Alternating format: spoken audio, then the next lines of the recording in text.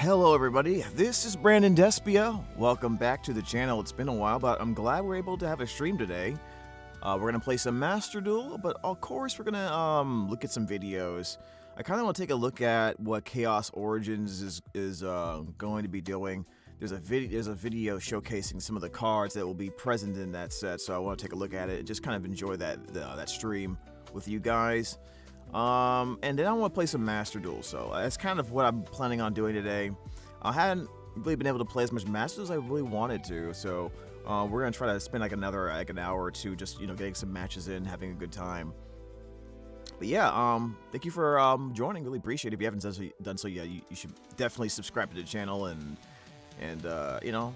just have a conversation with me about Branded. I guess it's kind of like what the channel's about.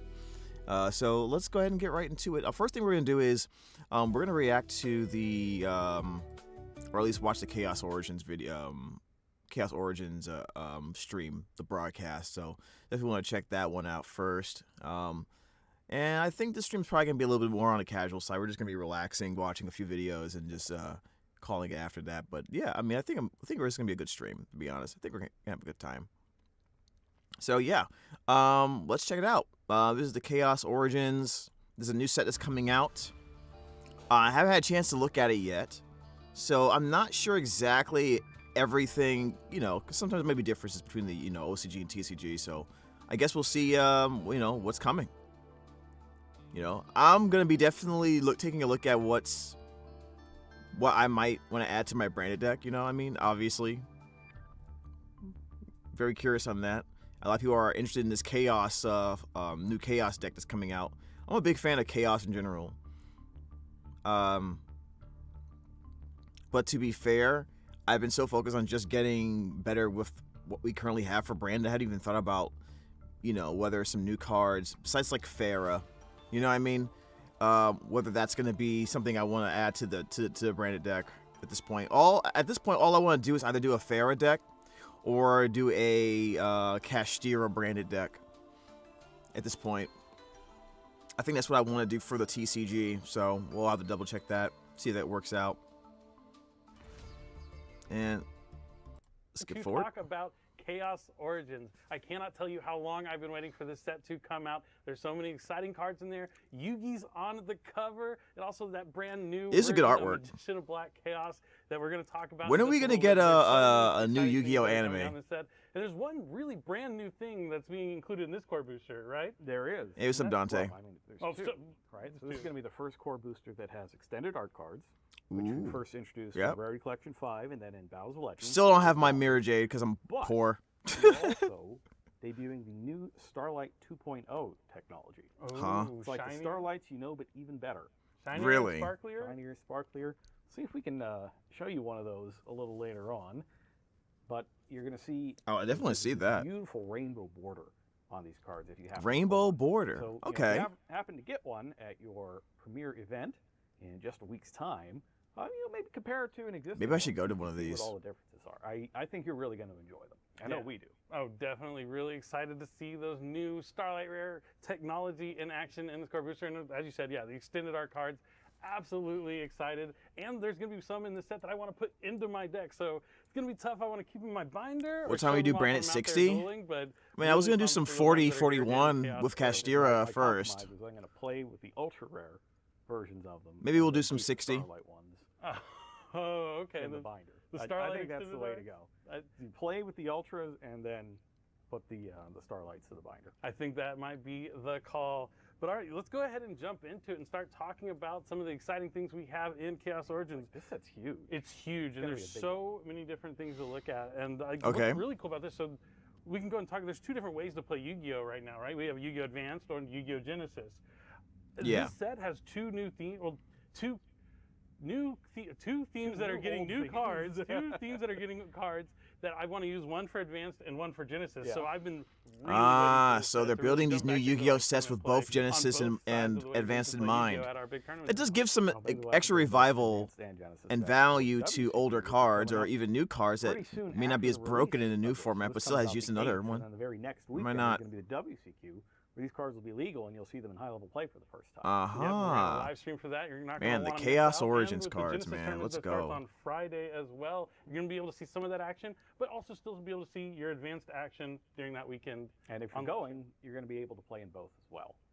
Yep, As long as you have the invite to the WCQ. Yep, no invite for the Genesis. No one, invite though. for the Genesis. I would one, love you to show up go and to play. some of these events If eventually. you have your invite, you can play both.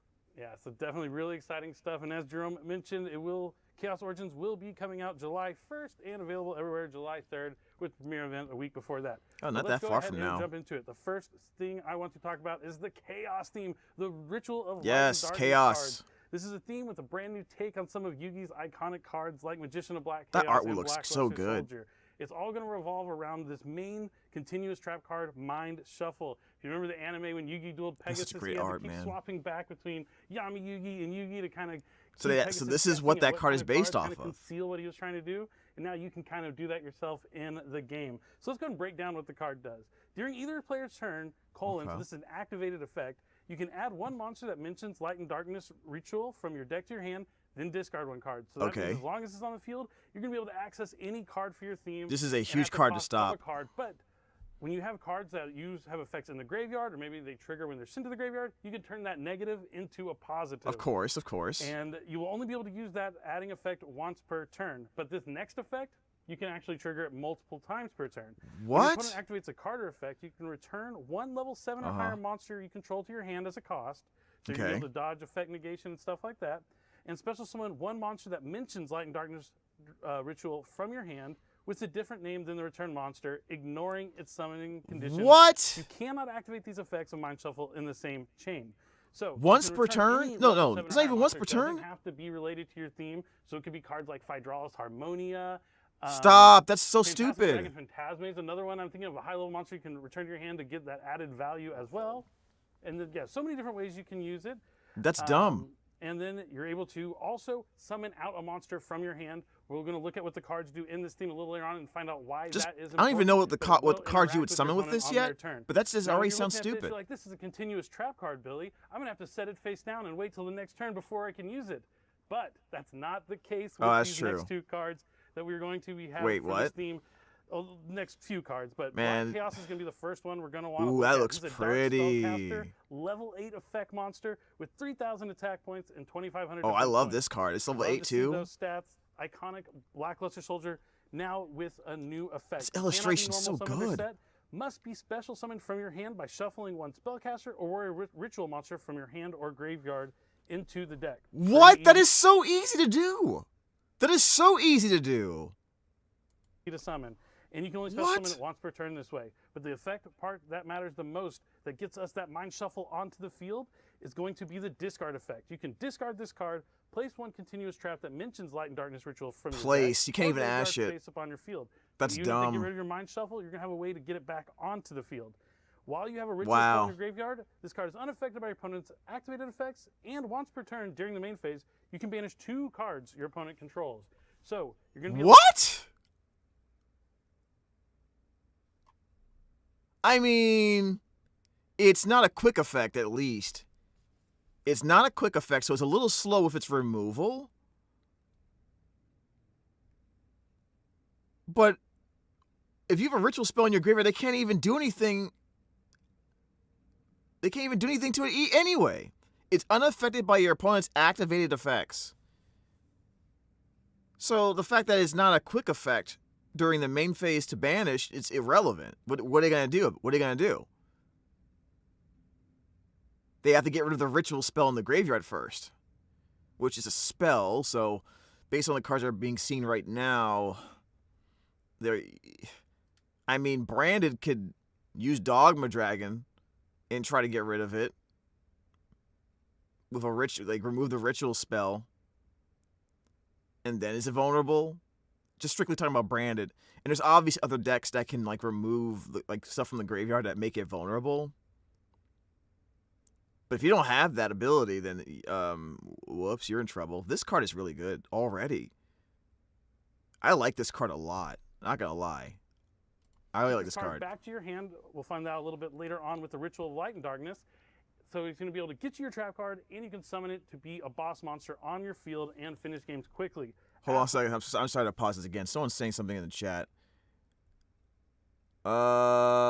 Check the Yugioh, the Confounder card. It makes Cartesia so broken.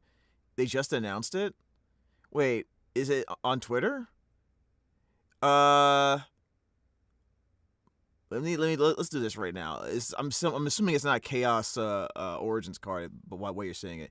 And it makes Cartesia a Grand Guignol with any attribute, makes it an instant Mirrorjade. Wait, what? We need to find out about that. Yeah, remind me after we're done watching this. Absolutely phenomenal. Next up, we have Skull Archfiend of Chaos. This Dark Fiend, level 6. Summon Skull retrain, I guess. What's important here? Level 6 Fiend. Plenty of ways to utilize level 6 monsters and Fiend monsters with other strategies. Oh, boy. So you're going to want to keep an eye out for cards like Fiendsmith, Aerial Eater, things like that. Yeah. Along with the Fiendsmith engine, you can really see how these kind of cards play together. But when we read the effect, you're going to find there's another theme that works really well alongside this. So if this card is in your hand or graveyard, you can target 3 other cards in your graveyard for banishment, including a card that mentions a Light and Darkness ritual. Place them on the bottom of the deck. Wow, it's a recursion tool as well as a free summon. summon. In your graveyard, you're going to be able to bring it back to the field. Being able to special That's summon really good. Monsters on the field, really great. Maybe that synergizes so well with Fiendsmith. He's right. Lots of options already. Wow. You just drop it in the graveyard with Mind Shuffle. And then you drop it in the graveyard with Mind Shuffle. And what did we say? As long as you're discarding a card and it has an effect. It's in your hand or graveyard. This guy has an effect. This my God. The Skull Archfiend of Chaos. If it's sent to the graveyard, you can send 1 ritual spell from your hand or deck to the graveyard. Stop. And then add a ritual monster mentioned on it. That's seen this stop it. You really? It's that easy? Is that easy to make the first card we just saw stupid? Just search for this first, set it, put it in the graveyard, or set it up. Okay, that's kind of nuts, to be honest. I'm not gonna lie, guys. It's kind of nuts. I've played these games before. I know this card can add Habakiri, but it can also get you that Ritual of Light and Darkness. Wait, what? Oh, that's right. It can. Guys, can they just ban Habakiri, please? What are they doing? Come on, like, one of the I hate cards that can be played in every single deck in a game because there's like way too many bridges into it. I hate it so much. Like, especially when it's part of a broken deck. You know what I mean? Or like, even not even a broken deck, but you know what I mean? Like I really wish Habakiri is only usable in dedicated ritual decks. I really wish it was only usable in dedicated ritual decks. I would feel so much better about that card if that was the case. What the heck? Card, which, while it's in your graveyard, you'll see later on, has more applications and effects. But if you're able to discard this, you can send Mitsurugi Mirror. All roads lead to Habakiri, dude. Pretty strong stuff. It's also a fiend. If you're able to summon something like Reproducus, you can turn it into a light. It's all of a sudden a light fiend that accesses a whole nother engine you could possibly play in your deck. We need to ban Reproducus too, Love man. Summon Skull. Awesome that he gets this new retrain. Then next up for more of these new cards with awesome effects that are memorable from the anime, Celtic Mystic. It's kind of a combination of Mystic Elf and Celtic Guardian. But this Light Warrior level 4, 1400 attack and 2000 defense, when it's normal summoned or special summoned, you can reveal your entire hand, and as long as you reveal a card that mentions Light and Darkness Dragon, you get to Graceful Charity. Draw 3 cards. What? Discard 2. Okay, I'm sorry. I lost my mind. Reveal your entire hand. Oh, okay. Draw 3 and for the rest of the turn you can only special summon once from the extra deck? That's funny. Hold up. For the rest of the turn. Oh my god, this is it's not during the turn. You can't. It's not like Branded Fusion where if you activate this, you can't only do it once. Why do they do that? Why do they create these restrictions that aren't restrictions? This card is broken. You know how many decks are gonna run like a Light and Darkness ritual package just so they can just spam draw, just so they can do a draw 3, discard 2? Especially if you are a deck with chaos monsters already in there. You know what I mean? Like Light and Darks. Why wouldn't I do this? Why wouldn't I even try this for Branded? I guarantee you there's probably, I haven't even looked, there's probably a Chaos Branded variant being tested right now on like the on the websites. Draw 3, discard 2. Also, for the rest of this turn, you can special summon once from the extra deck. You contribute this card. Special summon 1 ritual monster that mentions light and dark. Oh. This last part is cool. But even if you never ran rituals in the deck, even if you never ran it for the rituals, you just ran it for the Braceful Charity. Why wouldn't you run this? And it's a light monster. Why would you not run this? The only thing that would make this even better is if there was a way I could synergize this with High Spirits. By the way, Celtic Mystic mentions Light and Darkness Ritual.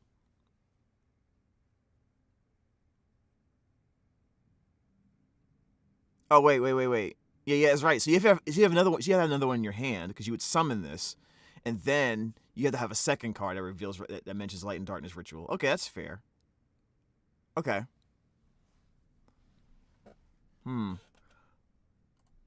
But for the rest of the turn, you can only summon once from the extra deck. You can also tribute this card to special summon 1 ritual monster that mentions Light and Darkness Ritual. This card is potentially OP. To get out those ritual monsters without having to use the ritual spell. But the big thing is you can search this card with that Mind Shuffle. It could be one of your last actions. You can summon this after you thin your deck out enough and dig for those points of interactions out of your deck that you can use to disrupt your opponent once your deck is a lot smaller than it was at the beginning of the turn. And then since you can still summon another time from your extra deck, maybe you're going to use this as a link material for something like IP Masquerena. But that's up to you to decide how you're going to best incorporate this card into. I'm 100% using this in Branded. If I'm probably going to be testing a Chaos Branded deck. I'm gonna do some research on that, because Celtic Mystics probably get 3 of in that build, or at least a 2 of. Right?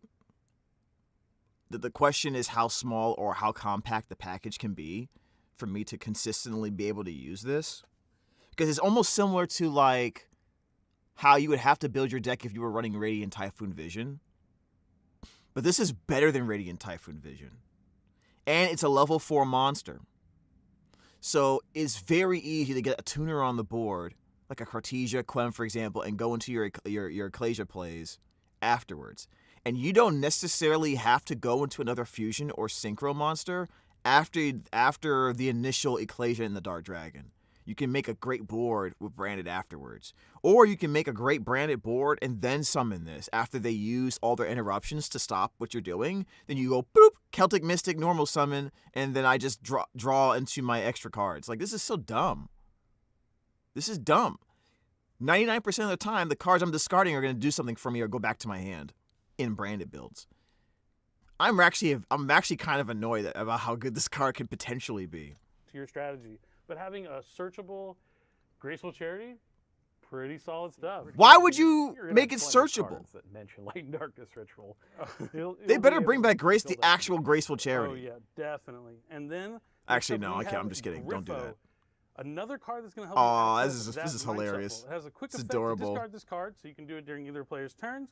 Okay. Either the next battle or effect damage you take becomes 0. Okay. Very Karibo-like. Makes a lot of sense. Yeah. Being able to stop effect damage is also pretty cool. Kind of what? big bonus. The second effect is dumb. Quick play spell or trap that mentions Light and Darkness Ritual from your deck, and it can be activated this turn. So now you know that you have 2 ways to access that Mind Shuffle. God. Plenty of ways to get that continuous trap on your field turn. God. And that's the best part is not only get to use that continuous trap on your turn, you're also able to use it on your opponent's turn. So it's just like the gift that keeps on giving. Really, really cool. And it is a quick effect. Oh my! You could do this on your opponent's turn? This deck is dumb. A dedicated chaos deck is probably the way, not gonna lie, but I am still gonna try. The best way to play chaos, well, one of the best ways to play is probably gonna be mostly chaos, obviously, and then maybe a secondary engine. So either be the Mitsurugi, or it'll be Branded, or we Branded Mitsurugi, but with the most impactful chaos cards, something like that.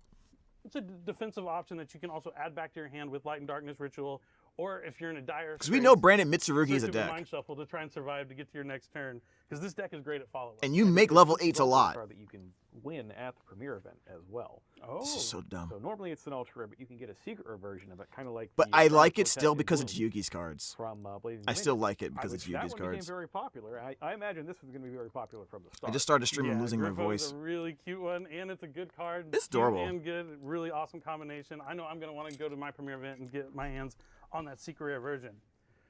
All right, next let's go ahead and talk about the ritual monsters themselves. Both these cards will be extended arts. You'll be able to get them as extended arts. Okay, I want to see this. I know I'm going to do my best to get my hands on them. They're absolutely beautiful, dude, and even stronger. We won't go specifically over everything that they do, but they're both level 8 ritual monsters. The key points are the Magician of Dark Chaos, Black Chaos, on summon can add back a spell card from your graveyard, just like that old Dark. Stop.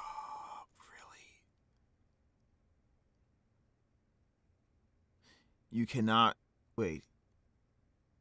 Unaffected by your opponent's activated effects unless they target. Okay, well, there's a lot of targeted effects. But like Mirrorjade can't beat this thing. Although it is 2,800, not 3,000 attack. So that's, okay. Also, spells and traps you control cannot be destroyed or banished by your opponent's card effects. Oh, wow. So it protects it protects the trap card. Got it. Wow. Why would you give it the ability to add a spell from the graveyard to the hand? Then you can target one card your opponent controls, banish it face down? Magician of Chaos effect. The original version of it from Invasion of Chaos. So really cool callback to that. And you saw with the trap, you're going to be able to summon it on your turn, return it, summon back it again on your opponent's turn. So you're going to be continuously adding back those spell cards. And on the opposite side... And it says, and by the way, it says, if this card is special summoned, not ritual summoned. So once you properly summon this guy, I can use the Fallen and the Virtuous and just... I can use the Fallen and the Virtuous to return the Fallen and the Virtuous from the graveyard to my hand. Are these people on drugs? Why would you give us this card? Why would you make this card? Guys, this is 100%. This is 100% being. This is gonna be It's good. Branded. I mean, even if they don't run branded cards, but at least they run the Fallen and the Virtuous. No, they're gonna. You know what?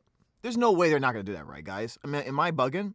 There's no way there's not going to be a Chaos deck that runs like a very small branded package with the Fallen and Virtuous, Albaz, Ecclesia, maybe Cartesia.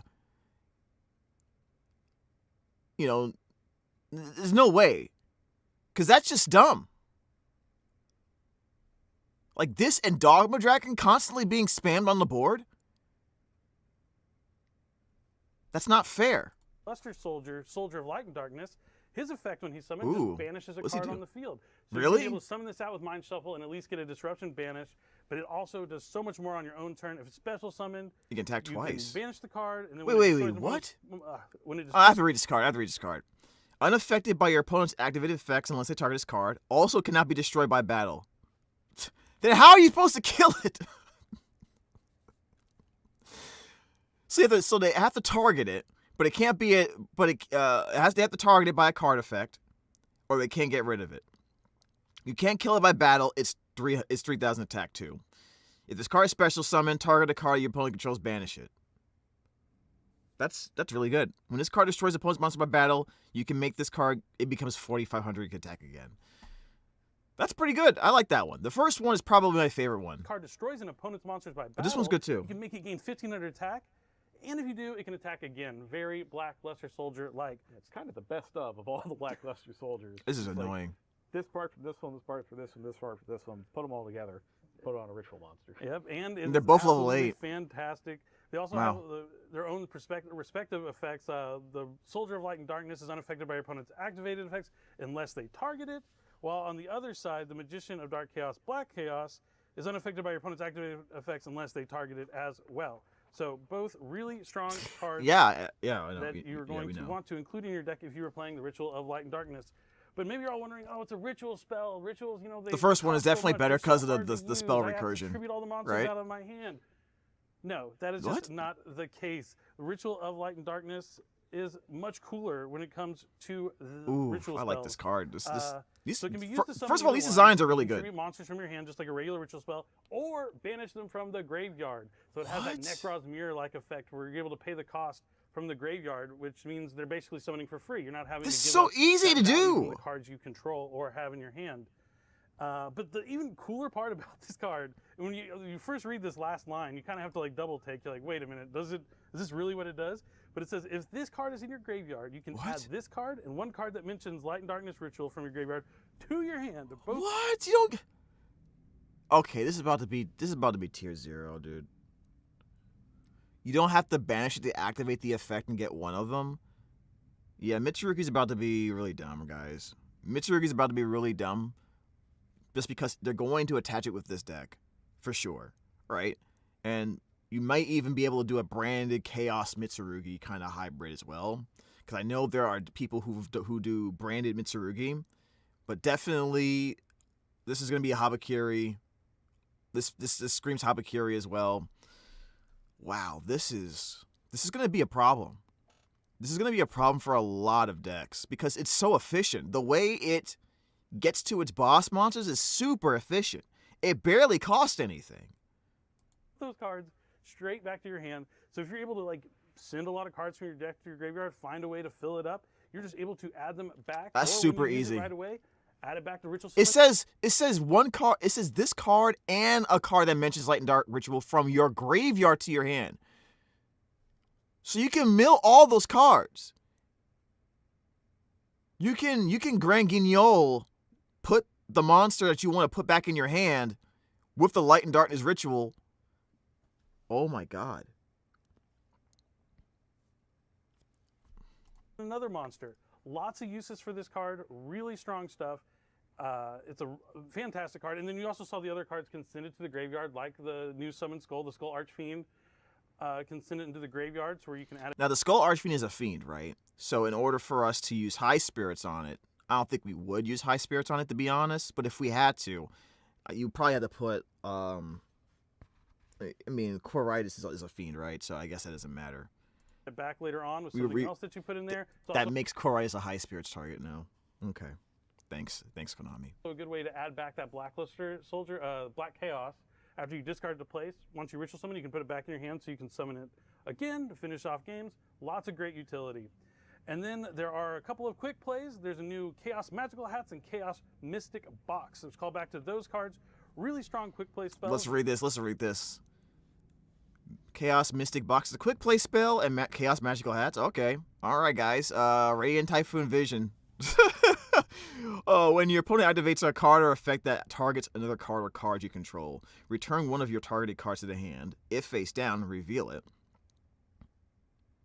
And if you do, destroy one card in the field non-targeting. Then you can special summon one monster from your hand that mentions Light and Darkness Ritual with a different name than the card. Return to the hand, ignoring the summoning condition. This card is dumb. If this card in its owner's possession is destroyed by an opponent's card, you can special summon one ritual monster that mentions Light and Darkness.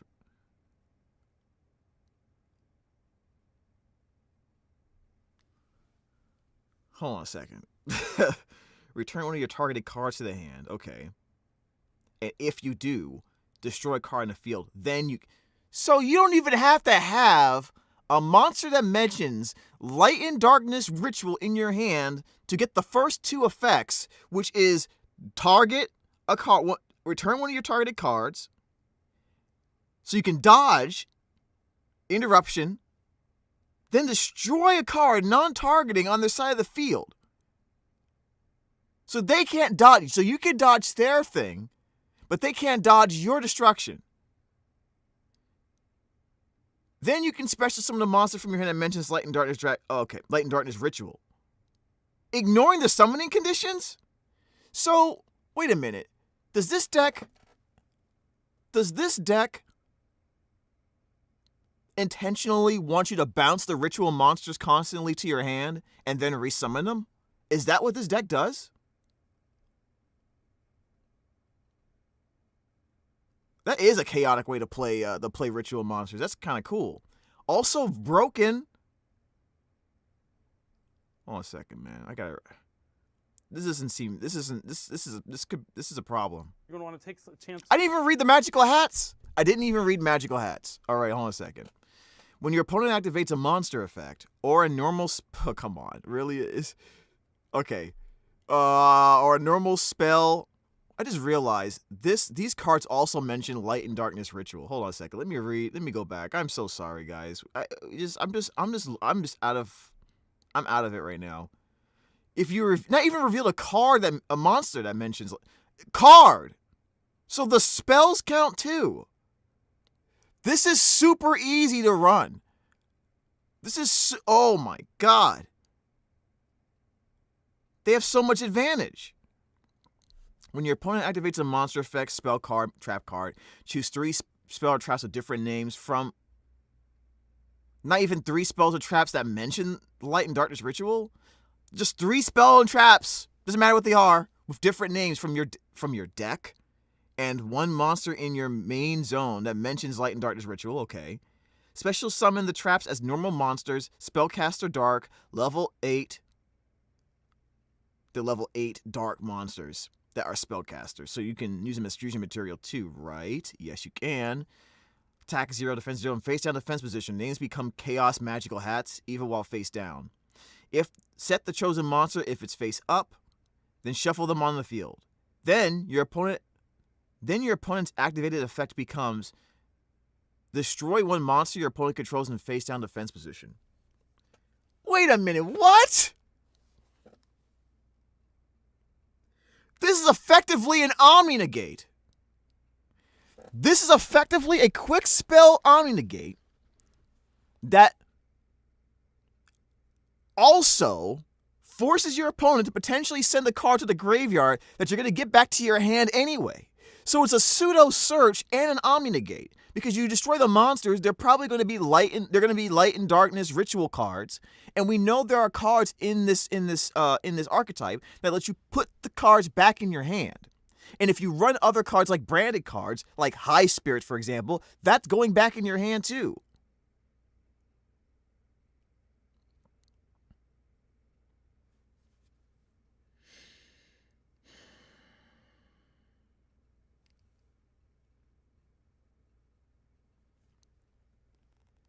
Are you serious?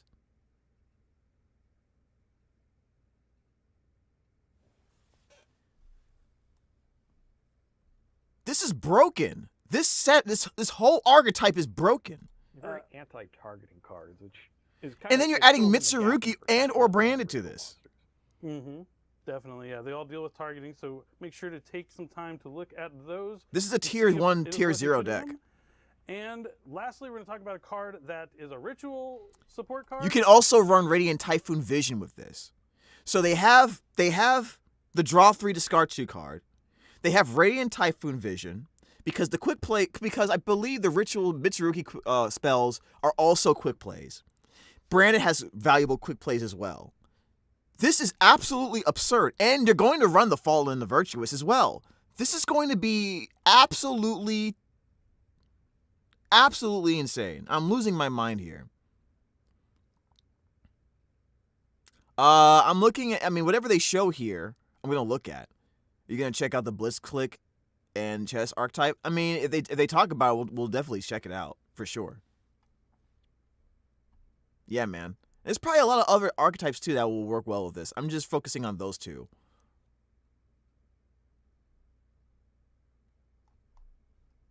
Not exactly for these cards, but definitely works well with the Magician of Black Chaos cards. And that's going to be Ragged Records of Rights.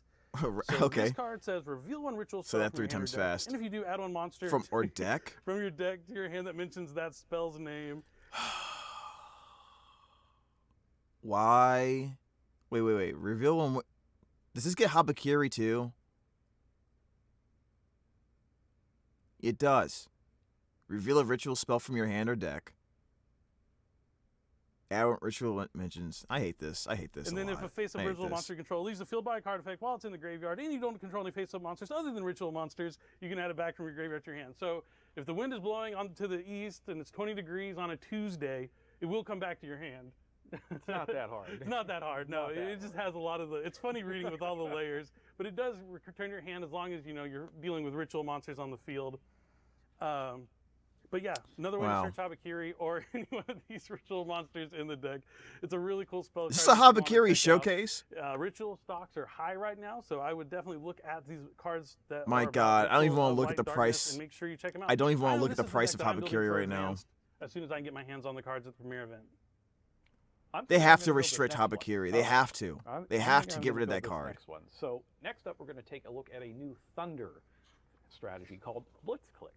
Ooh. The closest historical he looks cool. I think I can give you on this one. Blitzclick. Is that it's kind of similar to Gadgets. This is a deck. Really? It's like Gadgets? Resources down to nothing, card by card by card, as you summon more monsters from your hand.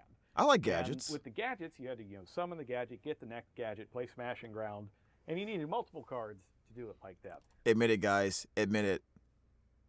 Admit it. Smash or pass. But the way Blitzclick works is that the Smashing Ground type effects and the summoning and searching Smashing type effects Ground, are the same cards. Catch is that you have to start the chain reaction first, and then the second card is what really starts getting you going.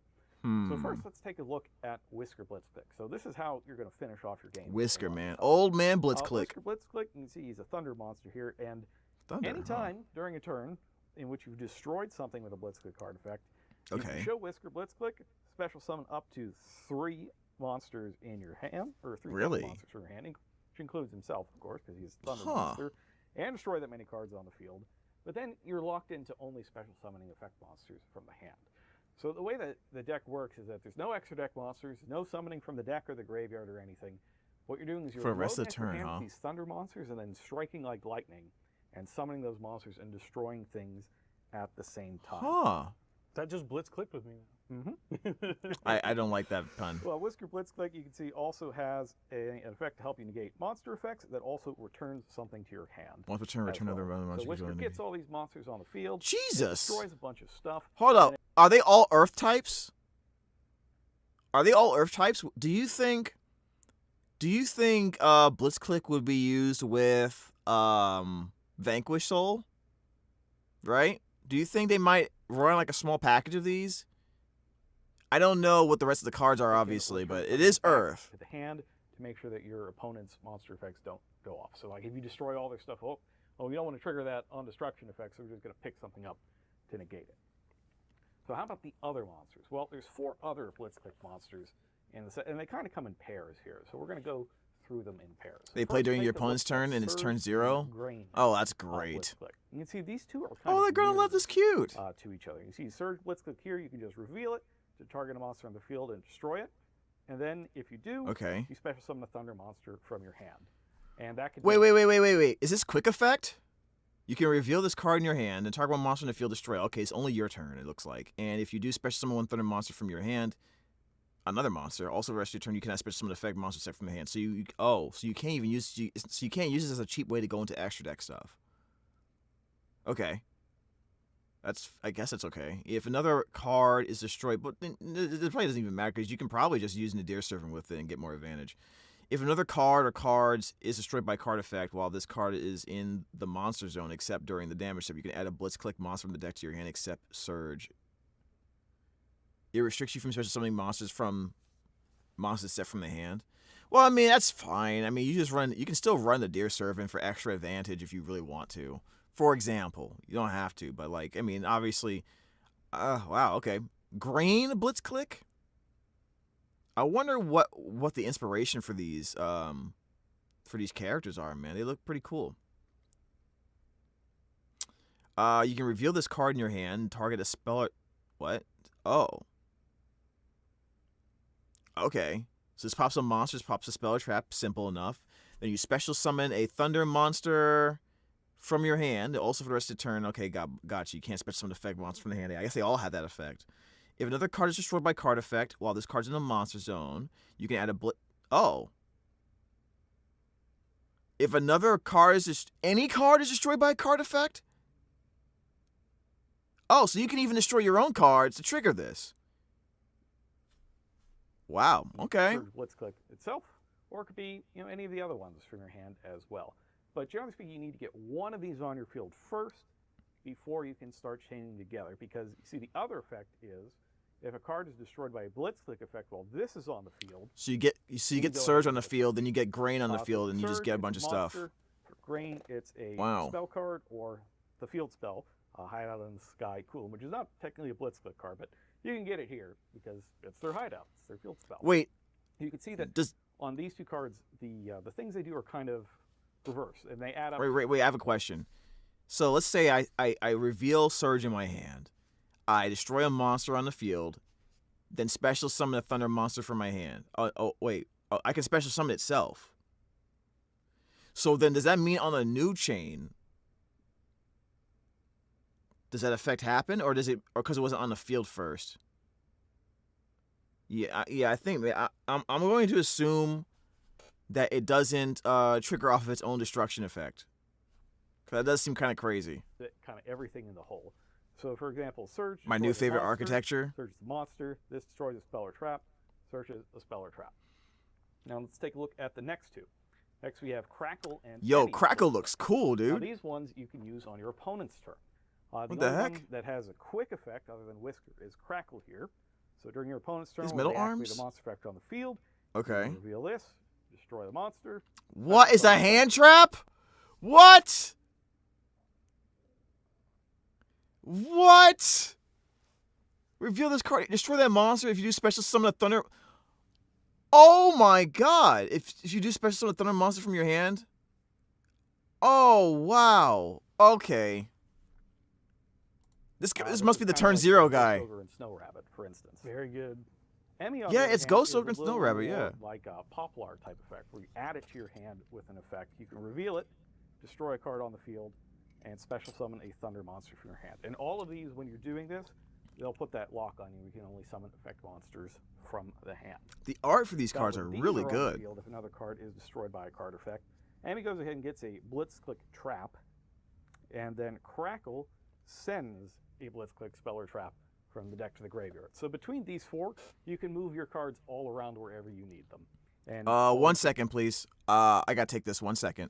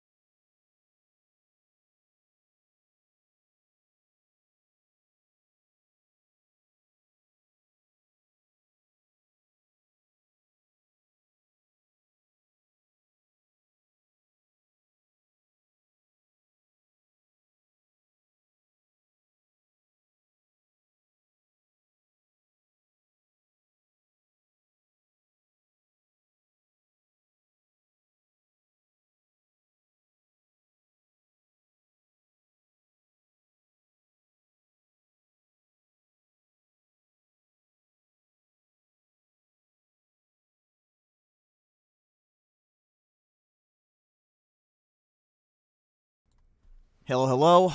All right, thank you guys for being patient. I had to take that phone call. It was a bit of an emergency, but not too much where I like had to like run off and go somewhere crazy. But um, I had to take that call, so it was like basically like a client of mine. So I don't talk much about what I do outside of this, but yeah, but yeah, it was pretty good call. I'm glad I had to take it though. All right, let's go ahead and get back into this review here. Make sure that you're getting more out of each destruction as well. Let's take a look at some of these spell and trap cards. So we'll start with the Hideout in the Sky Coolam. So ooh, wow, this looks cool. Needs something to destroy in order to get going. This is normally something that is very difficult to do if you're going first, because your opponent will not have anything for you to destroy.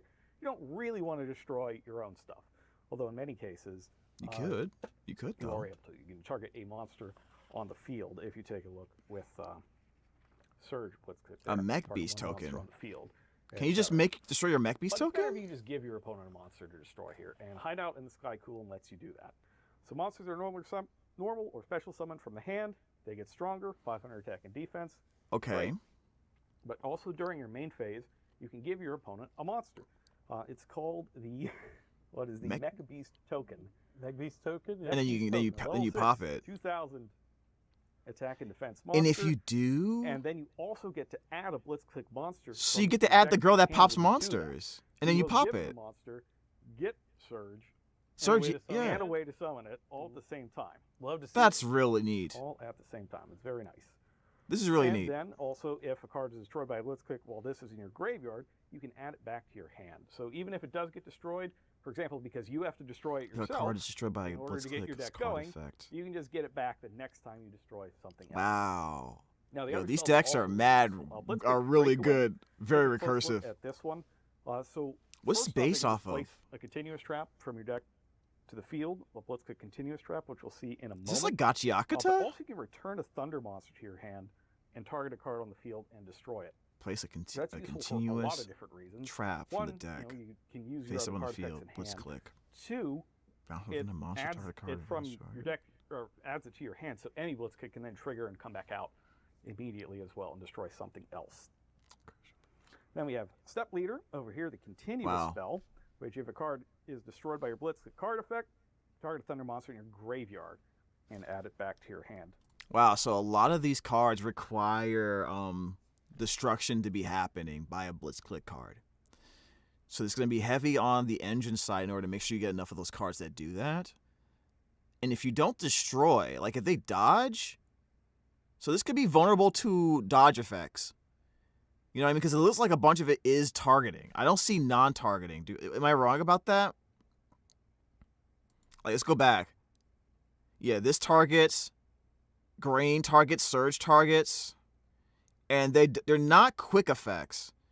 So you could potentially dodge cards and prevent them from getting this to go off. Because it says, and if you do, special summon a Thunder monster from your hand. Does have to be Surge, by the way.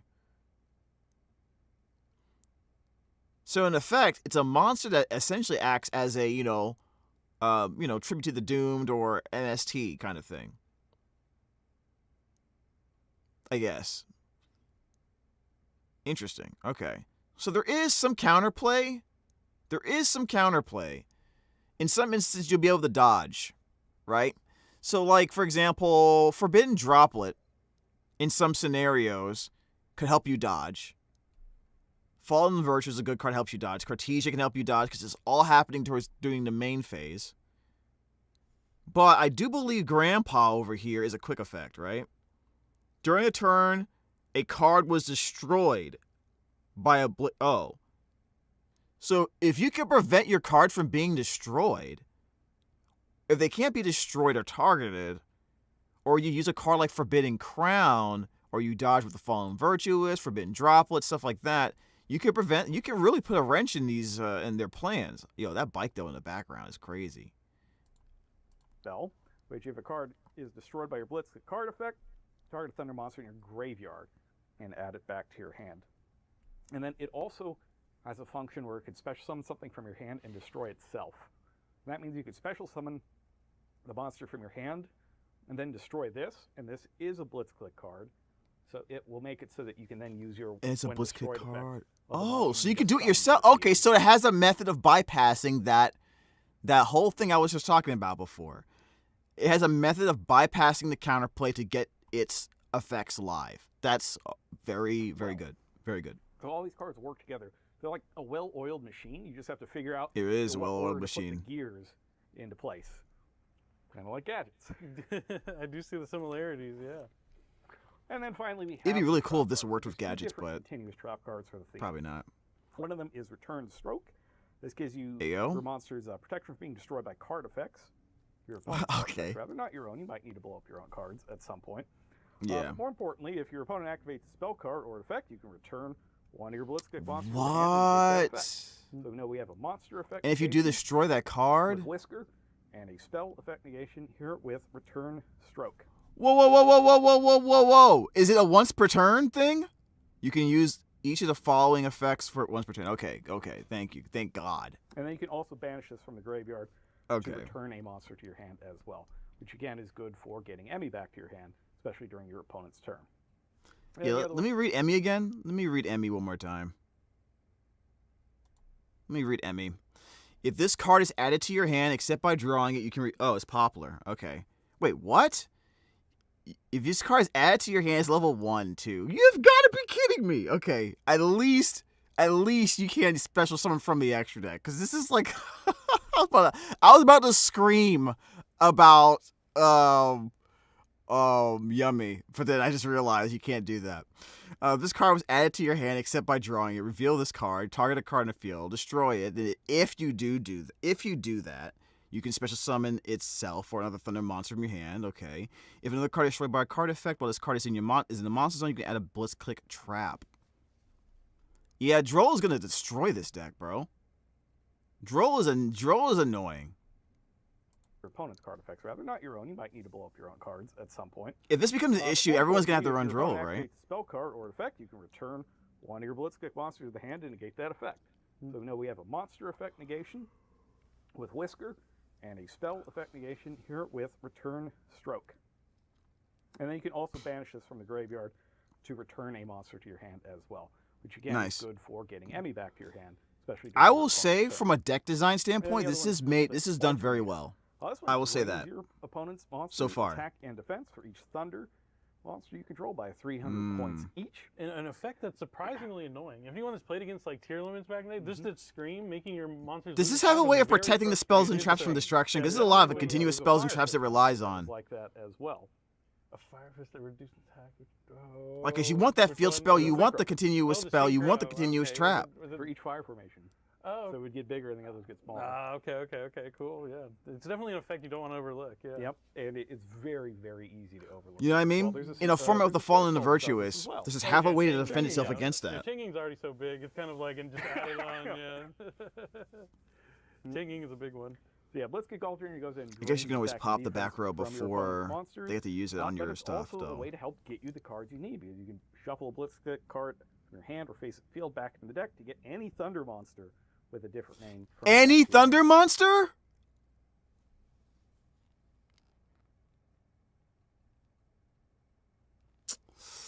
Okay, I can see why I'm not going to like this deck now. There's a lot of there's enough anti-meta cards that are Thunder monsters. There's enough of them. Mostly YuGiOh. So you can just get YuGiOh, because these cards these monsters special summon themselves. So you can use this trap. Oh, search for YuGiOh. Are you kidding me? All right, sure. And then it gets stronger. It's not 1900, it's like 24, right? And then you lose 300 attack and defense for each other monster you can... Bro, please tell me I'm wrong about this. Am I wrong about this? They're not going to run YuGiOh in this deck, are they, guys? So please tell me they're not. Not just the Blitzkrieg. That means you can get something like Thunder King YuGiOh. Ah, damn it. Deck, which then can be thrown into play by any of your things that can summon the Thunder monster. God damn it. Nearly all of them. All hail Thunder King YuGiOh. All hail our Thunder King YuGiOh. Even if you just play one Thunder King YuGiOh, which is probably all you're going to need to play since it's so Yeah. easy to access all of these cards, you can keep playing it, using its effect to negate a summon, get it back over and over again. It's a very... Wait, you can get it back? Wait, where does it say you can get it back?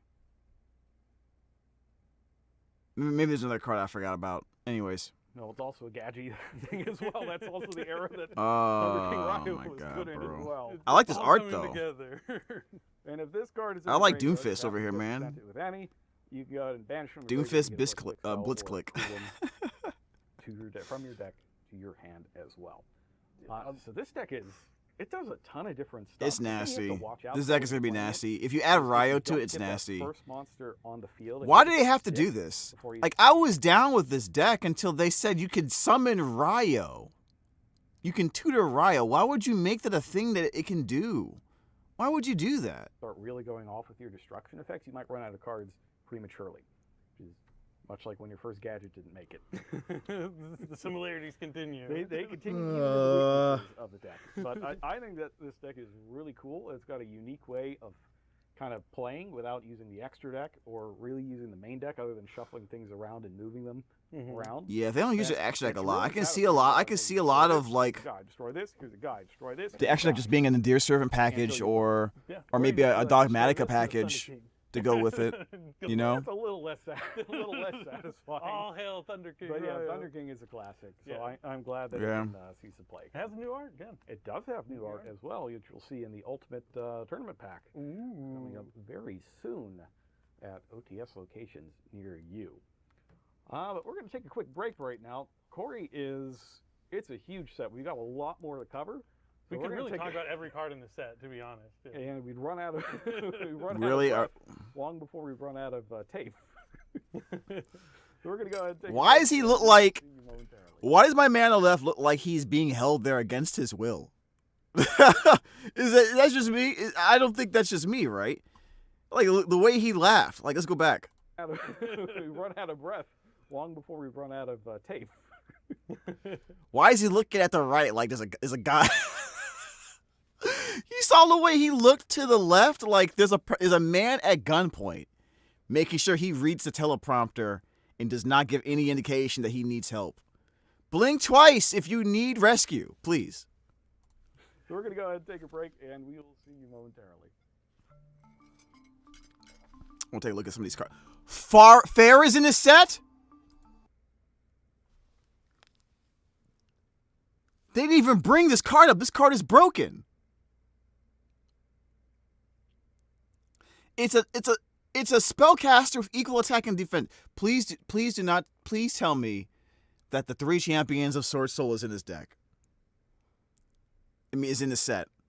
Also, damn girl, what'd you do with those nails? What the heck? Oh wow. She looks cool.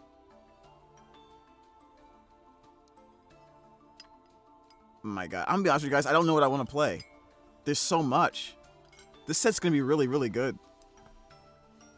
This is gonna be a crazy set. Like the game will change because of this card. And the artwork is amazing. What the heck? The Chaotic Phantasmal Sacred. They're bringing these back? Stop playing. Must three level 10 monsters that cannot be normal summoned or set. How are you doing this? Must either be fusion summoned or special summoned from your extra deck by sending the above cards you control to the graveyard. Wait, what? Why would you run this? You can only summon this card once per turn, no matter what method. The first 2 times this card on the field will be destroyed by a card effect is not destroyed. Okay. Once per chain, up to thrice per turn. You can target one face-up monster your opponent controls, negate its effects. Then you gain life points equal to half that monster. Dude, no one's playing this card. No one's playing this card. Stop it. That art looks good, though. I like this card. I like the way it looks here, but no, stop. I've never... What is this? This is like Shining Gundam. What is this? Witness of the Ancient is a machine. It's a tuner. Oh my god. It's a level 8 tuner.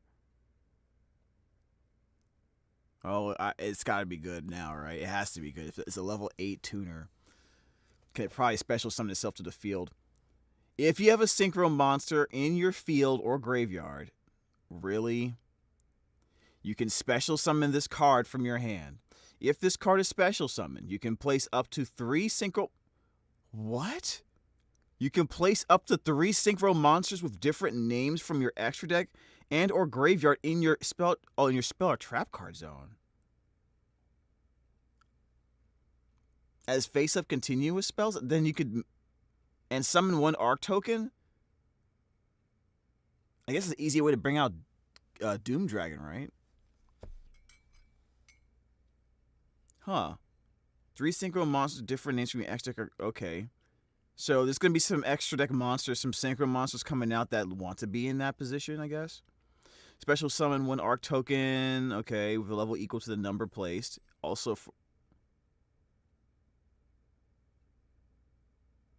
wow. So if I place 2 monsters in my spell or trap card zone from synchro monsters with different names from extra deck or graveyard, then I special summon an Arc token that's level 2, then this 8 and 2 can become a level 10. Okay. Also, for the rest of this turn, now you cannot special summon from the extra deck except synchro monsters. Yo, this card is good. This card is really, really good. This card works really, really well with Phaedralus Harmonia. For sure. Now, Phaedralus is level 7. Right? Phaedralus is level 7.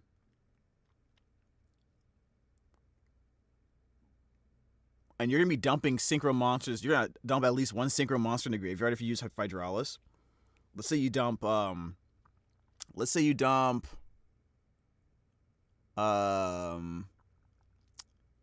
I don't know, Packbit or some monster that has a cool effect in the graveyard, like Malong, right? And then you put it back in the extra into the spell and trap card zone to do this effect. Then later on, you could send that card back to the graveyard and use it again. Interesting. I'm assuming this is more of an archetypal thing, though. All right, so you only can do synchro monsters after this turn after you use the effect. So you can't do the Doom Dragon thing. All right, cool. Interesting. Ooh, I like this. This art is looking clean, guys. Seriously. Huh? Oh, this is beautiful. What is this? Oh, Magistus. I have not seen this yet, guys. Bro, this anime looks good. Oh, that's adorable. I don't know what that was. I want to see that Magistus stuff. We might have to look at. I haven't even done a reaction to the Albaz stuff too. I know Galzo has a long version of it. We might have to react to that at some point. Everyone, I hope you enjoyed that nice commercial break. Got to stretch your legs a little bit. Maybe you went and tried to find out what else is in Chaos Origins. Yeah, what's in Chaos Origins, dude? About some more of the Wait, did they show us Magistus stuff? Because Magistus is in this. Going. All right. Well, we're gonna keep a long-time tradition going. 9 years in the making. We have been normal summoning Alistair for 9 years. Oh my god. Just to be clear, we're not. It's in this deck. I have to get this set. I have to get it. I have to get this set. It has all the cards I want. To special summon Alistair. It has all the cards I want is in the set. Okay, cool. Oh my god! It's got the effect that increases. He has that sword from Fire Emblem. And you can special summon it just by targeting a spell. I have not seen the new Super Poly target yet. Is it in this set? Do they talk about it in this video? Fusion monster or a spellcaster, special summon it, give that monster 1,000 attack points until the end of the turn, and then if this was normal or special summon, you get an invocation or a spell that mentions it. So you could basically just use this like Alistair. The new Alistair stuff is so broken, dude. It's so broken. Invocation type spell. 9 years later, we're still doing it. Yeah, you could do that.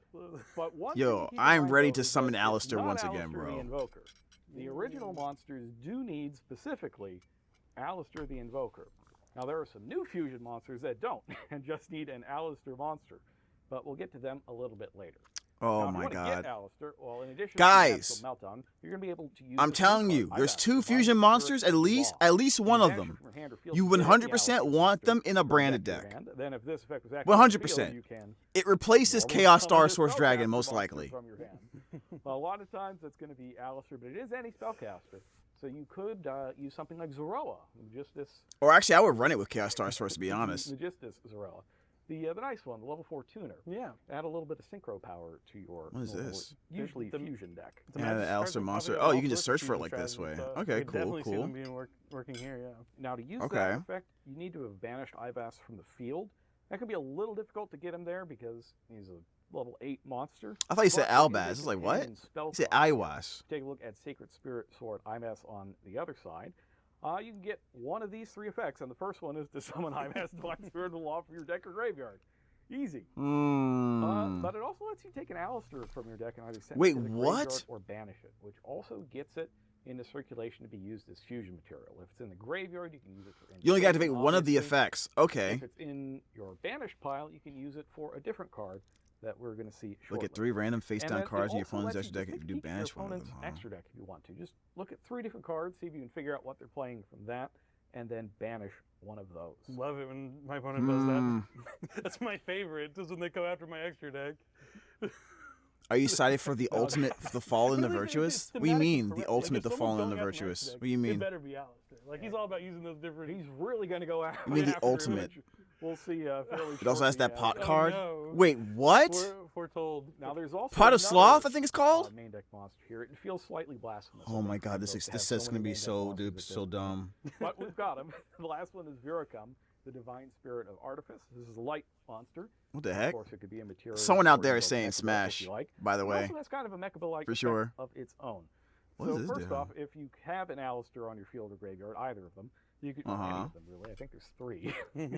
You can special summon this card from your hand, and if it's special summoned, you can set Invocation or a spell that mentions it from your deck. Oh, he searches If your opponent activates a card or effect in response to one of your fusion monster's effects, as a quick effect, you can banish this card you control. Gate that. What? They gave Alistair a Mercurier?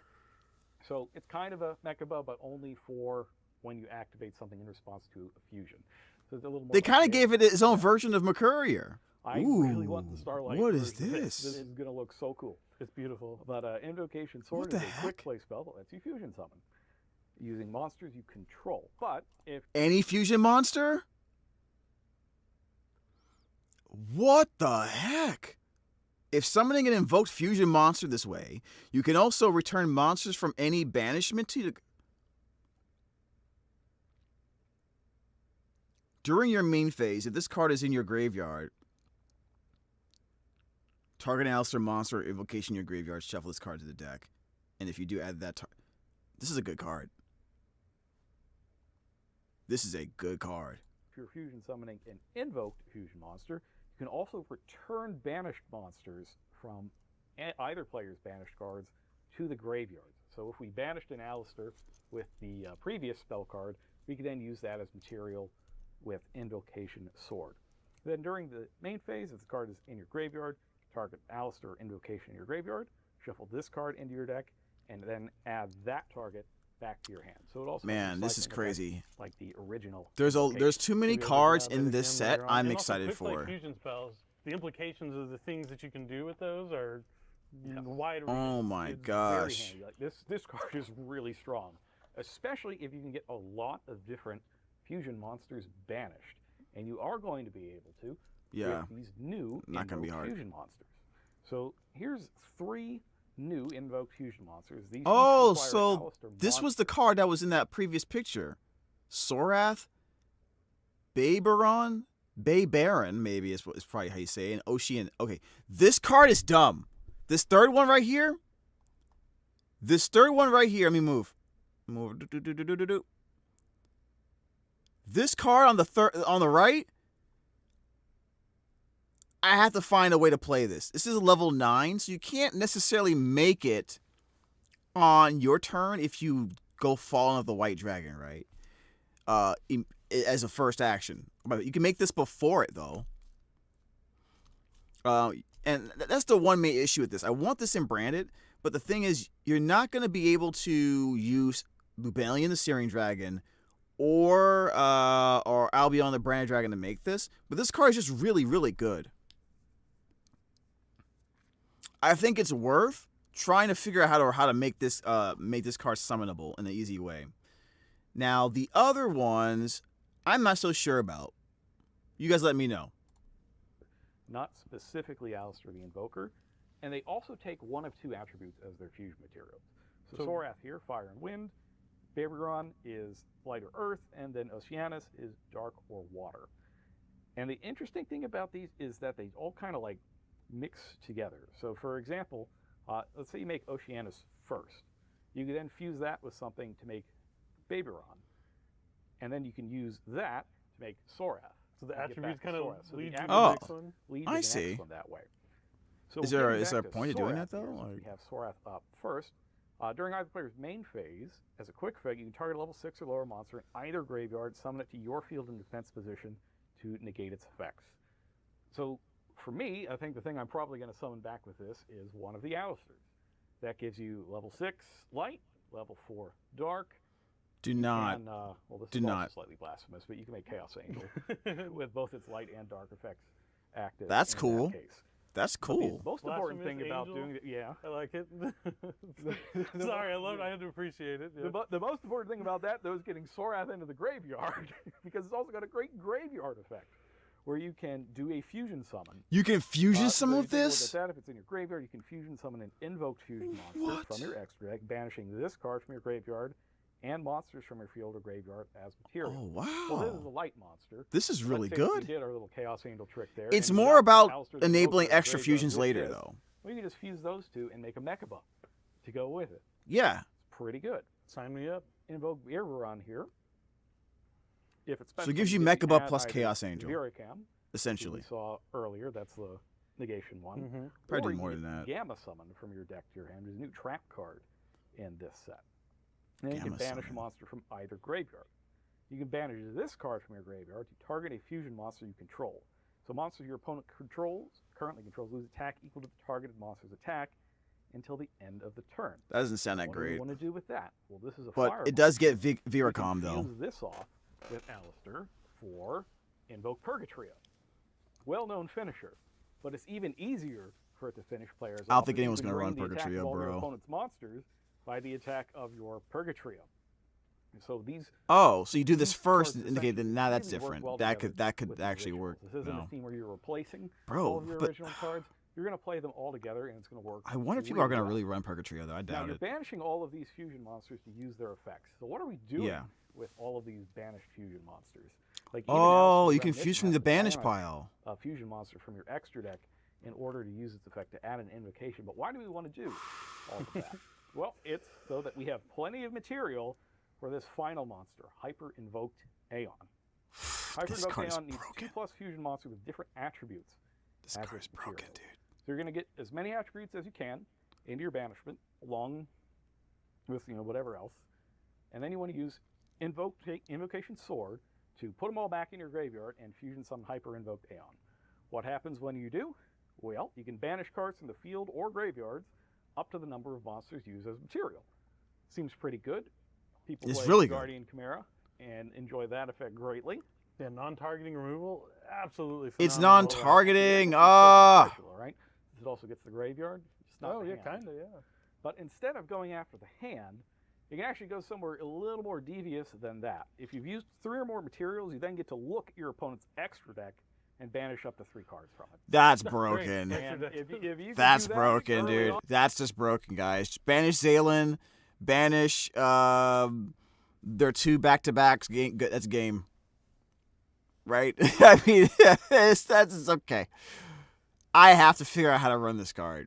I have to figure out how to run this card in Branded. I think it's possible. And the thing is, even if you don't use the effect where you banish 3 materials, you can still use this to banish cards from the field or graveyard, like almost like a more expensive Chaos Star Source Dragon, worst case scenario. But if you could find the room to run a fusion monster that has a different attribute than light and dark, and then find a way to, probably with the invoked cards, send those away to make this, then you're cooking with gas here. Because I think Aeon, I think the best ones is the Aeon and the Oceanus. And Oceanus is Earth. So if you could find room to run Oceanus and Invoked Aeon and Branded, and use some of the invoked cards to set that up, I think you can. I think that's good enough. I think that's good enough. I think it's worth exploring. That's for sure. All right. It also gets the graveyard. It's not the hand. Kind of, yeah. But instead of going after the hand, you can actually go somewhere a little more devious than that. If you've used 3 or more materials, you then get to look at your opponent's extra deck and banish up to 3. Very interesting. Great. And if you could do that early on enough, Where'd he go? Very good chance that you are going to win that duel. It's okay. I was playing Domain Monarchs anyway. I have no extra deck. We're fine. And as a quick effect, you can also declare an attribute to change all the other monsters on the field to that attribute. And he's a fiend. Yep, he's a fiend as well. Stop! No! And it can make itself a light. Oh, it can. Wait, it can take other monsters. Okay, thank God. Okay. It can't make itself a light feed. Can't do it. All roads lead to Feedsmith. That's what I was worried about. Okay. 3,800 attack points is nothing to sneeze at. Yeah, it's not. I mean, it's really good. It's so good, and you don't even have to get to that huge amount of attack points to realize how awesome this card is. Yeah, it's demoralizing even before you get to the attack points. And I think demoralizing is a good word for at least, you get hit by it, and you lose your extra, and it's like, well, I'm not going to last that much longer anyway. It's not going to be that bad. Yeah, and I think the big thing is, like, when I first saw it, like, if you make this against Branded, you should always banish their Mirrorjade and their 2 Dogma Dragons. Period. Are we all in agreement? Sword, you see quick play fusion spell, or like, okay, so I can fusion summon on my opponent's turn. What am I looking for? I'm looking for fusions that do something on summon. Well, guess what? This card does something on summon. It is very, very strong. That's a really good card. Easy to get all of that stuff banished and then just bring it all back at once. Yeah. This strategy is a lot faster than it sounds. It seems like, I had to go get all these. That's insane. And they need to be banished, and I want to get this other card out. Well, surely that's too complex to do in a real duel, but it's really not. Yeah, no, Alistair is back and in a big way. I'm really excited about the new invoked cards. Yeah, they're really cool, and I think the fusions are awesome. You said they'll have looser. No, banish the Albion instead. One specific attribute. Dude.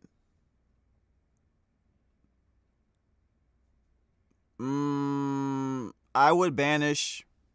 Actually, I would probably banish their. I would banish their, not the Albions, I would banish the Ecclesia Synchro and banish their Dogmas. Because then their grind game is severely destroyed. If you do that, if you banish the Albion, what are they making with the Albion? Right? They would have to go Albion into Lubellion to maybe bring those banished materials back. What are they going to make? That's the question. You know what I mean? The most important extra deck monsters in order for to win the game, through life point damage is the Mirrorjade, Dogma Dragon, and the Ecclesia Synchro. So I would get rid of the Ecclesia Synchro, and I would get rid of the 2 Dogma Dragons, and then whether or not they bring back the Mirrorjade, or I would get rid of the Mirrorjade, the Ecclesia. No, because then, the problem is, and this is probably good for Branded then. Because maybe I would leave the Mirrorjade, but it's still Mirrorjade, so that's still decent. It's still good. But you really want to beat Branded by taking away the grind game. That's how you really beat them, if you can. And so I would take away the 2 Dogmas and the Ecclesia Synchro, and then I'm basically playing against Branded from 3 years ago. So yeah, that's what I would do. That's the specific Alistair. These have the 2 plus the Alistair name, but yeah, I think they're really good cards, and I'm going to take a look at them for sure to play in either Advanced or Genesis, really. But speaking of Advanced or Genesis, I talked about how I was going to have 2 decks that I wanted to play. Well, the Ritual of Light and Darkness, that was my Advanced deck. My Genesis deck, pending the points. I don't know how many points these cards are going to get quite just yet, but we'll all find out when. I mean, I know the answer. Those Alistair cards are going to get heavily pointed in Genesis, just so you guys know. Chaos Origin sneak peek happens. The more you think about it, it becomes a headache. Honestly, it isn't that much to think about. For that, I'm definitely, it isn't that much to think about. You just get rid of Ecclesia Synchro and the 2 deck dogmas, dude. I built actually was Phantom Knights. So spoiler, that's what we're going to What talk is this? about. New Wait, Phantom Knight cards. Phantom Knights are coming back? YuGiOh impression. I've always been a big fan of Phantom Knights. Even Wow. since their first release. Really? You know, the Arc 5 time period. But this is the deck I played for the Konami Bounty event, right when Blink Raiders came out. Oh, that's yep, yeah. that was not expected. I did. I remember I used Max C and dude, this set has so much. He did not shy away so from much Max C. gold. I mean, it's so good. Points, which he did, which was this is a really, great cool. set. But yeah, Phantom Knights. You know it's a great set when they put Yugi on it, right? I do want to use them in Genesis, so I will have to give up Cherubini and the Phantom Knights of Rusty Bardiche. But if you're going to use them in Advanced, you still have those options when you're utilizing these new cards. Now, Phantom Knights have always been a rank 3 dark kind of deck. Phantom Knights break swords, their key card, allowing you to destroy itself in another, or destroy any one of your cards to destroy one of your opponent's cards. But you can destroy itself, and then it summons back some Phantom Knights. But it's always kind of revolved around Break Sword and then Phantom Knight's Fog Blade, which is a trap that can negate a monster effect. If it's in your graveyard, you can banish it to special summon back a Phantom Knight, and a lot of the traps kind of work like that. So you just lots of ways to get level 3s on the field and to make powerful rank Never 3 really like played Phantom Knights though, but I did see him a little bit in the very beginning of Master Duel, I think. Future.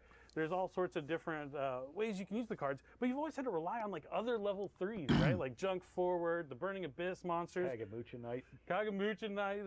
The list goes on. But now we got some more main deck monsters, so maybe you won't have to rely on those cards as much. The first one we're going to look at is the Phantom Knights of Decayed Cloak. This one's really good. If this card's in your hand, you can reveal a Phantom Knight card and then special summon this card. So it doesn't have to be a Phantom Knight monster, any Phantom Knight card. Okay. It's a level 3 to extend out of your hand. If it's a normal Phantom Knight special card, summon, you okay. can add a Phantom Knight monster from your deck to your hand. Where's my Torn Scales? I didn't need to use my normal summon. We're going to go looking for it right away. If I already got Torn Scales, maybe we're grabbing Boots. Really good effect, obviously, for a Phantom Knight. But it also has, you can banish this card from the graveyard, target an Xyz monster you control, and then you can use that Xyz monster as a material for an Xyz summon, using it as a rank, as if it were a level. So that means you can turn your rank 3 into basically a level 3. So after you have like a spent rank 3 on the field, you can now use it as a material to continue your Xyz summoning. Really useful card right there. Really cool, really strong stuff. And then we have another main deck monsters. It's going to be another way to get level 3s on the field. The Phantom Knights of Doom Solare. If you control no monsters, you can special summon this card from your hand. So this has to be the one you want to lead with if you want to special summon it. Okay. And then you can only summon it once per turn. That's you can only fine. use each of these effects once per turn. If it's normal or special summon, you can set one Phantom Knight spell or trap from your deck. Oh, that's nice. You can also banish this card from your graveyard, and then you can target 2 level 3 or rank 3 darks and increase their level / rank by 1. So really, to access more rank 4s like Raiders Knight and some other rank 4, dark rank 4 monsters. Can you go rank 3s with this deck, Phantom Knights, and then with a card like Doom Solare, go into rank 4s and then start going into like Ryzeal stuff? Is that? Do you think that's worth it, guys? You're going to want to use in your Phantom Knight strategy, but being able to set the Phantom Knight spell or trap, you might be thinking, well, Shade Burgundy's that's a level 4 monster. Like, yeah, it gives me a dark monster. Curious. I don't know. In Genesis, I can't like link it away or anything. But there is a new trap card, the Phantom Knights of Umbrage Veil. That if you have Phantom Knights or monster on your field or graveyard, activated the turn it was set. Oh, that's easy. Summon it as a level 3 normal monster. It also has the bonus effect that you can change an attack position monster your opponent controls in defense mode, like a little enemy controller effect. And then it also has a graveyard effect that you can banish it to immediately Xyz summon. If you are playing what the heck? on your opponent's turn, this card's really good. This card's very high utility. Points to destroy a card on the field. Now Ryzeal dead. Like a form of disruption, or if you want to like. Why is Ryzeal dead, man? Why is Ryzeal dead? Like effect negation or something like that. You just activate the effect, banishes from your graveyard, it's chained to their like effect veil or something, exceeds the monster off the field, so it can still resolve. Lots of utility, lots of cool ways you can use it, but it being a level 3 means that the Phantom Knights of Doom Solare can now go into a rank 3 right away. That's really good. You said Break Sword isn't a starter rank 3. It's not Wind Up Carriers in Mighty. Nope, it's not. But you know what is Wind Up Carriers in Mighty? The the Phantom Knights. It is forbidden. Yeah.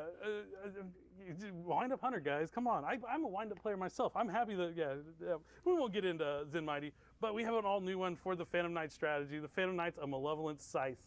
It takes 2 level 3 dark monsters. You can detach 1 material from this card. Special summon 1 the Phantom Knight's monster from your deck. There you go. Starter. It's so easy. It's so easy. So now the Doomslayer Ray turns into a starter card, being able to go instantly into this. It also says wow, if you get a rank up magic spell. Wow. Dragon monster while this card is in your main monster zone. You can add a rank up magic. There's a new one we're going to talk about in a second. There's a new rank up magic spell? You can add one of your banished Phantom Knight cards to your hand. Like I said, Rusty Bardies can destroy this a could card on the field. Great Sword can be destroy one of your cards and destroy this could one be of your pretty opponent's good, man. cards. This You can actually add back has the some cards you're missing, potential. but being able to recycle those banished trap cards is huge. Oh, and the monsters too. You can recycle any banished card, right? Yeah, any card. Now, not just you can do the monsters. The monsters I usually bring out with like Levier or something like that, but the traps would always be like locked over there. But there's also another brand new card. Maybe you've already seen these Phantom Knight cards. There's a new rank 3 out of the world premiere section of Chaos Origins. All right. It will also help you recycle those trap cards. And I love this card's name. It is Shaman Knight. Shaman Knight. Yeah, I don't know why I had to say it like that. This guy looks cool, though. Just Shaman Knight.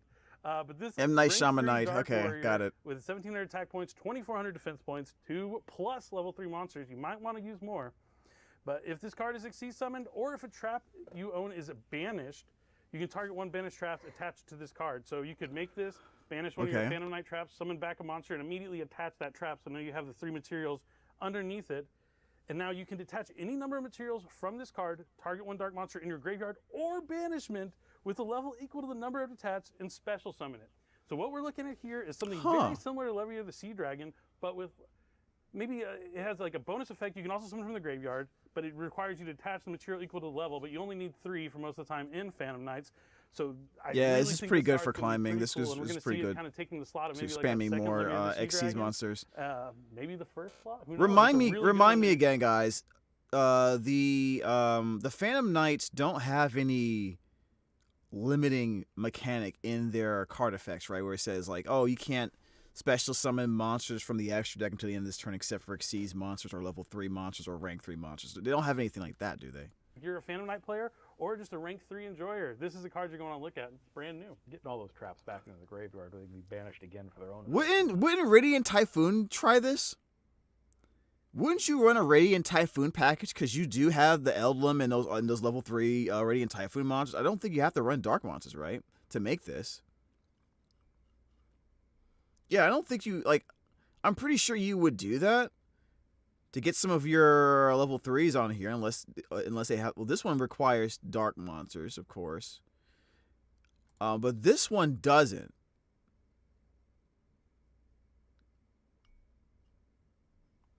Interesting. Maybe I'm wrong about that. And now you can detach any number of materials from this card, target 1 dark monster in your graveyard or banishment.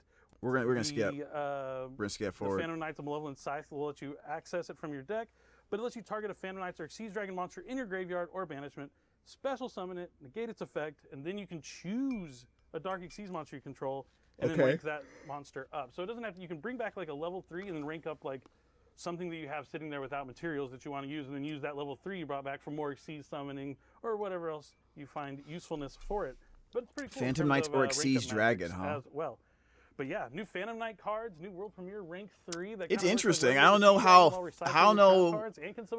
I don't know how it's going to work out in the meta. I don't think it'll do that well overall. Now that I think about it, but it does buff an old archetype, which is always good for the fans of the deck type. Pretty key points for that strategy. Extremely powerful cards. Extremely powerful cards. But yeah, I'm really excited about this. But before we get to the last part, I have a question, Jerome. Yeah. How does the knight move? It's the L. Oh, it's an L. Okay. I know it gets the L. Which is what you're going to try to hand your opponent with the new world premiere theme, Angelici. Ooh. Angela what? Angelici. Now, I can Angelici? clear their mind. Oh, wow. Please. Like, really focus. Ignore your current concepts of what duels look like. What? Things like having monsters in your main deck. Because what? there aren't any for this thing. What do you mean there's no monsters in the main deck? Believe it or not. Take a look at Shatrandra here. Shatrandra, this is the one that you saw on the product page on the website. See, it's a synchro monster. All of the monsters in this deck are synchro monsters.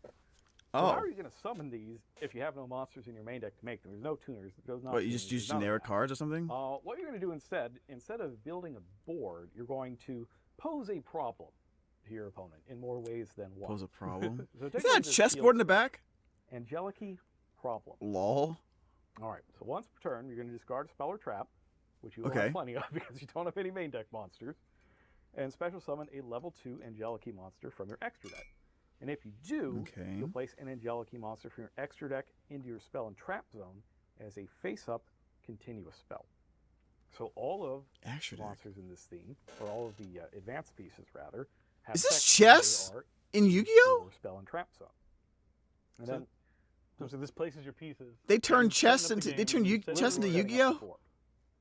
So if your face-up Angelici monster is destroyed by battle or card effect, you can return an Angelici monster card you own from your spell or trap zone to the extra deck and then special summon. So whoa. Special summon level 2, 1 level 2 Angelici monster from your extra deck. Okay, so they got level 2 synchros. And if you do, place one Angelici monster from your extra deck. Wait, so you're getting... So you special summon a monster, and then you special summon another one into the spell and trap card zone as a continuous spell. The face-up Angelici monster card you control is destroyed by battle or card effect. Then you can return one Angelici monster you own from your spell or trap card to the extra deck, and then you can special summon it. Huh, okay. And you have another monster in your spell and trap zone, and that first one is destroyed. You can then put the one from your spell and trap zone back into the extra deck and summon it back out. And it does have to work that way. If you look at the card, it looks like the monster we just saw before is on top of that thing. These aren't valence. So let's take a look at the level 2 monster first, because this is like galactic chess or something. What's going on? The pawn, Angelici Enlisted. Pawn, yeah, got it. Fairy synchro tuner effect. It's a fairy.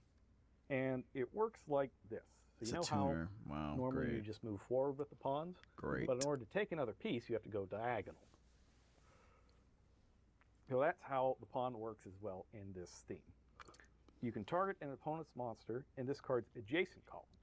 So let's get rid of the extra monster zones for a second. Wait, what? You can target one monster in this card's adjacent column.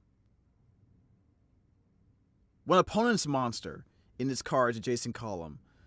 Banish it, then change control of this card by moving it to one of your opponent's main monster zones in this card's adjacent columns.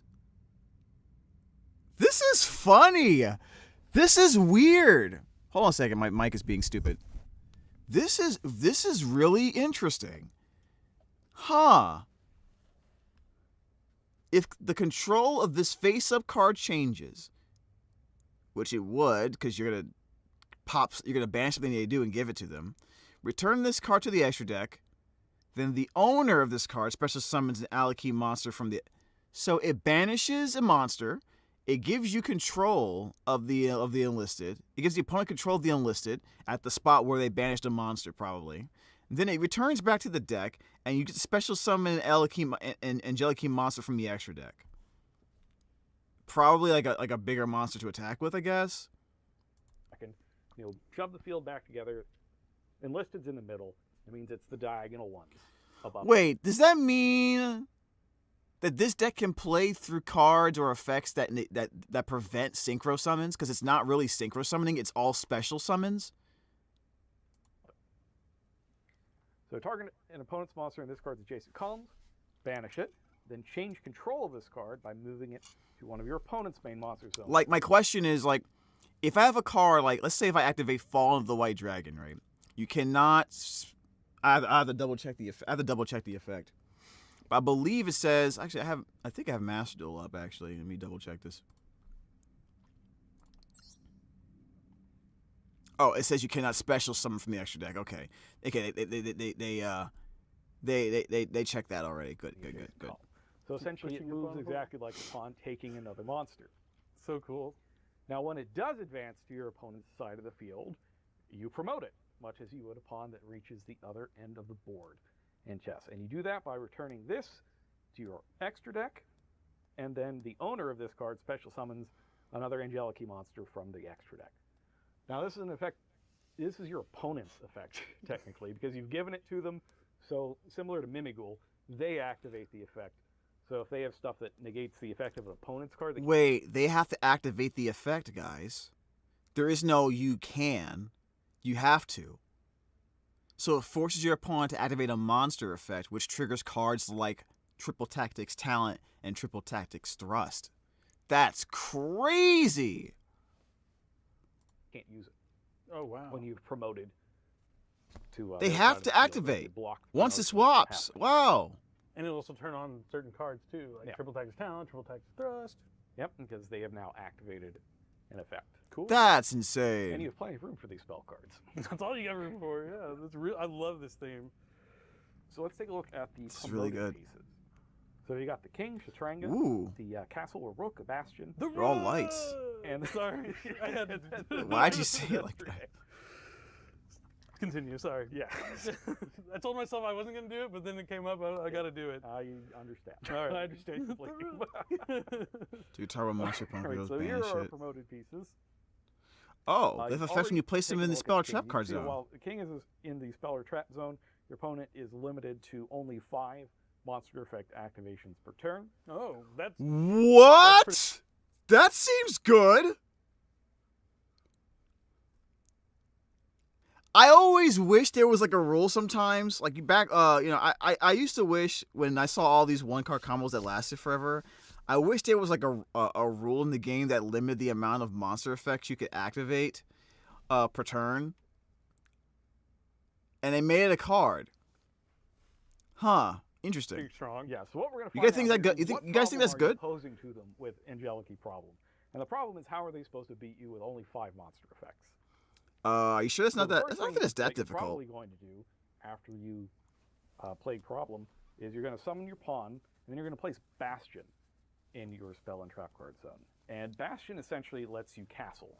When you put Bastion in spell and trap card zone, you also get the King as well to go along with it. Makes sense. And then while this card is treated as a continuous spell, other Angelic cards on the field cannot be destroyed by your opponent's card effects. Okay. So not only are they going to be limited to 5 monster effects, they're not going to be able to destroy your other cards with Interesting. Cards.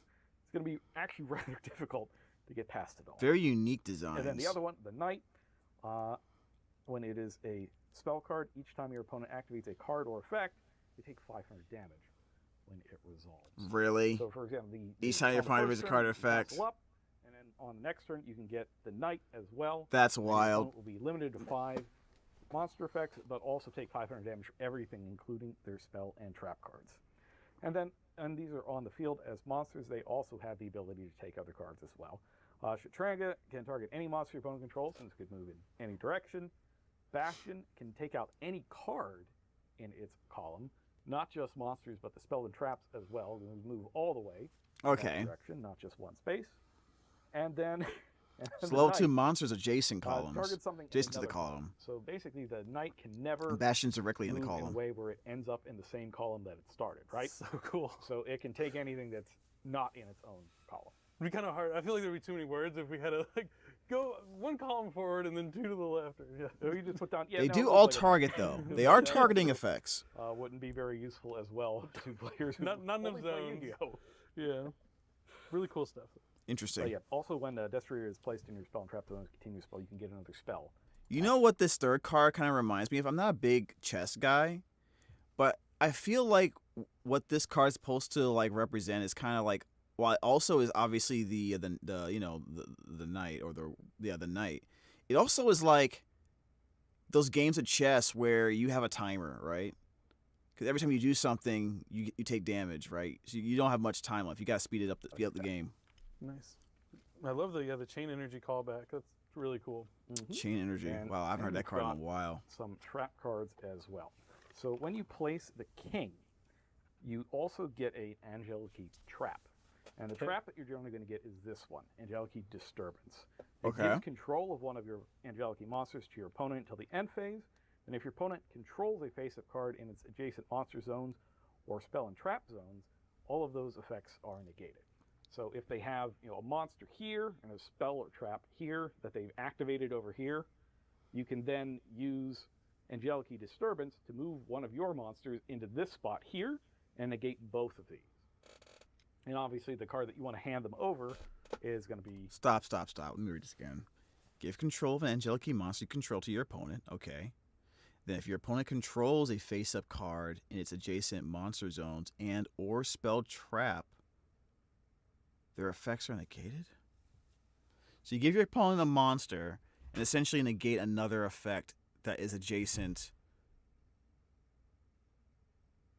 to that monster or spell. Okay. Huh. The pawn, the enlisted, so that then it would promote.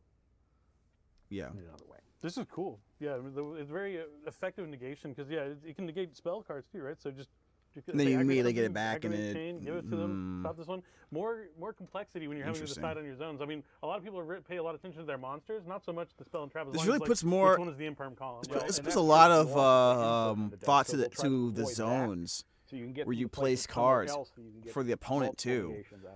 I wonder if that's going to cause people some issues in the beginning in terms of learning the deck. I know there's decks that use zones like that, but they weren't typically that good, right? You can also banish this from your graveyard to get. I mean, Raisin was pretty good. To your hand, except another copy of itself. No, so Fool's Burial. It was much more simpler by comparison. Now the trick with this is that because you're not setting up a board in a traditional sense, you're trying to set this problem for your opponent to be forced to solve in order to defeat you. It's a little more difficult if your opponent has already played all of their cards before you play your thing that says, you lose 500 for each. Yeah. However, for this scene, there is a very unique solution to this. This reads like a dueling skill. I'm just going to preface it. It's called Angelic opening to E4, as in like that. Opening to E4? That's crazy, dude. So it's got a pretty That's crazy. You don't really see anywhere else. It's if your opponent goes first, you can also activate this card from your hand during the standby phase of their first turn. Before they get to play it. Before they go into their main phase and start doing their stuff. And what it does is it places the Angelic field spell from your hand, deck, or graveyard on your field and gets you a level 2 or 7 Angelic monster from your extra deck, specifically to the extra monster zone. It's got to be E4. You gotta. It has to be the E4 zone. That one. So that means either Enlisted or Despia, the pawn or the knight. And if you do that, then you also place an Angelic monster from your extra deck in your spell and trap zone as a face-up continuous spell. What the hell is this? So you activate this trap, you get the field spell, then you special summon a level 2 or 7 Angelic monster from the extra deck, and then if you do that, you place an Angelic monster from your extra deck into your spell. Wow. Now, we know about the 2. What is the 7 again? This one right here. 1, 2, 3, 4, 5, 6, 7. Yeah. Wow! That is crazy. So, you activate the trap. You place the field spell. You place the field spell. You get Enlisted on the board. You target opponent's Okay, it doesn't do anything. It doesn't do anything yet. But then you get Despia into the back row. And now every time your opponent does something, they take 500 damage. So it effectively tries to limit their plays. Wait. Oh, that's really crazy.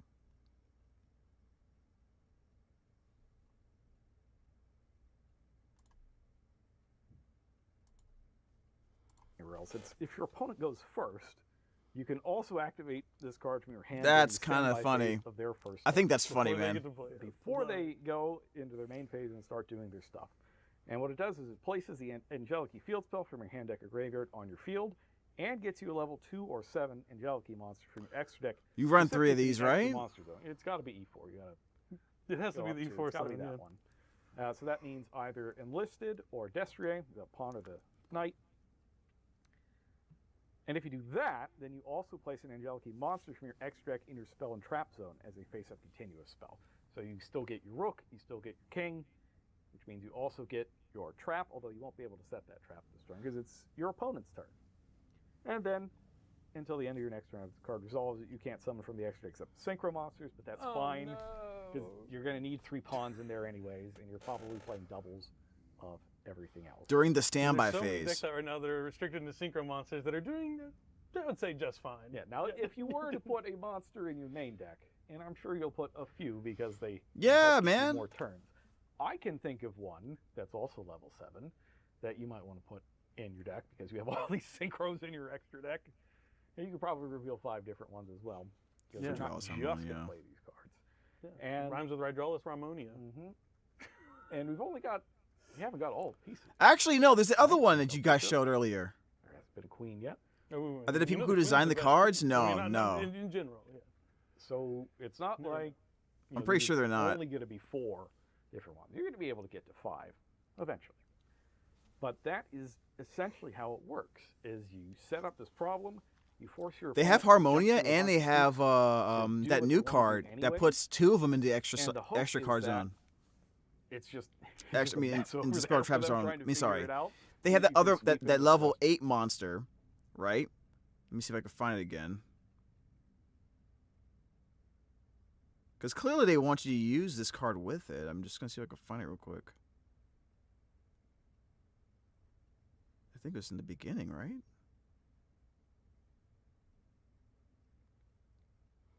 The Chaos stuff is nuts, bro. Like, what were they thinking?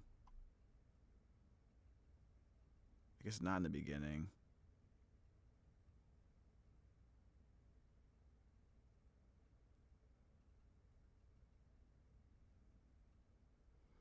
I guess I missed it. It was at level 10. It was at level 10 monster. Not level 10. It was a level 8 monster. Of your pieces as well and finish them off, or if not finish them off, get them to low enough life, or having the Knight as a spell or trap makes it so that they can't activate enough card effects to win. Yep, definitely. And we've seen lots of decks in the past have success with that little incremental damage that inflicts directly to your opponent's life points. The masquerade version of Despia. Exactly. Yeah, we played these games before. Yeah. But yeah, I'm really excited about the new world premiere theme. Yeah, I think it works really well. It looks really cool. The trap, like the reason I say it looks like a dueling skill because it's always like you do this and then you do this and then you do this and then all your pieces are set up, which is the way a lot of the dueling skills work. But that Angelici to opening to E4, absolutely phenomenal trap card. All the cards are super cool. I like chess, so it's cool to see them incorporated into Yu-Gi-Oh. I always compare Yu-Gi-Oh to chess. It's like with a little more random, RNG. Like you having the opportunity to have the heart of the cards, the luck from the deck. That's like kind of what's missing from chess. But now we get to incorporate those two things. Heart of the cards is missing from chess, huh? You can be, and I guess so. Put yourself into a winning position with some good ideas and attack the opponent. And then checkmate them, of course. I was like, how many keywords can I get in there before we wrap this up? It's been wonderful. We could literally spend all day going over this set. I love every card in it. It's a beautiful set. The first set with extended art cards and that new Starlight Rare technology. Yeah, I'm definitely excited for that. But it looks like they're pretty much done with the video. So, in conclusion, I think this is going to be a very powerful set. This seems to be a meta-defining set. Like, the Alistair cards are going to work very well. You might see a lot of people just trying to tech certain Alistair cards for sure. The Chaos, the new Yugi cards, the new Yugi retrains are going to be it's going to be very important to see what happens with this, right? Because, I mean, this might bring back more Fiendsmith, especially with the Skull Archfiend of Chaos. I think Mitsurugi's going to get a resurgence as a result of this. It seems to be a lot of lights and darks in this deck. In this with these new decks too, so combined with what we already have right now, I think Bystials will see another resurgence, especially with more people running Mitsurugi for sure, 100%. This is gonna bring back Mitsurugi as one of the top decks for sure, tier 1 for sure. I also think Branded's going to be doing just fine. Pure Branded is still going to be around, but I think it makes sense for Branded to try to experiment with the Chaos cards and or the new Alistair support too, to see what they can pull off. I think most likely the best thing that branded players will be doing is taking the new Pharah. There's a little bit of debate on whether you should run 1, 2, or 3. I think that strictly depends on whether or not we get the new. Oh, and by the way, here's the card right here. Let me go back for a second. This card right here, Witness of the Ancient. This is definitely going to be in that Blitz, in that Angelic Key deck, right? If you have a synchro monster in your field or graveyard, you can special summon this card from your hand. That seems to be really good. I would be surprised if this is not in that deck, along with Fidral's Harmonia. But what was I saying? Yeah, I see Branded playing, experimenting with Chaos and the Alistair stuff for sure. We're going to see a lot more Mitsurugi. We're going to see a lot more Bystials in order to help try to counter that part of the meta. I do think Blitzclick is probably going to make some waves early. I do believe so.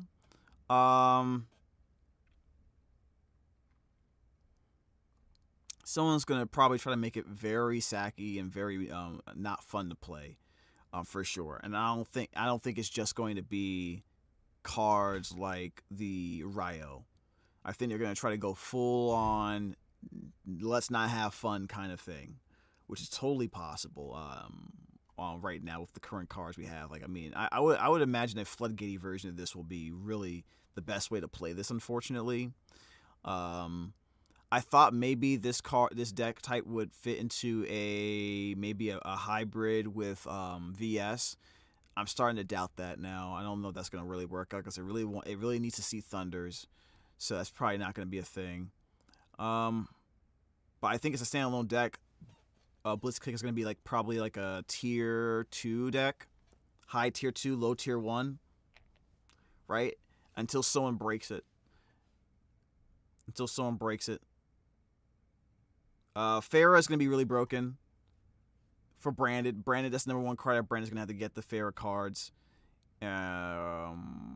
Pure Branded with Pharah is probably going to be the best way to play Branded once the set comes out, in terms of just consistency, and then maybe run like a small invoked package, maybe. I don't know. Hey, what's up, Brandon? How's Bob doing? Bob is bobbing, man. But this is a great set. I'm excited for what people do with this. I'm very excited for what people do with this, man. These Chaos cards, man. They got. I'm tweaking on these about when it comes to these Chaos cards, man. I really am. I'm really worried about this. Excuse me. Anyways, let me know your thoughts. Chaos Origins. This card looks absolutely sick. Hopefully I can get an overframe. Man, if I had the ability to get like 5-6 boxes of this, I totally would. 1,000%. And I'm telling my friends, if you guys get any Pharahs, please send them to me. Trade them to me. I'm hoping that people undervalue Pharah and I can get them on the low end before they pop off. Because I'm pretty sure most people, that even whether you play Branded or not, you know about Pharah for Branded. But what really is going to make it pop off is if we get the 3 champions of Sword Soul. They didn't show it in this showcase. But if it's in there, or in the next set afterwards, that would be absolutely insane. Right?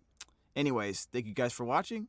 Let me know your thoughts. Until the next time, where we have another conversation about Branded.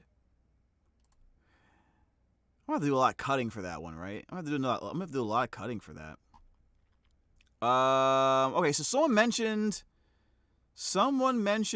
a card. Someone mentioned a card that I should look up. Right? Who mentioned it was some type of super poly target, right?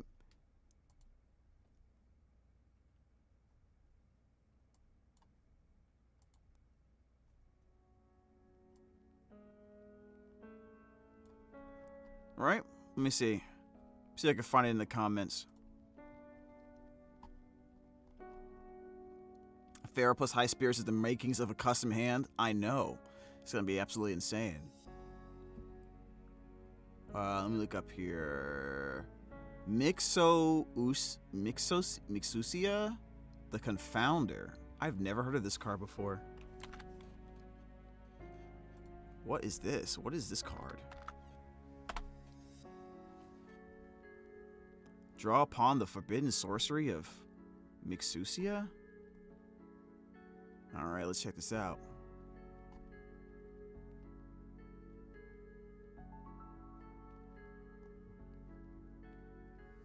I'm gonna pull it up on the screen. Alright. Actually, I don't like this music. Let me get rid of it. Alright, let me get something else.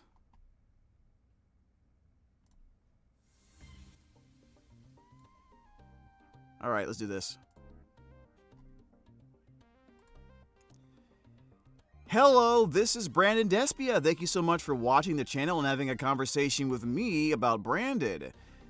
Someone in the chat just literally told me about Mixusia. I don't know how to pronounce this thing, man. The Confounder. I have no idea what it does yet. Apparently, it's coming out in the new Chaos Origin set. Let's find out what it does. They really wanted me to react to this. Okay, so what does it do? It's a Spellcaster Fusion level 8, Dark, 2700, 1500 defense. Okay. This looks devastating. This looks scary. So it requires a Spellcaster monster plus a non-Spellcaster monster. Oh, that's easy to do. Very generic. And it's level 8 too, so you can run this in Branded. I don't know if you would, though. You can target one face-up monster on the field and declare one attribute. It becomes that attribute. Okay. During your opponent's main phase, quick effect, you can fusion summon one fusion monster from your extra deck by banishing this card you control and monsters from your... What?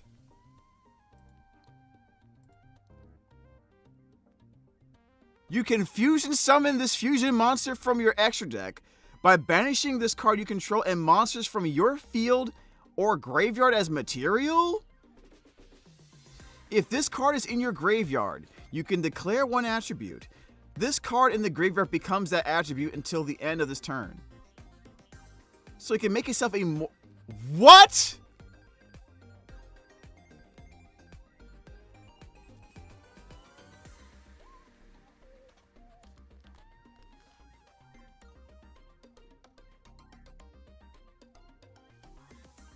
Okay, let's start from the beginning here. Alright. So it's a level 8 fusion monster, which means it means in Branded specifically, because we're going to be talking about Branded. We're always having conversations about Branded. It's a level 8 dark spellcaster fusion, so it's easily accessible. It needs a spellcaster, very generic, and a non-spellcaster type monster. So you can use Albaz and Cartesia to make this. This is alternative fusion monster to Grand Guignol. Okay. You can target one face-up monster on the field and one attribute. It becomes that attribute. This actually makes it easier for Super Duper Poly to become more effective, because sometimes... Actually, does it do that? Let me think. Do you still want to run Super Duper Poly in this? I don't think the attribute matters. It's just the type and the level. So that's irrelevant. All right, let me read this again. Becomes an attribute. Okay, that's fine. It helps. It does help though with making certain other monsters easier to make. I guess you could potentially use this to go into like Fiendsmith or even other types of decks that require a specific attribute for their monsters. During your opponent's main phase, quick effect, you can fusion summon one fusion monster from your extra deck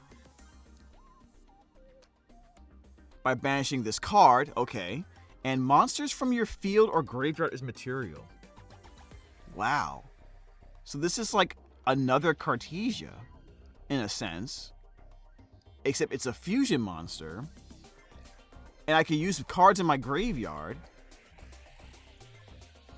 So I can make Dogma Dragon, I can make Mirrorjade if I have an Albaz in the graveyard. I can use Albion the Shrouded Dragon and this to make almost any fusion I want. I can make a Grand Guignol. I mean, not Grand Guignol. No. Well, I mean, I could make Grand Guignol with a card in the graveyard, with a Cartesia in the graveyard. I can make... Wow, this is a very versatile card for fusion material. Now, someone mentioned Super Poly Target. So I guess you would go Spellcaster, non-Spellcaster type monster. So against Branded, you can make this in the mirror match against them, and then use this to go into Mirrorjade afterwards. For example.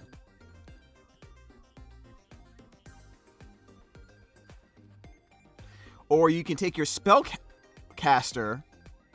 Oh, wow. It gives you another way to remove their Zaylin off the board, for example, right? You have a Spellcaster on the board, then you Super Poly, you make Mixusia, or Mixausia.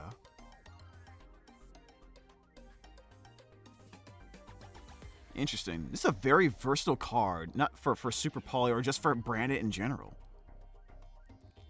It's basically like, it's almost like Branded in white as a quick effect, if you really think about it. Except you're not limited to dragons and spellcasters, I think. Or you're not limited to having a dragon as a necessary material.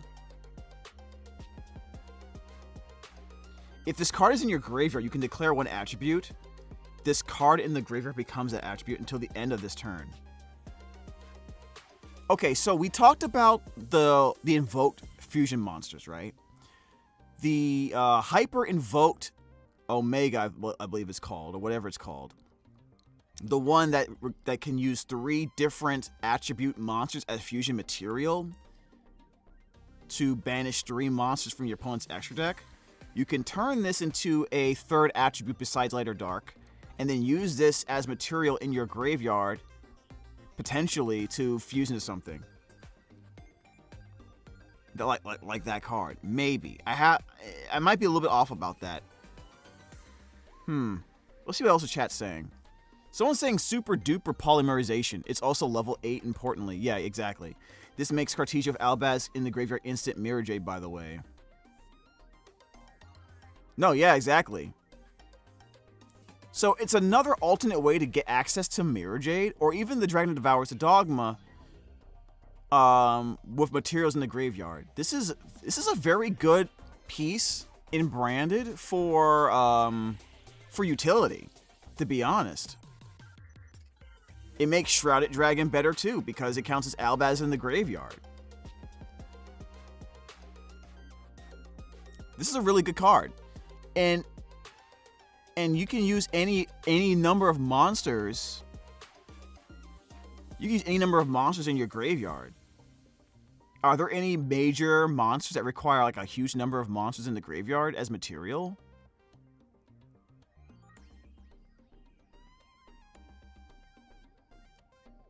No, because you need this card. You wouldn't be able to get. You wouldn't be making Dogmatic Calamity anyway. But because this card would be on the field in order for it to work. However, if they get rid of this card before it resolves, then this whole thing doesn't work because you have to use this as one of the materials. So there is a way to get rid of it. If you use Ghost Ogre, for example, you can stop this whole thing. So it does have a little bit of a balance. It is balanced, but it's a really good utility card. No Liger Dancer? No, I don't think you can use this card to make Liger Dancer because you have to use this as one of the materials. Right? It says you have to banish this card you control and monsters from your field or graveyard. Now, you can't use cards from your hand either. Interesting. So the main reason you would run this card is if you would make this as a bridge to another monster you really want, and then you change the attribute of this card in the graveyard to make something else. right? That's the important thing about this card. You want this to be a different attribute to make something better. And I think the card is probably going to be that hyper-invoked Omega card. That's most likely how it would get used, because it requires a spellcaster monster, which means you can use Alistair, the new Alistair. This is very intriguing. Actually, I think this might be a sneaky good card. Would it resolve if sent to the graveyard mid-chain? No, because it says you have to use this card you control. So you have to control this card on resolution. So there is counterplay to stopping this. If someone does fall on the verge was against this, unlike Cartesia, where you can pop it and I can still fusion into something valuable with remaining cards in the field or graveyard, I need this card to be on the field on resolution. So this probably isn't as nearly as safe to do on your opponent's turn, but it could be a decent super poly target, especially for a lot of branded, and you would imagine a lot of people are going to be trying invoked. So if they go invoked and they do their setup with like it looks like, because one of the combos looks like you're going to bring out invoked, you're going to fusion summon into that level 6 light monster, and then you're going to special summon the level 4 and Alistair from the graveyard, which they can use to make Chaos Angel and then go into another fusion monster. You can use Super Poly to take those two monsters, turn this into a Mixousa, and then quick effect turn this into an Albaz, into a Mirrorjade. So that would be a unique way of dealing with your opponent's board, right? That'd be a unique way of using it. It has some potential here. I have to think about it more. You can counter it with Ghost Bell. You can counter it. Yeah, you can counter it with Ghost Ogre. Ghost Bell. You probably can counter it with Ghost Bell too, because you have to banish materials from your graveyard. Yeah. So it's interesting. It's definitely interesting. I do see people trying to play with it. But I don't know if this is going to be a guaranteed spot. Like, because think about it. Branded has... You don't have a lot of spots in Branded, man. I see this more in Alistair decks. I see this more in Alistair decks, pure Alistair decks, than the branded builds, to be completely honest. But if this is a common or an uncommon, or I mean whatever it is, if I happen to get one, I will try it. Just see what happens. You know what I mean? Wouldn't hurt. But yeah, that's my thoughts on this card, man.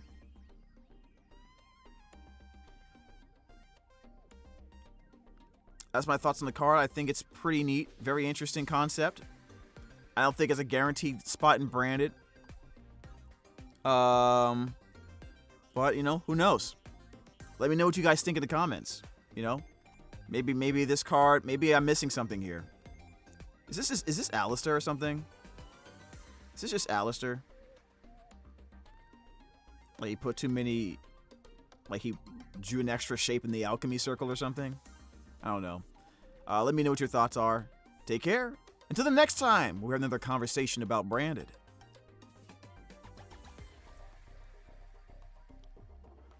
I kind of see like another OG Albaz string effect, but easily countered. Yeah, I guess so. I mean, I don't think it's bad. I don't think it's a bad card. I think it's definitely useful. I just wanted to mention the counterplay to it, which isn't that difficult to understand and to deal with it. It's better than Cartesia in some ways, but worse than Cartesia in some ways. But also it works with Cartesia, which is nice. Any normal summon into Super Poly if you have a spellcaster. No, you don't. Actually, no. Pretty much. No, you're right. It's a versatile Super Poly target. I'm not saying you're wrong about that. It's just that once you get this out, you know what I mean? It's a little bit more vulnerable than you initially would think, right? Because, like, think about it. You're discarding a card, and if the opponent doesn't have a spellcaster on the board, that's really the issue. Because you're discarding a card and using a card on your field to make this, and then you're going to use this card to try to fuse with your graveyard, and then they pop it, and then you don't even get to use it. So it could be a hard minus for you.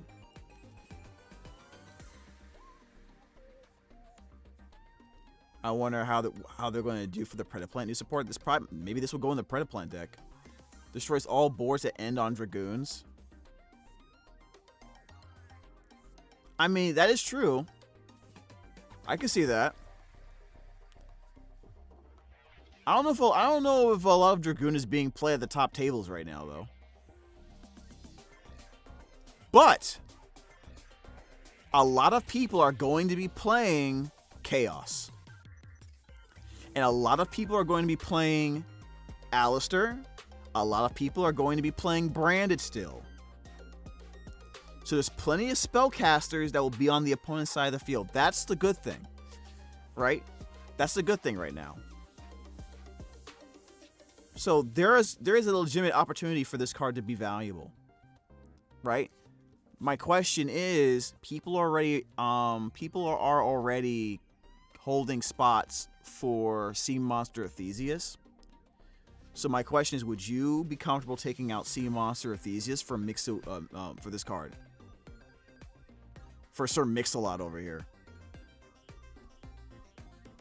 Mixosia. Would you be okay with that?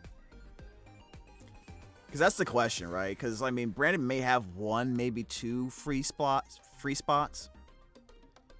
And I'm more focused on the Alistair support. I'm trying out one or two of the Alistair fusions over this. I probably would do that. And probably still focus on Sea Monster until we see, like, a few weeks later how the Chaos support is doing in either my locals or even in the wider meta in the US, right? Or not add 3 Brave Sword Soul. Well, I don't know if I don't think it's out yet, is it? I don't think it's gonna be in. Is it in this new set? Because I have not seen anything about that.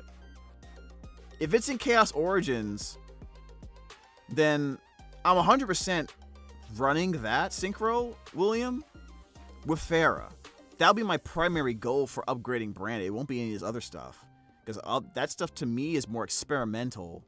And Farah plus Champions of Sword Soul is like 100% what you should do. Please check out Super Duper Polymerization. Why am I checking out Super Duper Polymerization?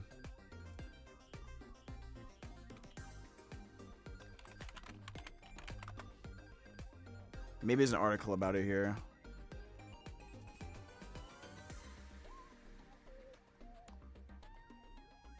I guess not. Hey, what is this? Oh, we are getting this. Oh, that changes everything. That changes everything. Oh, well, I know what I'm doing.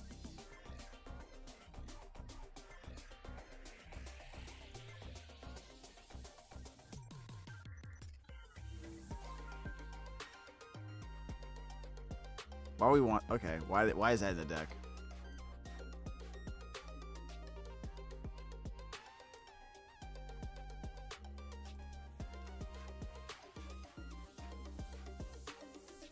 This is a cool artwork. I like that artwork. Yeah, that changes everything, guys. We're just gonna be getting that. If you're a Branded player, your first goal is to get a copy of this card, 1 copy of 3 Champions, 1 copy of Farah. That's your primary mission. Anything else is extra credit. Just so you guys are aware.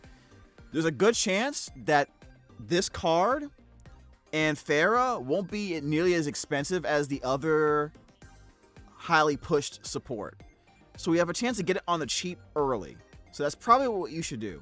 So if they do have this available on tcgplayer.com, use my link in the description, support the channel, and get yourself a copy of these while it's on the lower end. Buy low is what I always say. Apex Fusion? I'm thinking Apex Fusion, yeah. Because it was Apex Fusion when it was first talked about, right? Apex Polymerization.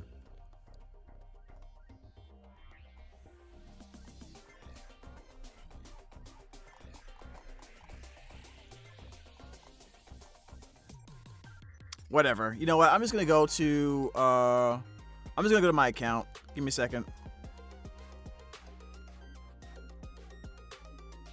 Hold on a second.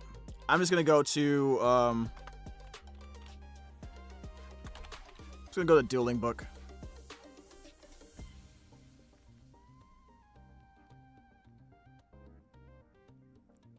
What the hell is going on? All right. Let's go to dueling book. I don't know why I was taking so long with it.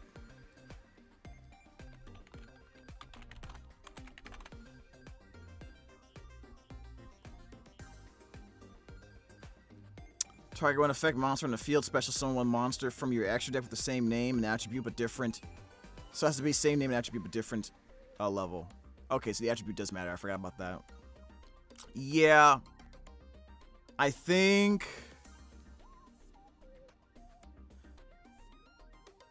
I don't think we're at a point right now where we're running this. Not yet. Not yet anyways. Not yet.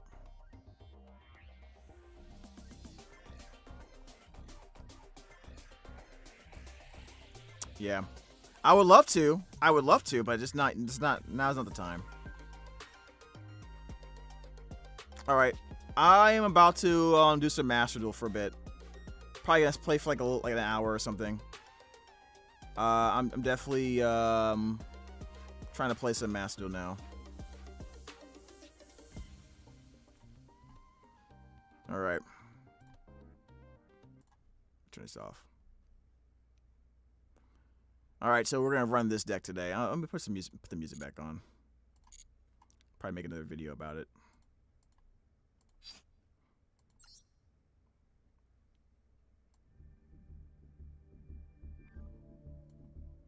All right.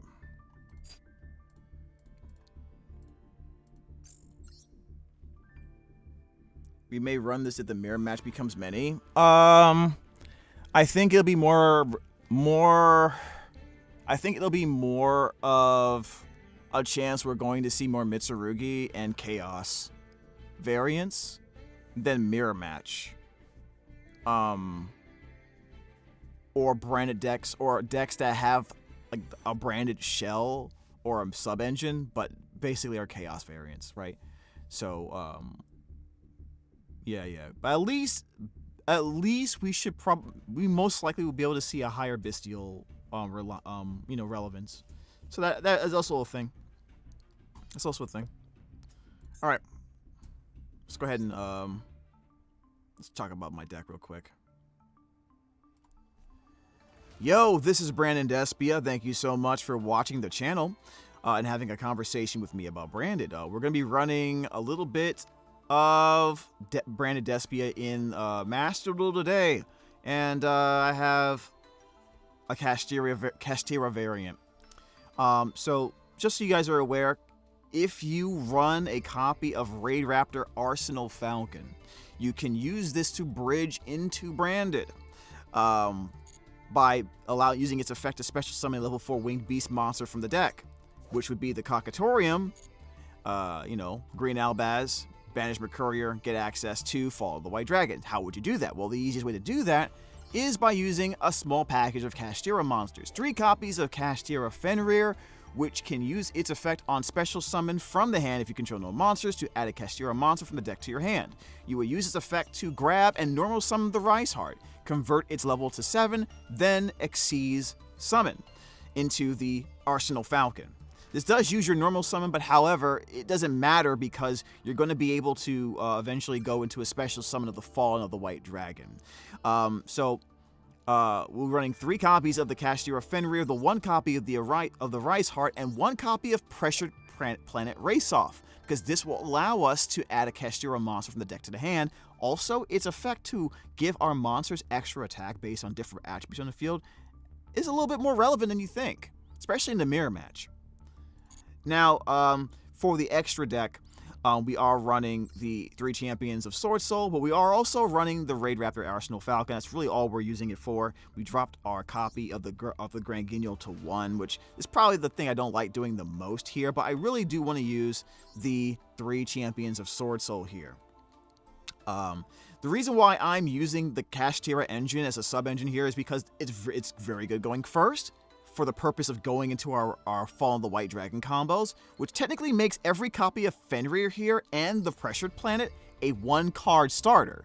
So this actually makes my branded deck even more consistent going first, because that's 4 additional starters that are also really good going second, because obviously I can special summon this if I don't control any monsters, and if my opponent activates a monster effect or attack, I can banish one of their cards, one of their cards face down. That's, you know, one of their face-up cards face down. So it actually helps me with board breaking outside of going first, making another route to the Fall of the White Dragon. So when I go second, I'm not going into my Xyz monster. I'm just using it to apply pressure and break boards. So it actually does really good going first or second.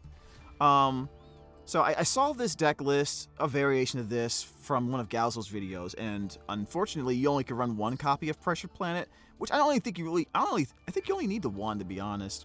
And I managed to keep it to 41. So overall, I have a total of 1, 2, 3, 4, 5, 6, 7, 8, 9, 10, 11, 12, 13, 14, 15, 16, 17, 18, 19 1-card starters in the deck. That's super, super, super consistent. Like, I think a 41-card deck with 19 1-card starters is basically 96.449% chance of opening a starter, and a 77.94 chance of opening double starter. And that also means 42% of the time I'm getting 3. So it's very, very hyper consistent in terms of getting me the cards I need to continue playing the game through interruption. And that's what I'm always about when I play Branded. So that's what we're going to try out today. We're going to give it a shot and see what happens. So if you like this kind of content, let me know. Let me know if you like this build. Will you try it? If you do, let me know what your progress is about it. You know, all about having conversations and just discussing what we think our the best version of Branded might be for Master Duel specifically. So let's get right into the video. All right. Let's go ahead and jump right into it, guys. We still have a little bit of time left before things change. And I'm really glad I was able to get this to 41. If I didn't run these cards, that's like 5 cards I'm running here for this sub package. If I wasn't running this, I'd probably just run like hand traps, you know, run Bystials maybe 2 Ash, 2 Bystials, called by, or you know, or another board breaker, or even like another branded opening, probably. Anyways, my initial thought is it feels very versatile, so hopefully this works out.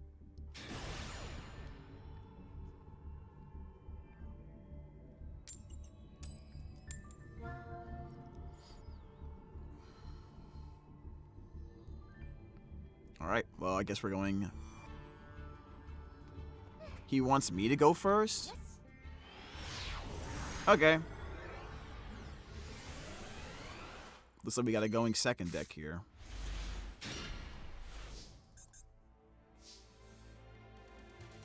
Actually, we'll not do that. Normal summon.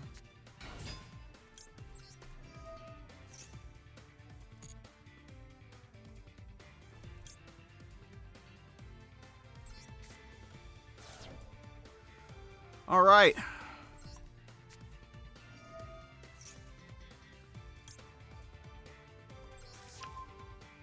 We'll dump this. We're about to get Fallen of the White Dragon in our hands. I'm going to go ahead and grab... I'm going to grab this just in case. Because we're going to get this effect to activate, and we're going to get the Albaz. Activate. Special summon. Activate this. We got the Golden Sword Soul in our deck, so let's go ahead and grab that. Alright, Synchro.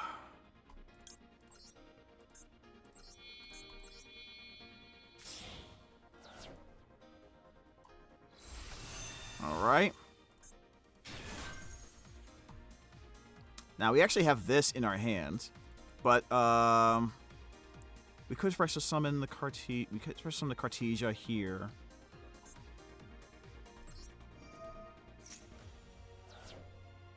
Actually, we could get the bird, actually.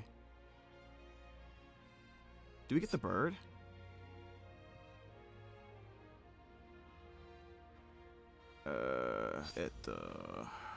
No, we get...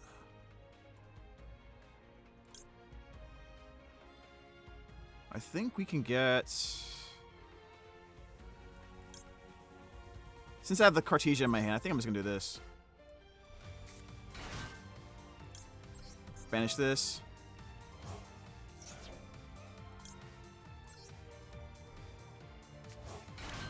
Alright. And... I did normal summon already. I'm gonna do this. Alright, so I want to synchro summon into... Bring this out. This is probably a bad way to sequence it, to be honest. But he is not pressing anything. I'm going to go ahead and do this. And you have one fusion monster in the graveyard. So I'm going to go ahead and grab the Fallen the Virtuous.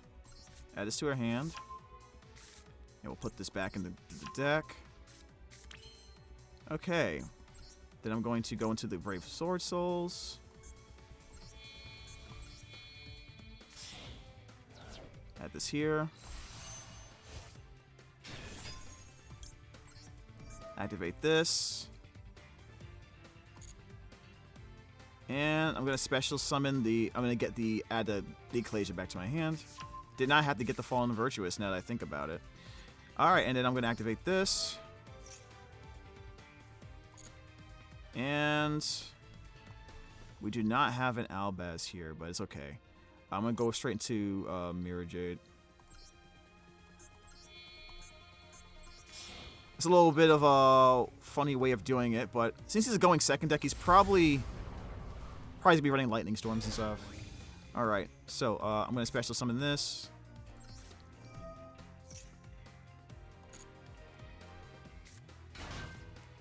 Activate this. See if we can grab one of those. Okay. And here. A little bit of a convoluted way of doing it. But I'm going to go ahead and bring this back. Activate this.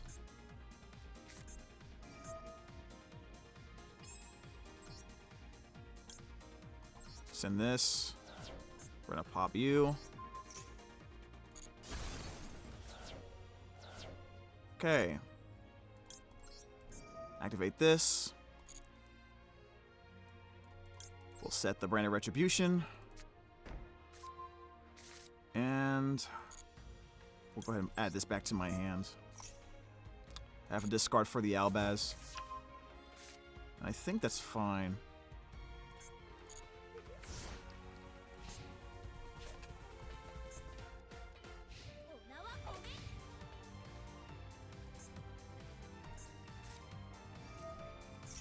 So it's a Sky Striker deck. Makes sense.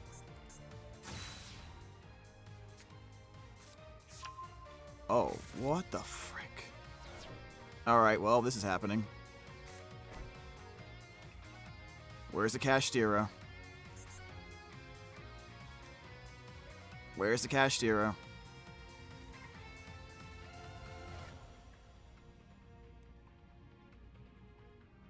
Because you wouldn't get that unless you have a Kashtira in your hand.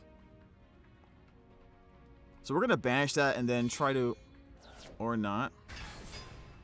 Okay.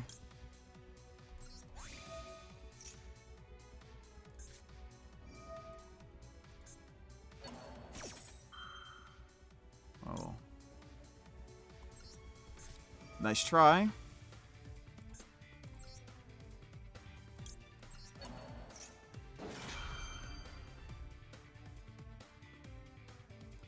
And then I'm going to go get Cartesia.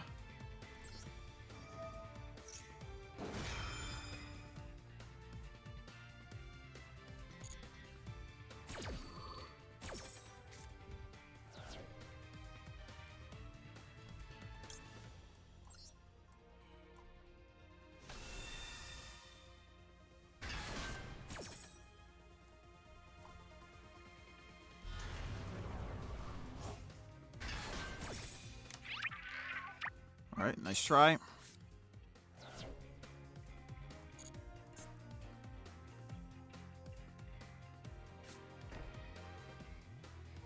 End of the main phase, okay. All right. This to my hand.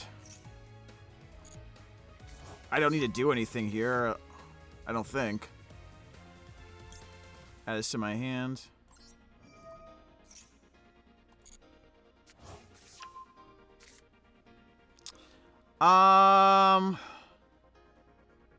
I kind of want this to go back to my hand, but we'll special summon this.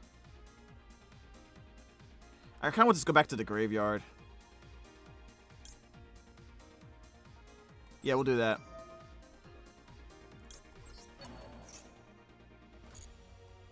We'll do this now.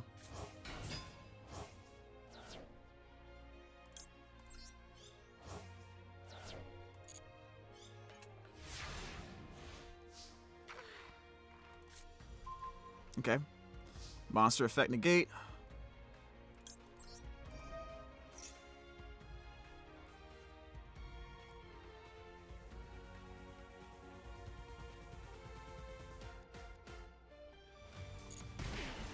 Alright, that hurt. Ow.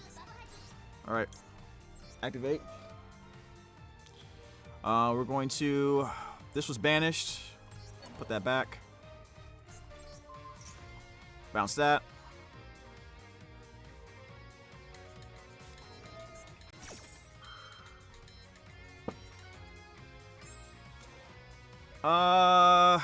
Yes, fine.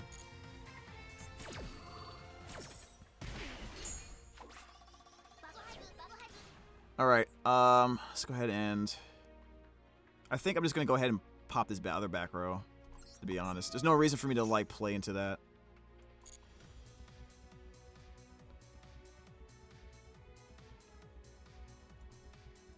But light monster, dark monster.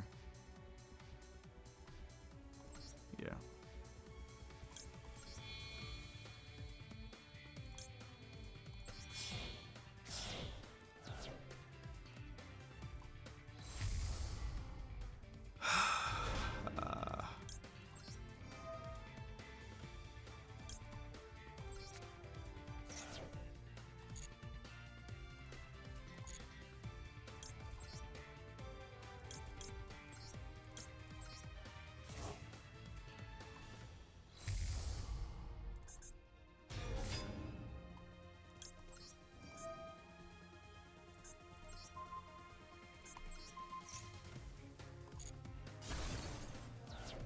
Huh.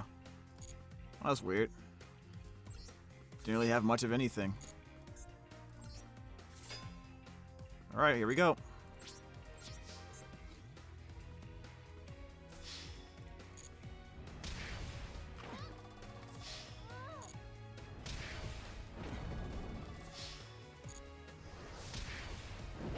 I wonder what he did wrong there. I guess he just made a mistake.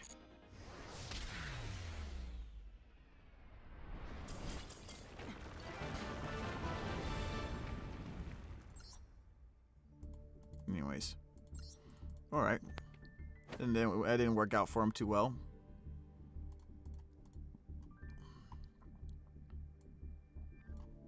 Do this here.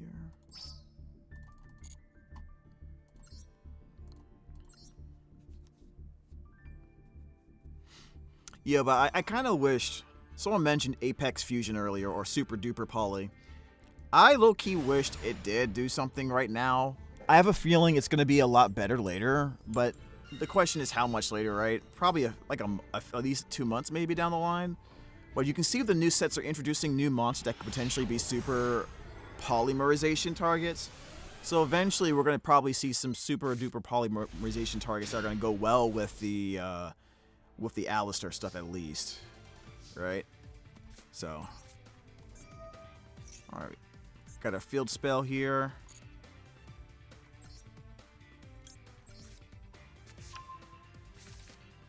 Alright.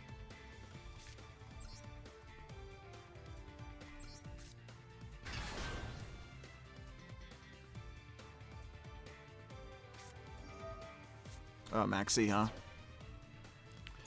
That's not cool.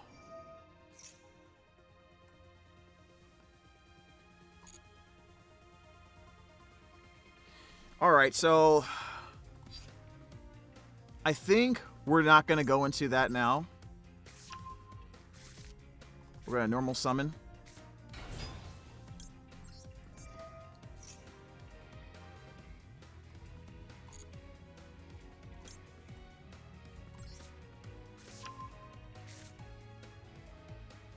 Card to return to the deck. Kind of like all of these. But I think the best one is to return the Branded in red. Okay. Then we'll go High Spirits. Unfortunately, I gotta send the Springans here, though. Which means it doesn't get to use the effect, but it's whatever. Alright.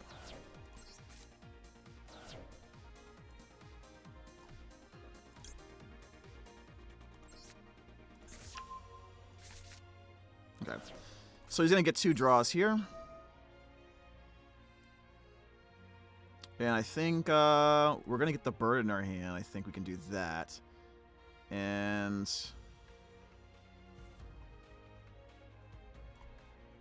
I guess we can set this. We can send this.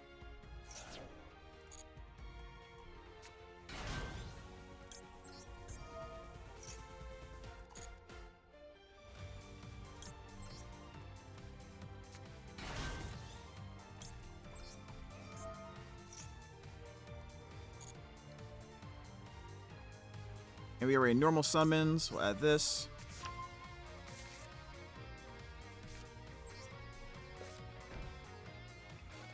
And if we pop another card, do we get anything out of it? Actually, yeah, we do. Go Fallen Virtuous. We'll send Rinbrom. Pop the Albaz. Alright, go to end phase.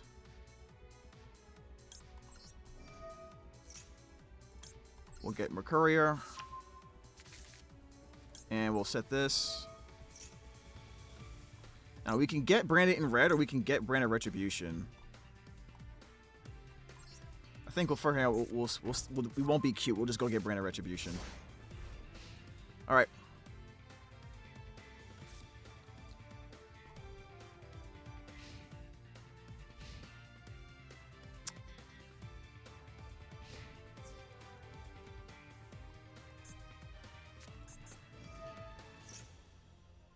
Lol.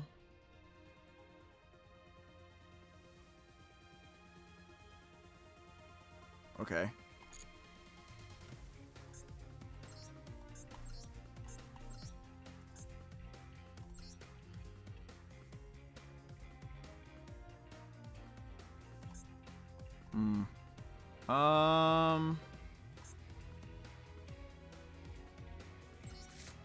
All right.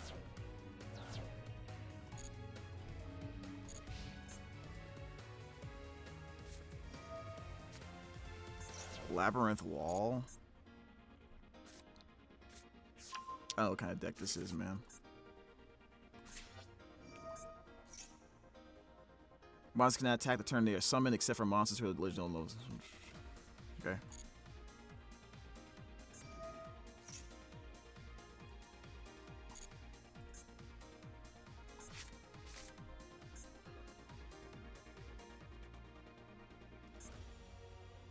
Yeah, these cards that are banished can be returned back to the deck with the What's he making here? With the Dogma Dragon. Doesn't matter. What's he? LOL? I'll just do this now.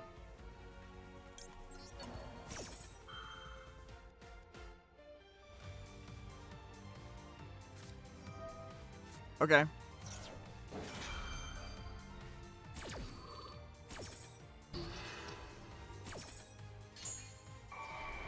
Alright, so he used 2 cards to stop it, to bait it. That's fine.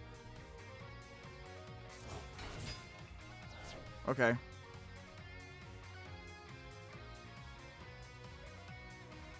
We're still in a good position. Although I would have liked to keep the Fallen, the Retribution here, but it's fine. We have Fenrir.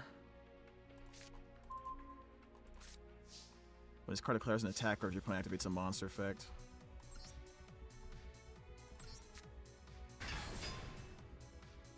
Okay. And we still have that in our graveyard, so we'll just swing.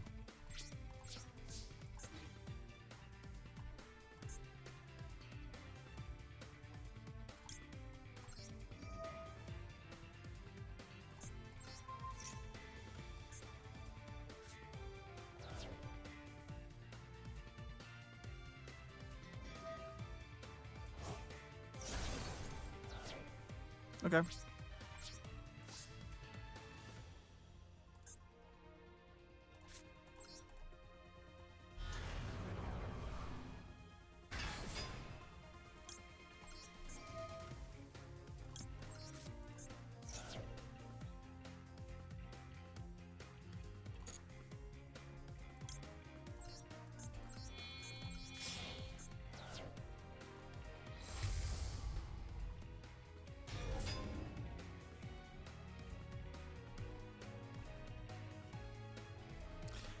If I pop, I get this in my hand. Yeah, okay, we'll just do it now.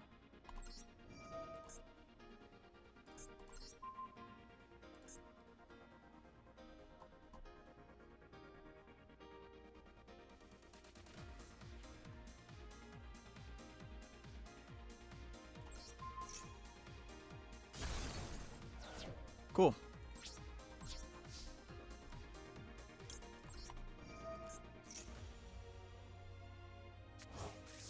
Alright. Time to grind. Still got a spell, a special summon negate. But man, maybe it'd have been better if we kept the Fallen and the Virtuous. Okay. He pops it. Oh, I'll add the Fallen Virtuous back in my hand. Do I need the Fallen Virtuous? We'll do this first.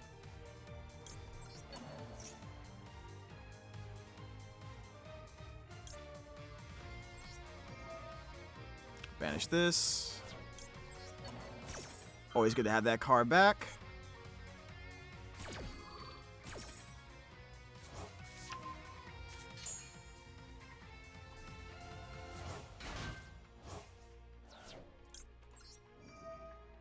Definitely, if we use Dogma, we definitely want to put these two back.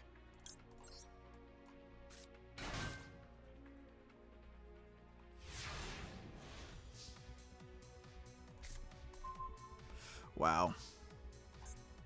Okay, bird is banished, so that's not good.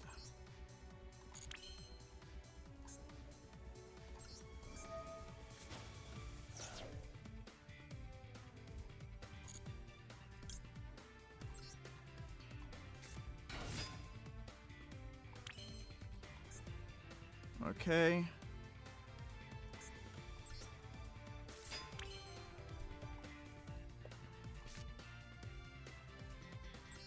Summon this. I'm gonna try to swing at him. Actually, no. We'll make this.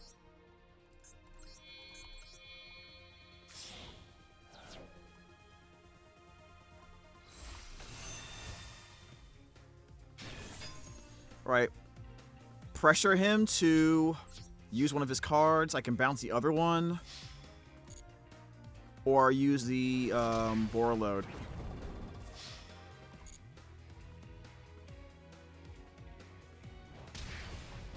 Where are you at? Okay, it's not enough.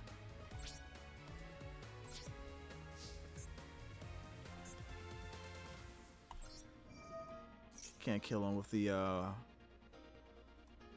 with Borreload special summoning, so we'll just go into Quem here. Chain Link 1. Chain Link 2. I don't see Cartesia anywhere, so we gotta get Cartesia.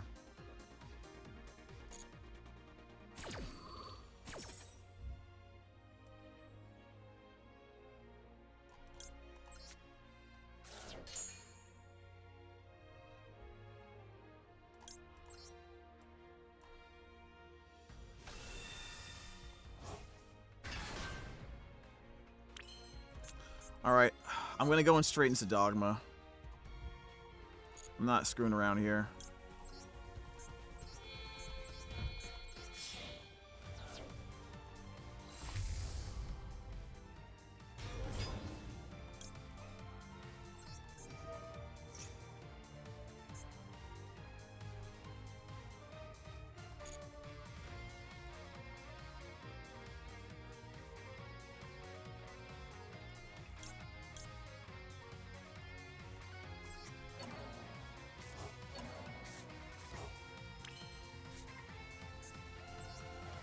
Oh.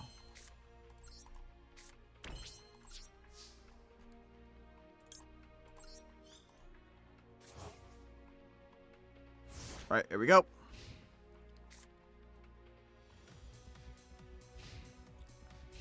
Do you have an answer against this dogma? He does not have an answer against dogma.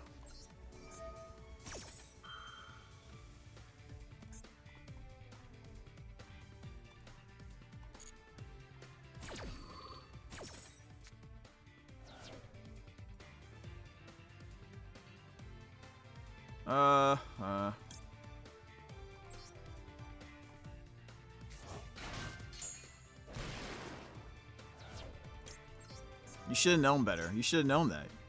You should have known that was gonna work. That was gonna happen. You should just hit my back row. Why did you not just hit my back row?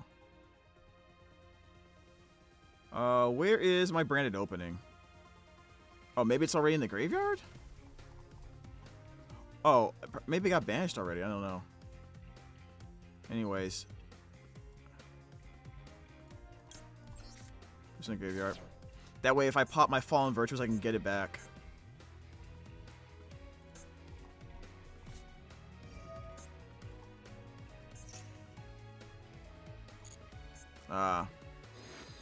So that was a bait. Damn, I fell for that bait. So if I didn't use it, he would have been screwed.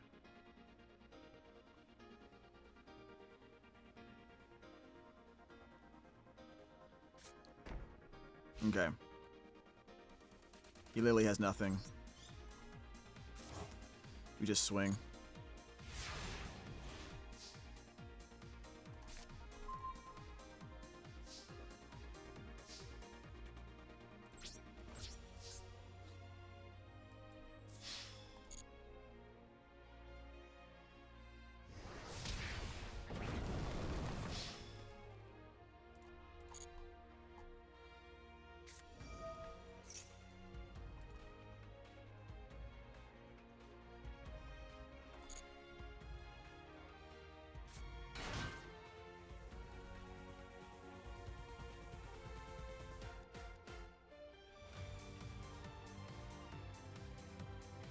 In the same card's column? Why would he put it there?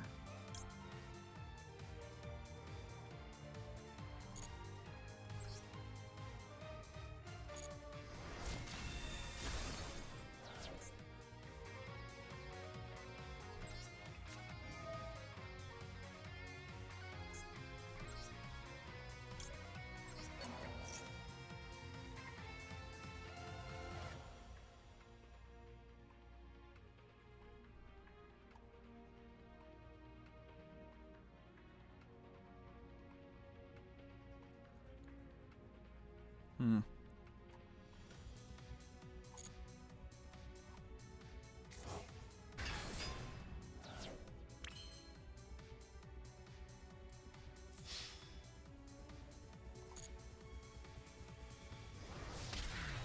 right. That was a weird deck, wasn't it? Huh. All right, keep it moving, keep it moving.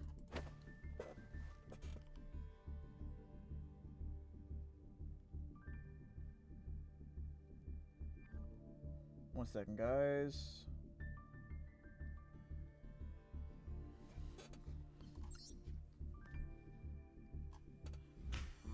Let's see here.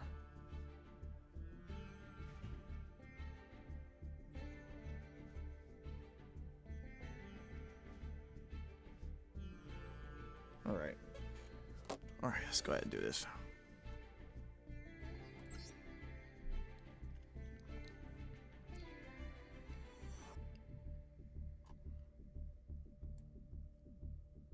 I'm gonna be honest with you guys. I have no idea what that deck did. It was just a bad deck. It was just bad. Or maybe he played it badly. I don't know. I don't know, man.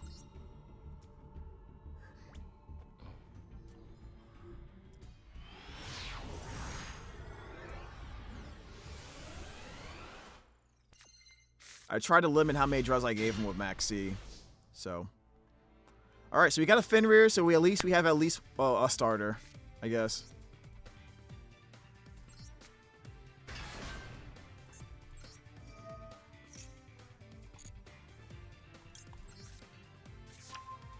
Hopefully we can get it off. Normal summon, please. Don't special summon or you lose the ability to go into your other plays, your fusion and synchro plays. So don't do that.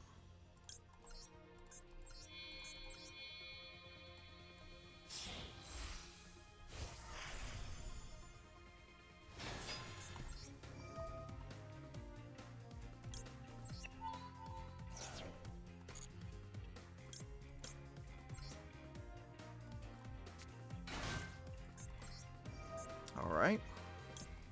Banish Mercurier. Get Fall of the White Dragon. We actually could have gotten... No, I used my normal summon. I could not have done that. Alright. Send Titaniclad. Activate. Cartesia. Get Golden Sword Soul.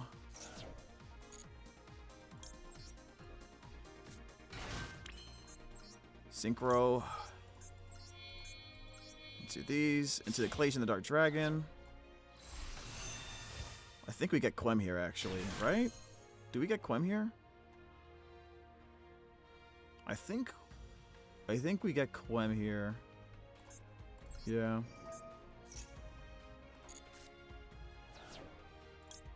Pretty sure we get Quem here.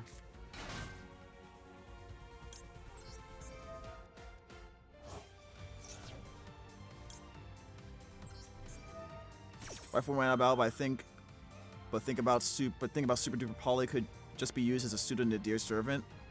I mean, it has some use. I mean, it has some good uses. It's just, I think it needs to do it just a little bit more, or be a little bit more versatile before people say, you know what, it deserves a spot over X, Y, or Z.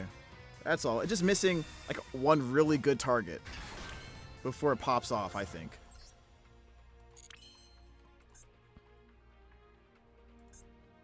I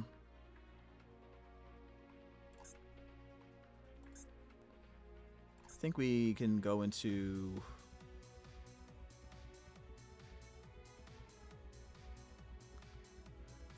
I think we go into the Golden Sword Soul there.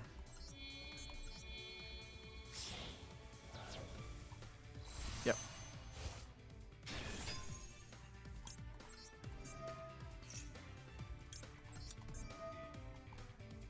Yeah, we bring this back.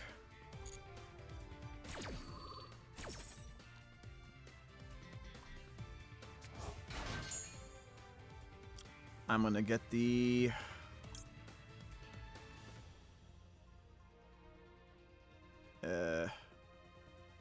Yeah, we'll get this. Not the deck. Activate effect, special summon. We're doing a lot here, guys. We're doing a lot.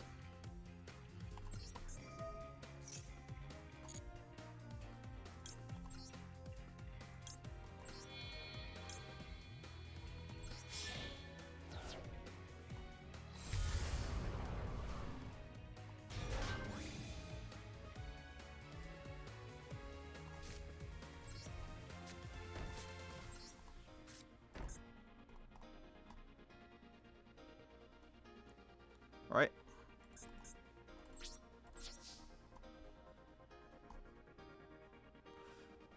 Activate this.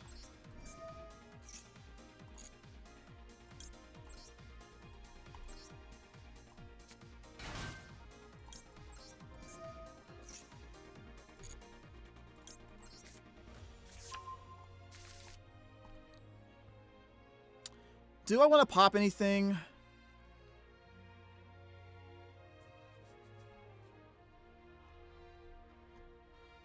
You know what? Yeah, we'll pop.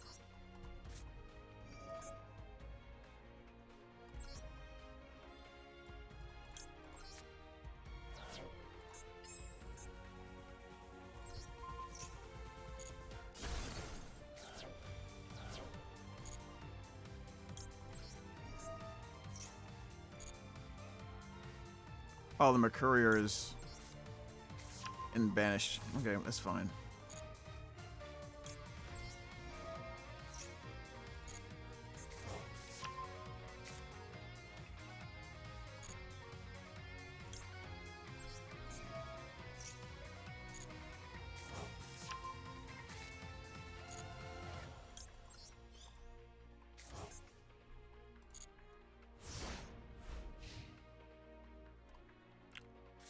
Probably could have gotten something else, I think.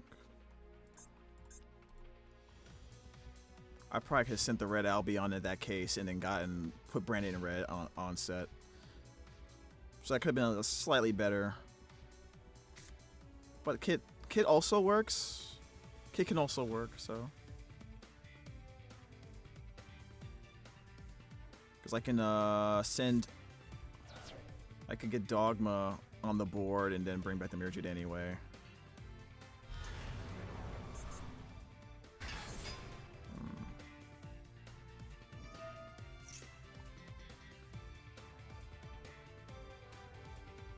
It's an illusion.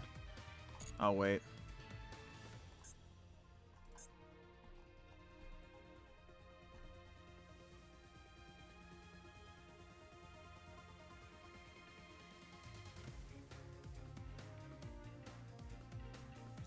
I can go banish. Heck of hands, fudge. Heck of hands, okay.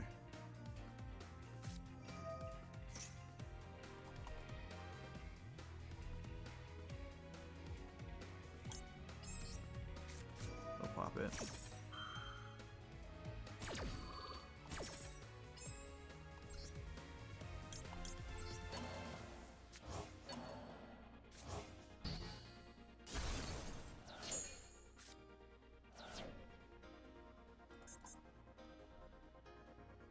I think I might have to get rid of this now because he might have to tribute it for something.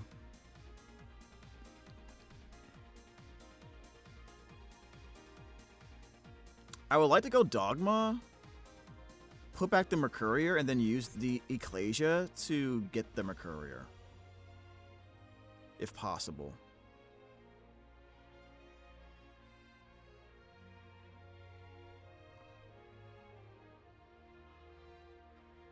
I think I should send Rinbrum off the banish from Mirrorjade if possible as well. Rinbrum should be sent off the Mirrorjade. Cartesia will fuse the Albaz in my hand with the Mirrorjade and the Springian's Kit for Dogma. Kit will special summon the Mirrorjade for a second banish. Fall on the Virtuous, pop the Mirrorjade. After it banishes a second time, use Quem to special summon the Mirrorjade for triple Mirrorjade. And then this can, Ecclesia can get me a Mercurier once I use the Dogma's effect to put the Mercurier back into my deck.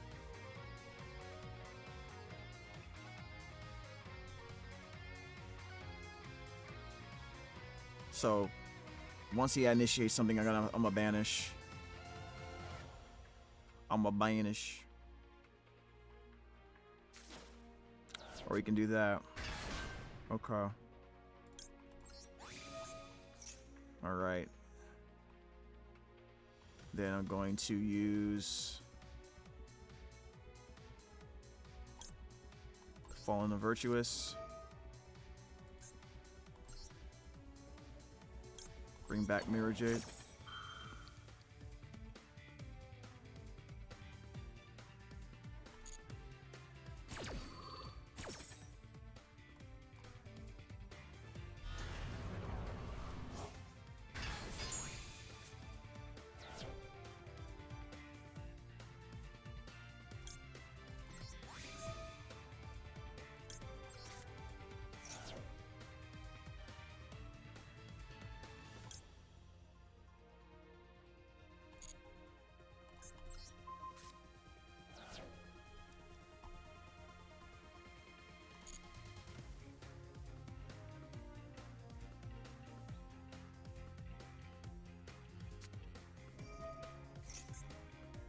So deal the Bellstar from your hand or face up on the field.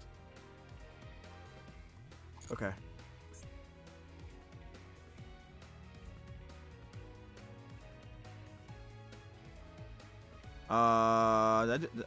Nice.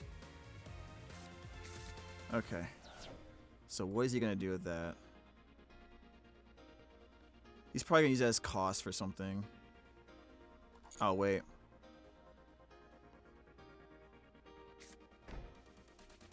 That's it?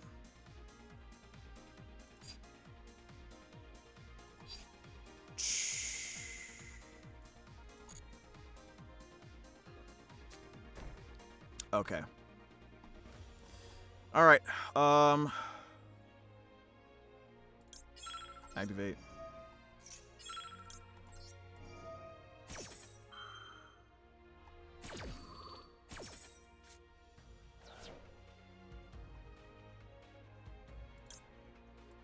I'll just bring this back from the graveyard.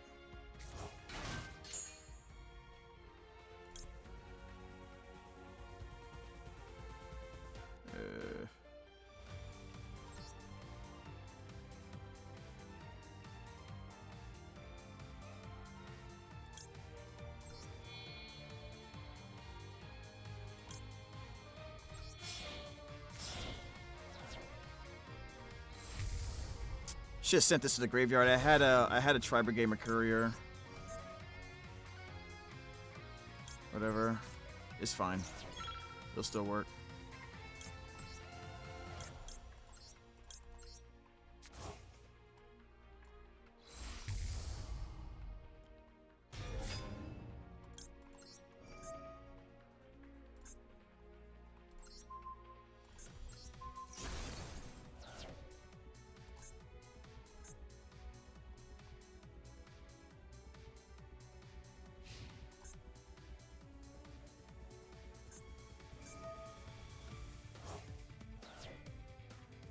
Special summon, huh? Yeah, I effed up. You got something out of it.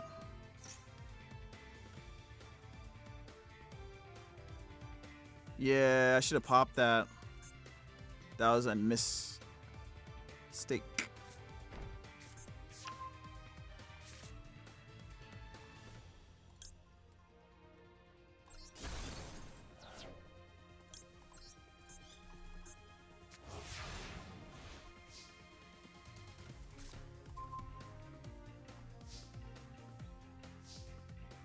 All right. Yeah, too many monsters, too many cards. Too many cards. Yeah. I could have did that a little bit better. That wouldn't have I should have realized something was up when he put Bellstar in the set zone. When he put it in the spell or trap zone. I should have realized he was trying to set something up. It didn't matter, but still. That was what I should have popped. Well, I don't know. Maybe in hindsight you could say that, but it probably was smarter to like pop a back row, right? Like that's scarier than the unknown is more scary.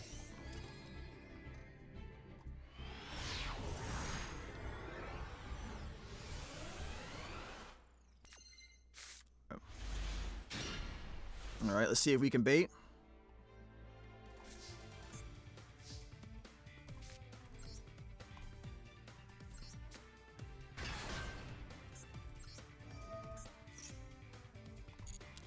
Now, I have... Let me see something here. Winged Beast Monster.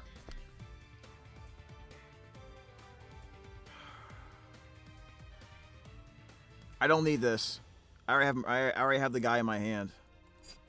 Right? I already have the guy in my hand. So we'll just add this. Okay.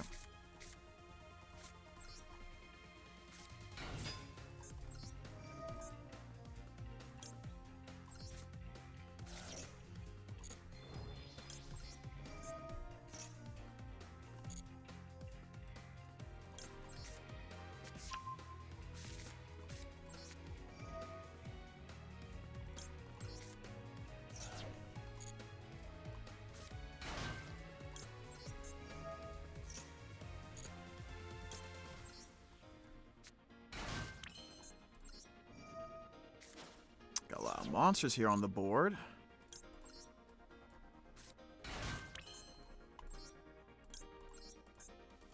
Synchro Summon.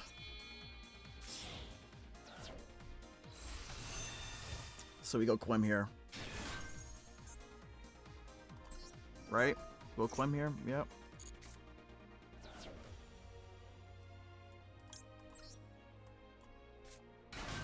That's a lot of summoning happening, man. Now we get Cartesia in the graveyard. Okay.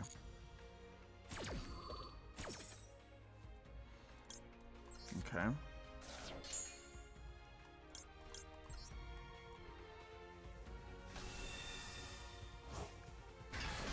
All right.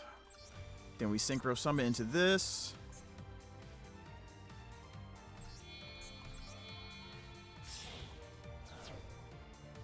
And we go into you. Also on the board. Chain Link 1. Chain Link 2. You're getting Cartesia. So I'm going to special summon that Albaz again.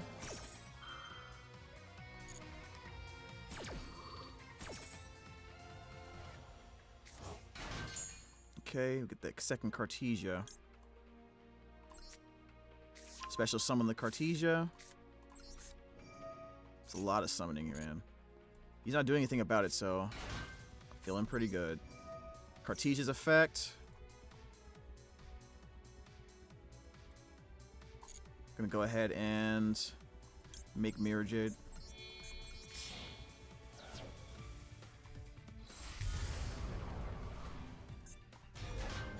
Okay. Then I guess we can go to Dear Servant, why not? Send that. Add you. Special summon. Get Fallen and Virtuous. Because why not?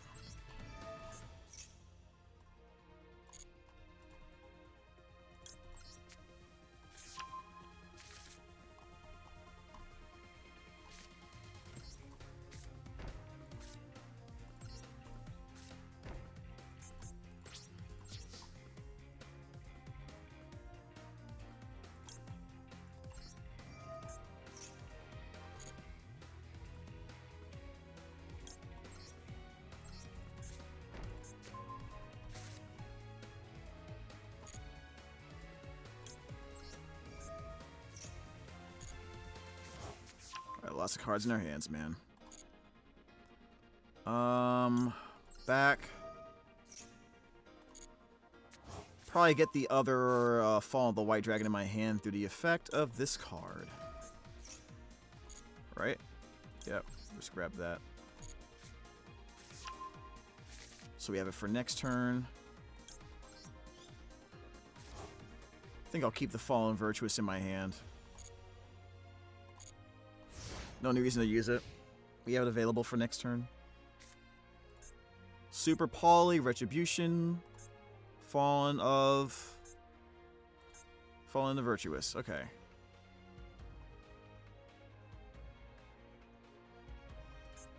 And I have Fenrir added to this. This is fun.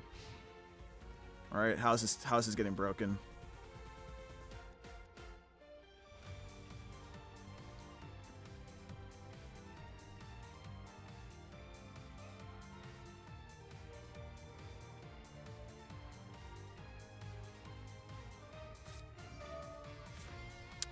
Legendary Ocean. Okay.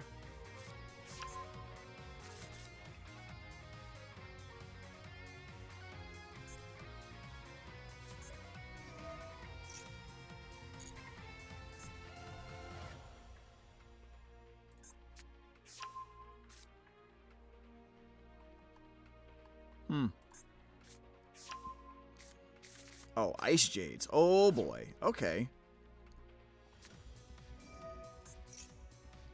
Add Torrential Tribute. Huh. Okay. I didn't know that was a card. I didn't know it was a card.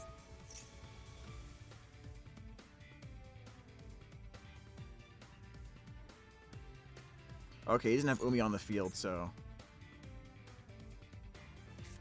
I could have negated that, though. Alright, he's got all the cards he wants. Let's see what he does.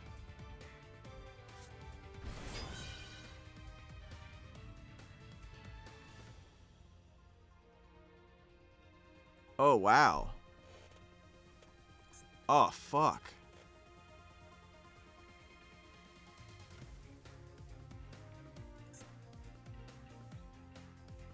All right.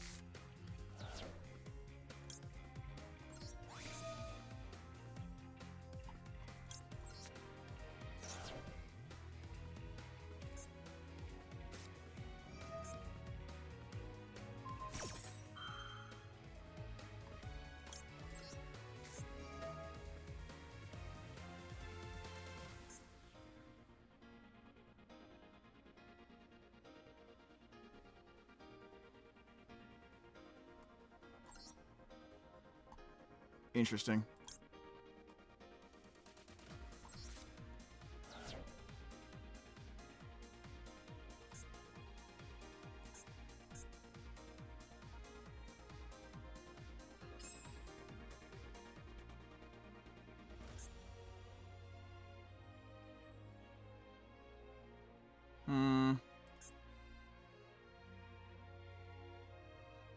I don't know, man. I mean,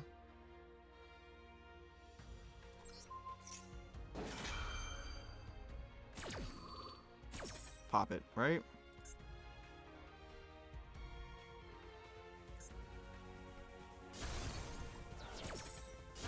Wait, he still gets it? What? Okay. I flubbed like very badly. Okay, but it doesn't matter because he didn't even do anything.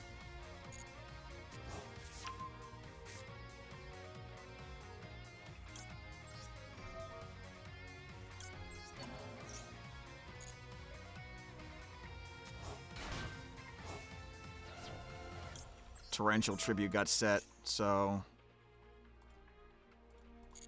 we know that's what he did.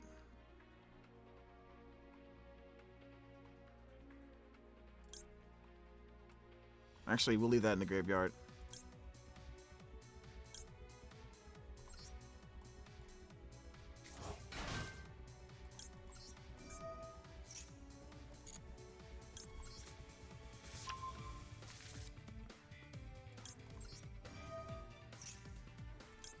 Yeah, he's done.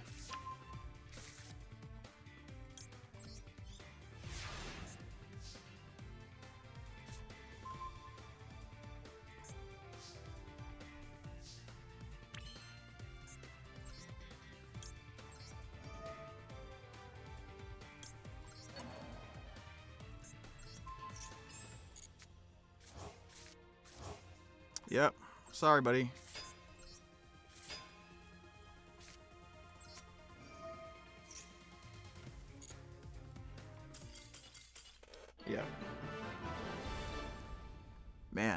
thought he was going to do something crazy. Maybe I should have stopped him from getting that in his hand. I don't know. I mean, it wasn't that bad.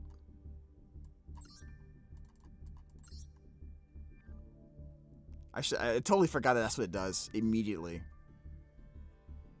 Should have popped Umi immediately, guys. Next time, pop Umi, guys. If you see a deck, purposely go look for Umi. You know they're going to do something broken with it. Even though Umi is like, whatever.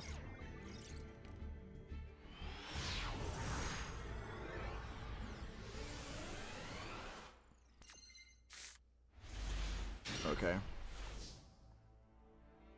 Let's see. How do I want to do this?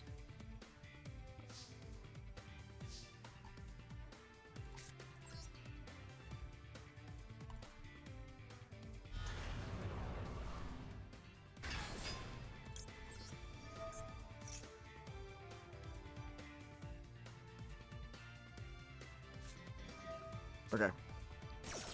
That was an Ash Blossom. That's crazy. Okay. That means that gotta mean that's the only hand trap he's got in his hand left, right? That's what that's what it means, right?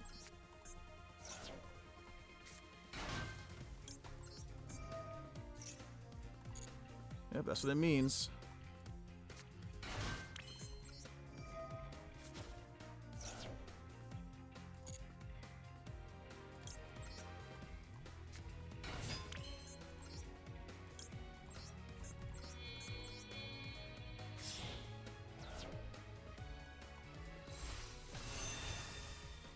Certain archetypes are designed to not let the other duelists play the game. Yeah, clearly. But like the Fallen of Virtuous is just so broken, right? Because that like you have to like navigate that too now. And I quickly searched for multiple copies on my first turn.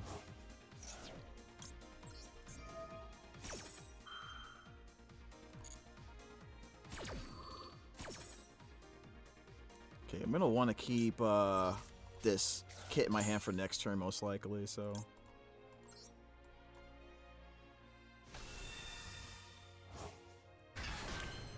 Okay.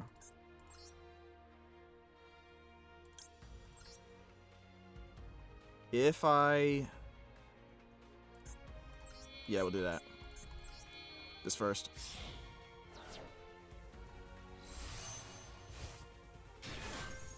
Chain Link 1. Chain Link 2. We'll get the second Cartesia from the deck, but we'll get this from the graveyard.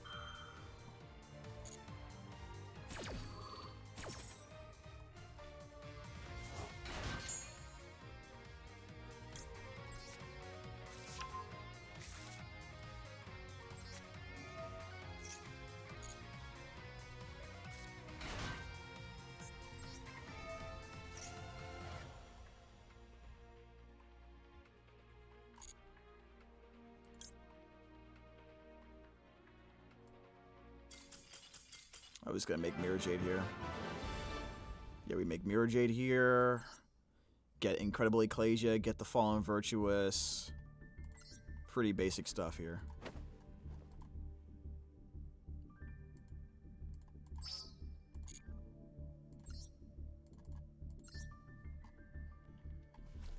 I've been more and more trying to end my board on Mirrorjade than not. Just because it just presents such a ridiculous threat. Being able to double, like, I threaten double banish or triple banish in many scenarios, and that's just a lot. That's just honestly, it is a lot for many decks to deal with. You know, if I make a board where my Mirrorjade has to be summoned for the first time, it's less likely that I will. Wow, it's less likely that I'll be able to.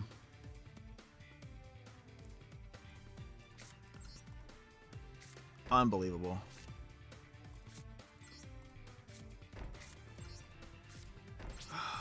It's less like... This is absolutely crazy. I drew no starters, by the way. But like I was saying, it's less likely that I will be able to double banish, but in many cases won't be able to get Mirrorjade out at all because of hand traps, right? Oh my god, man.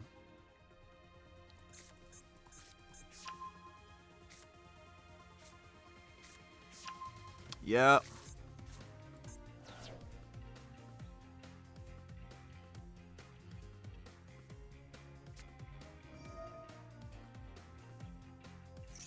We're going to look at my deck. We're going to look at my deck after this so you can understand how unlikely me drawing a deck with a hand with no openers is. Just so you understand. Because I actually got an opener of High Spirits, but I didn't get a monster along with it.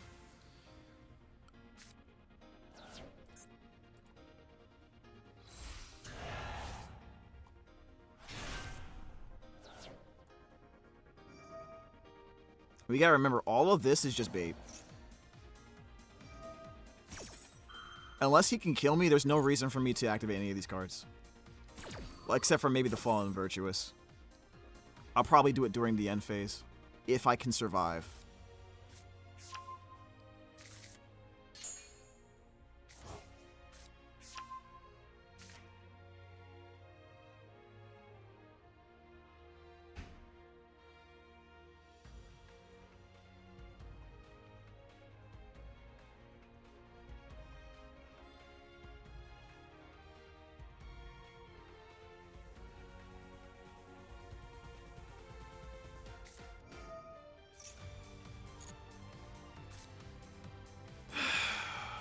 Jeez.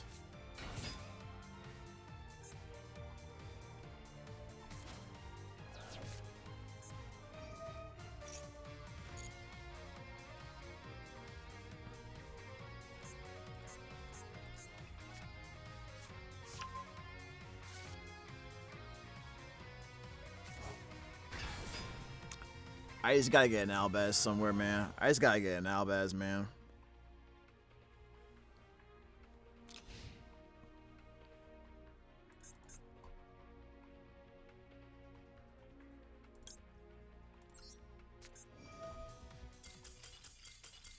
You tell me all those cards in your hand, you couldn't do anything? What? Okay. I did not think that was gonna happen. That was weird, guys. He had so many cards in his hand, he couldn't play anything? That doesn't make sense.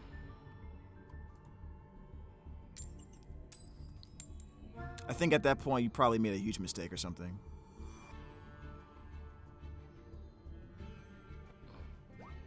I need to show you guys how unlikely me drawing an opener is with this deck. Okay. This is kind of a yikes here. Can we get okay. I blinked what I had. He just scooped. He had a bunch of cards in his hand. He didn't really play anything. He played Mutsu and Mitsurugi level 4. Went to his end phase with a bunch of cards in his hand. I went Fallen and Virtuous, and then he just ended his turn. I mean, he scooped off of that. Oh, I'm playing this. Interesting. We do have Brafu here. We could do something with the Brafu. We also have Ecclesia here. Heart of Gaia, huh?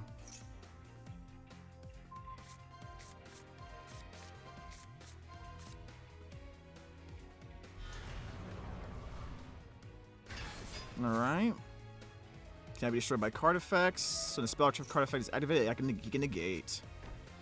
So what we're going to try to do is, another part can add cards from the deck to hand except by drawing them. Okay. So what we're going to try to do is, oh wait. Destroy all cards your opponent controls. Got it. Oh, cool. Okay. So we're going to activate this. Force him to negate. He will use Exod. Yep.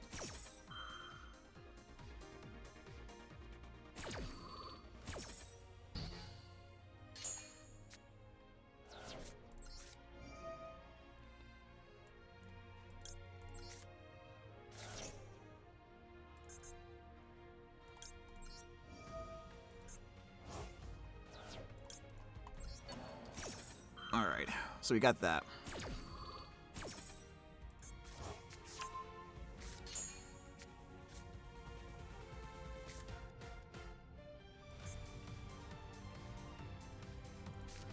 Go ahead and do this.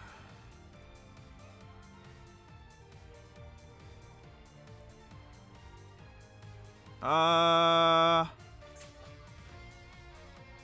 had the Fires of Rage though.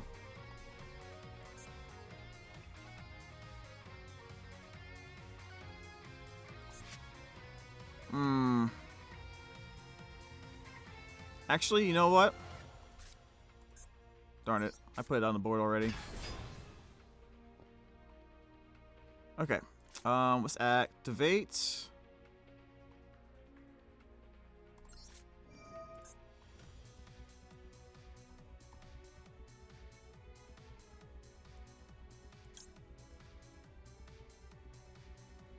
Yeah, I'll play that. Can I be destroyed by opponent's card effects? It's fine.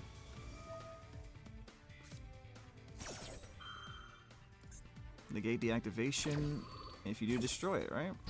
Okay. Cool. Definitely should not have done that. Okay. What else? What else can you do? Oh, okay. I think we just win, don't we? I mean, we just win here.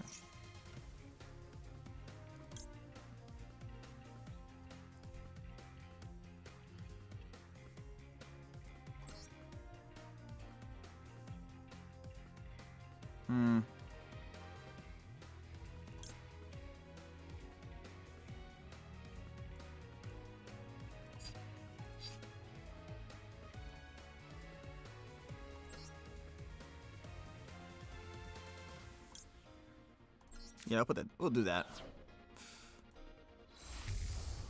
think we killed the back row cards, right?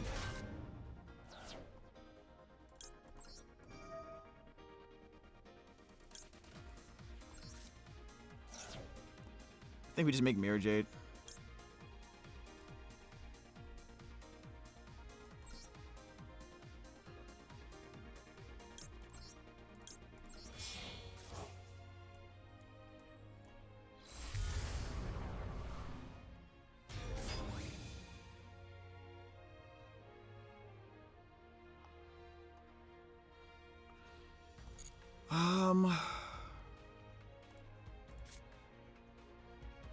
Activate.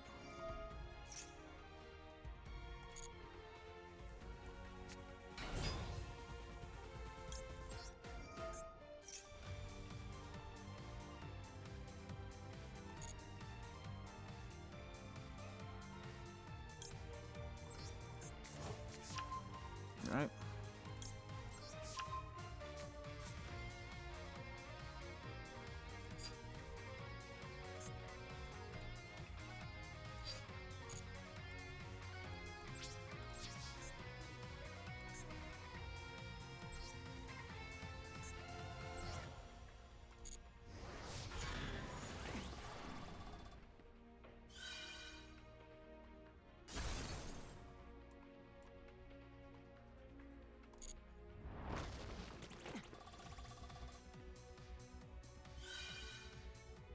Okay.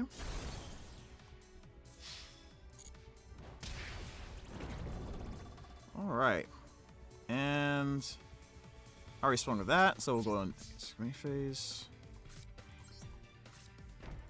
I did send that, so we'll go ahead and end our turn here.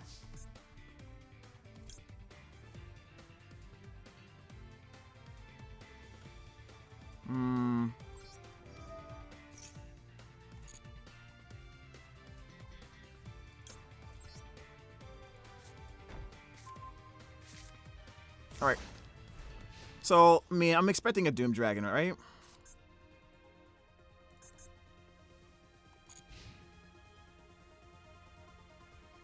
Just gotta make sure Doom Dragon. I do have the Fall of the White Dragon. We don't have an Albaz discard. Yep.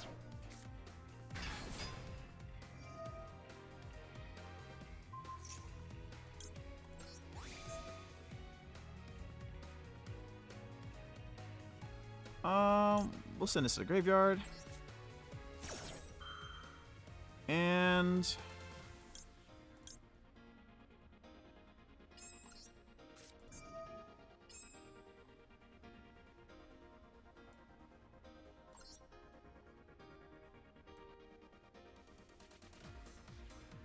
what do I want?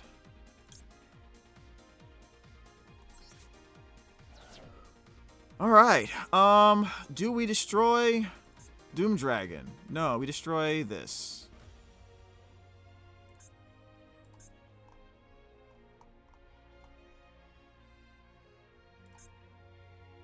Yes, fine.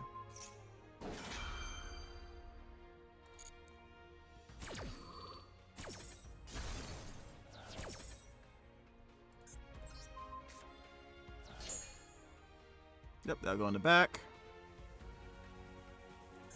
Fenrir's gonna banish the Wedju Temple, I guess.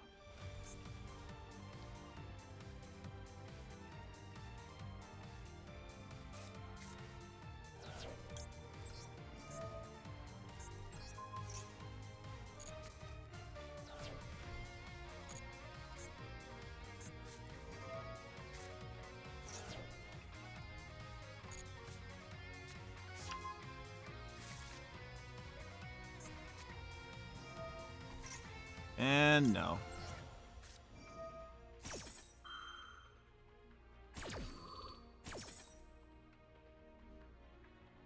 I think those are the ones, right?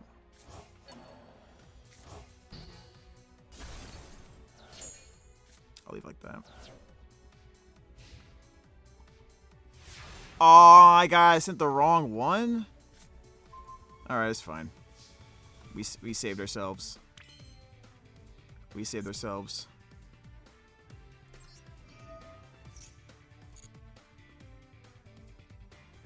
Do I have a Mercurier?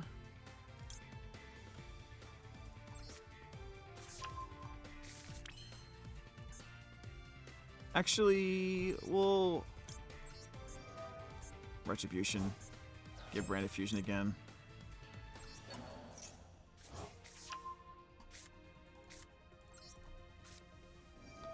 Yeah, this is just probably the simplest thing to do, honestly.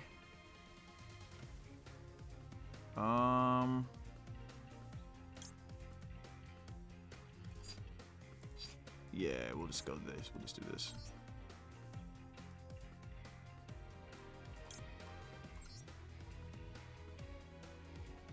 Wait, what are we doing? Oh, yeah, we'll do this. Yep. Boom. There we go. Banish and special summon the Quem. Boom, boom, boom, boom, boom, boom, boom, boom, boom, boom, boom.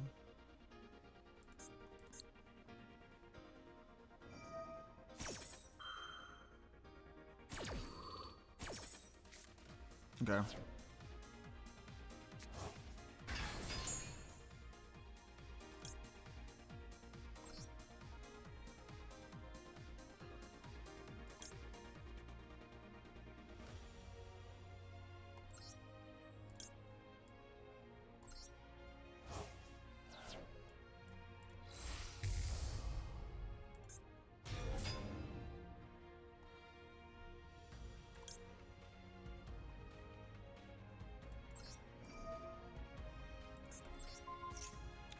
That's so dumb.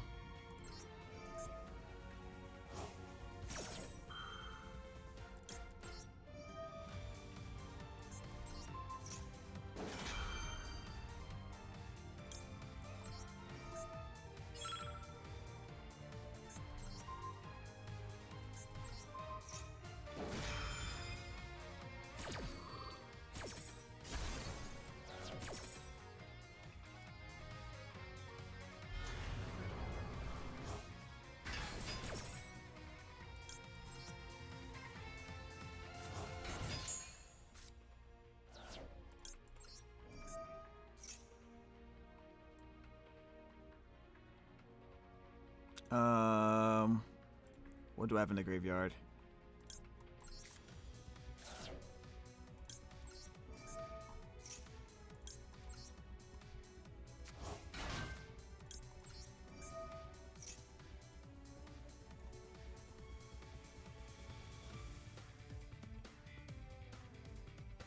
Boy. Okay, well.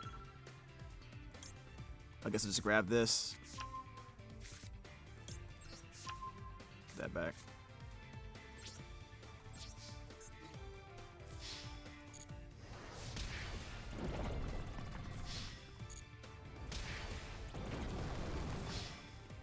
Yo, this Fenrir put in mad work. This Fenrir put in a lot of work just now. That's actually crazy. Every turn, almost every turn it banished something.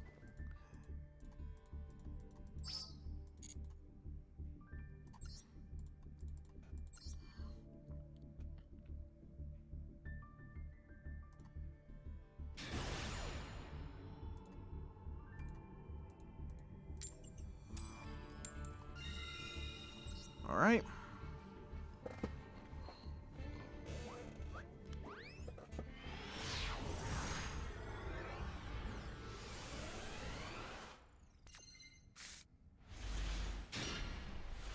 All right, man. What do we got here? So we got the Fenrir again and Kakatorium. So I guess we'll just special summon this. Defense position.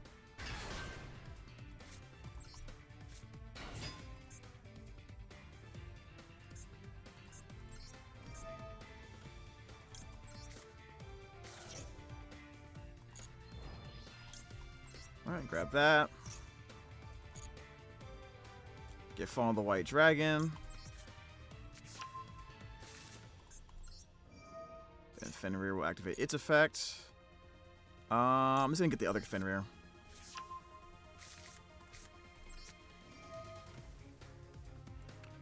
Alright. Probably gonna go for the Titanic Lad. I've been doing a lot more Titanic Lad off the first send. Nowadays.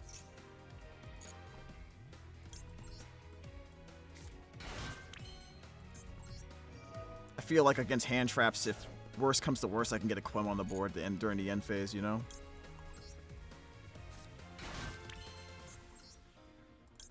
Alright, Synchro Summon.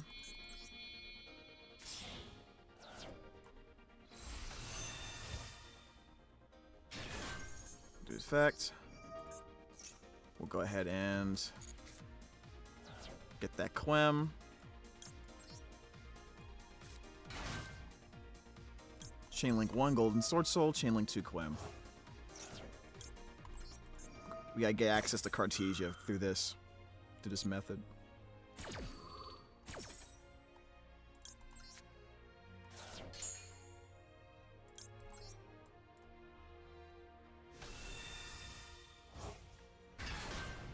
Okay. Then we go into the three champions. Send Cartesia and Ecclesia.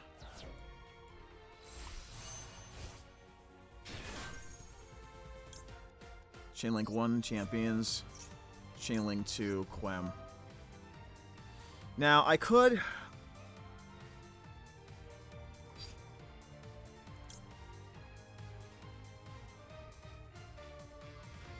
You probably still get. Probably still do this. Yeah. Quem bring out the Albaz. Champions get us the second Cartesia. We can do that too. That's fine. Thin out the deck while we're at it. Activate. Yeah, I just sent Titan because if for some reason they stop all of this, at the very least, I get Quem during the end phase. And it leaves me an opportunity to use one of my red Albions for Branded Fusion play as well. We're going to go ahead and just make Mirrorjade off of this. Just keep it simple.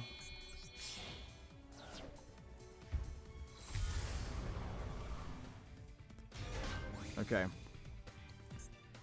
Now, let's see. We're going to get the Ecclesia Synchro back, and then we need room for an Albaz from the graveyard. So yeah, I think I want to use Branded Opening. I want to use it. But I think it's better to keep the card in our hand. I mean,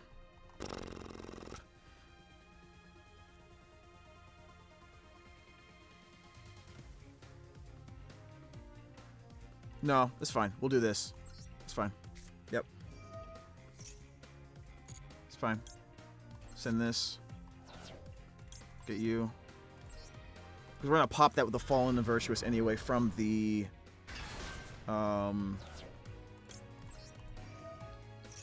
from the other Ecclesia, the Dogmatica Ecclesia. And we need to...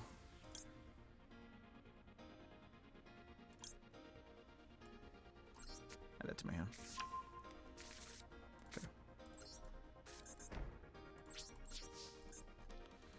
Alright, this first.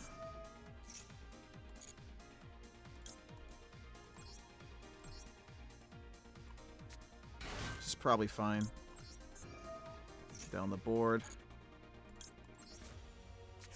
Pop the Aluber.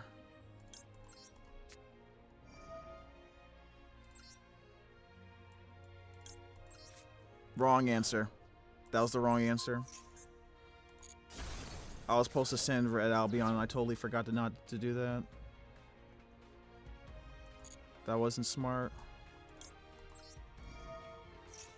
That wasn't smart. I was supposed to send Red Albion so I can get the counter trap. I screwed up.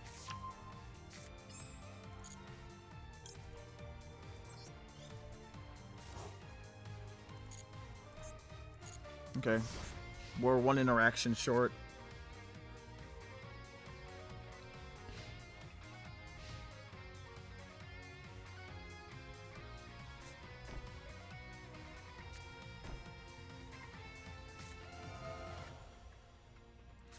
Alternatively, we could have just made Albion into Mirrorjade, then pop the Albion and had that in the graveyard as a our Fallen and Virtuous target as well. That would have also been just as fine.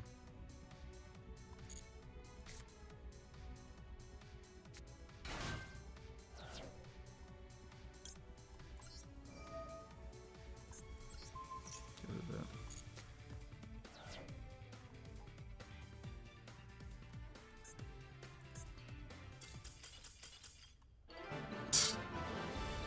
Yeah. I mean, imagine dealing with a branded board, but then you also have to deal with a Fenrir. You know what I mean? Because, like, imagine double or triple Mirrorjade Banish, Fallen in the Virtuous, Retribution, Fenrir Banish. Like, what is that? See what I'm saying? Like, yeah. We gotta go, instead of going straight into Mirrorjade, we should just go into Albion to Mirrorjade.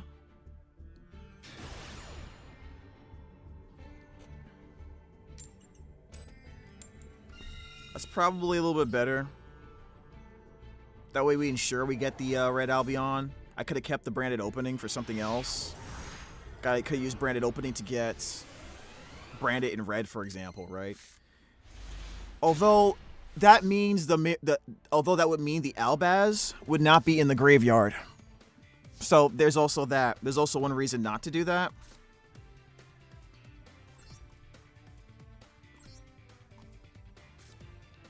Because with this method, at least the Albaz is in the graveyard.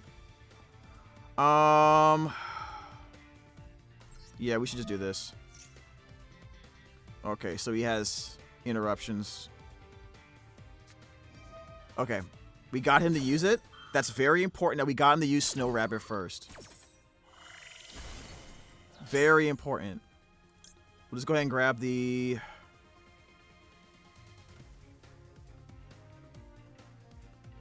We just go grab the Fenrir again. So we actually can special summon it again. Alright, normal summon. So, yeah.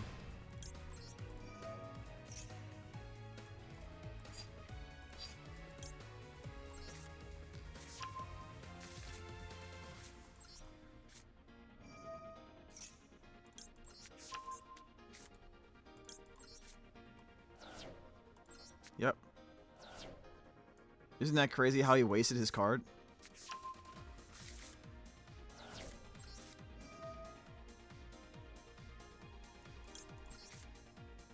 Now, unless he has something here, we go full combo, so...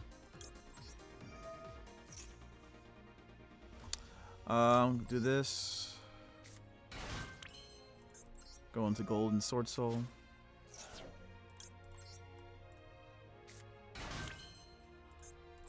All right, we'll try it. We'll try that combo one more time.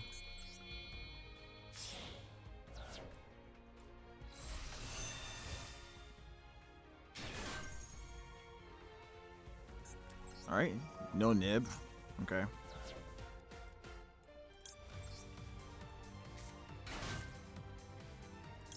Chainlink 1. Chainlink 2. All right. Get Cartesia into rotation. Special summon Cartesia.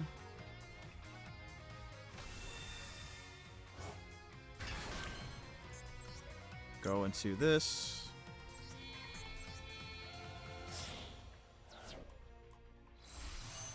Three champions. Chainlink 1, get the second Cartesia. Chainlink 2, we'll get Guiding Quem. And we'll special summon the Albaz again. He is not doing anything. Is he toggled off? Okay. Well, he might be.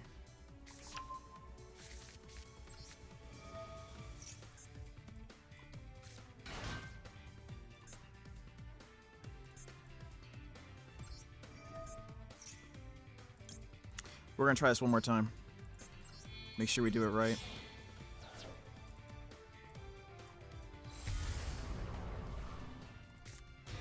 I have Retribution set, so that helps a lot.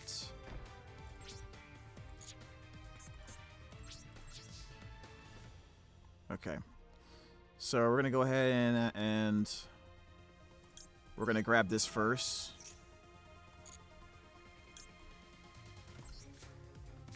Fabricate Mercourier.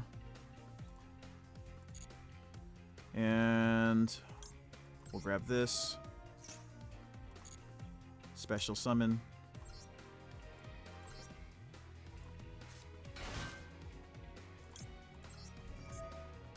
Get the red Albion in the graveyard.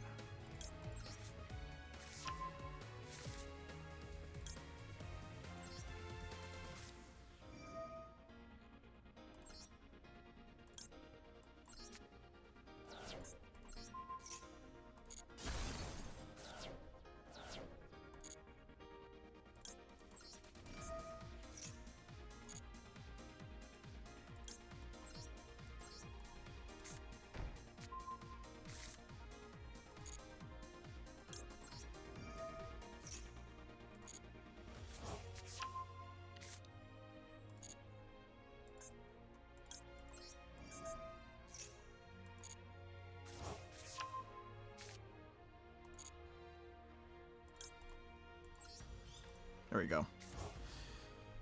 All right, we did it. We did it right.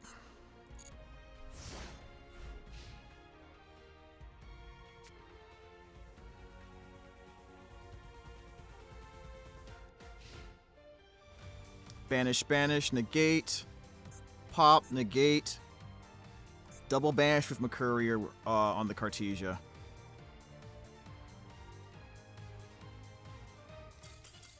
Yeah, that's really dumb. That's a really crazy combo, guys. You need to remember that. You need to remember that combo. That's honestly stupid.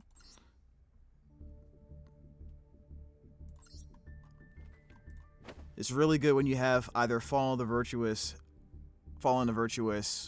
and or you know, one of your end board. If you already have one of your end board spells and traps in your hand, then going to something like that is just really, really good. Especially when you use, you know, Titaniclad off of the Fall of the White Dragon. Because, you know, if I get the Quem out beforehand, I'm special summoning Ecclesia, Dogmatic Ecclesia, and I'm doing what you just saw, essentially. I think that's worth a save.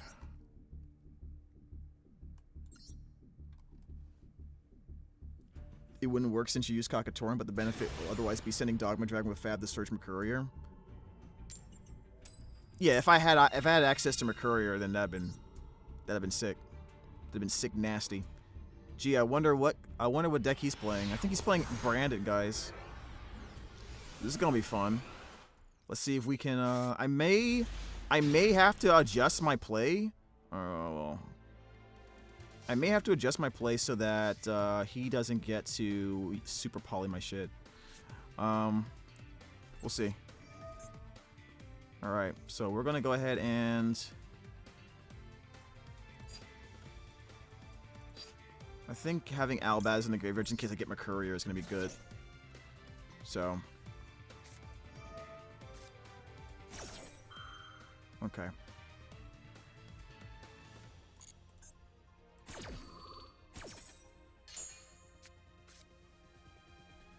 All right.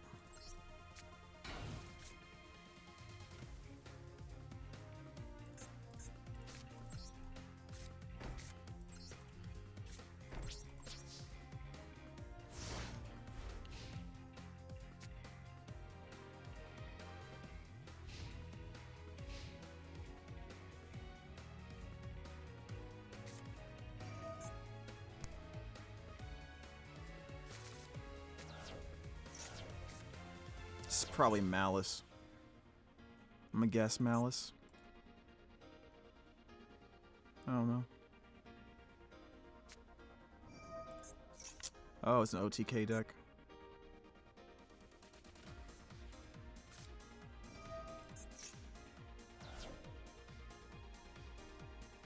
Make up the 2 attacks. Wow.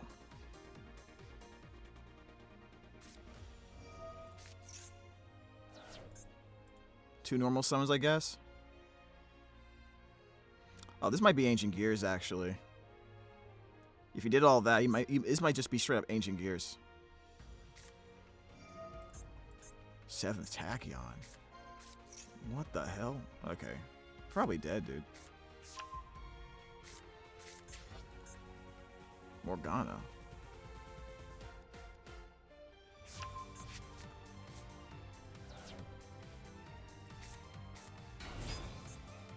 Alright, well, that's happening. Darn it.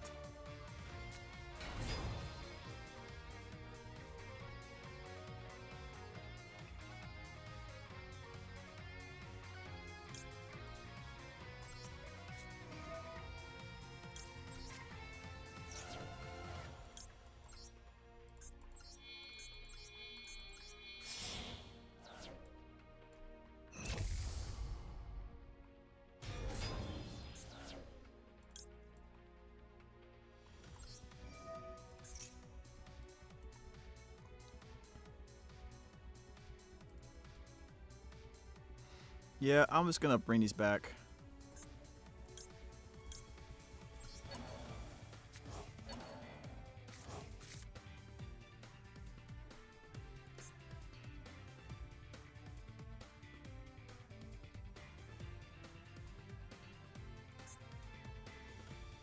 I don't think you can do anything else, right? Blind second stun, I guess so. Yep, see ya.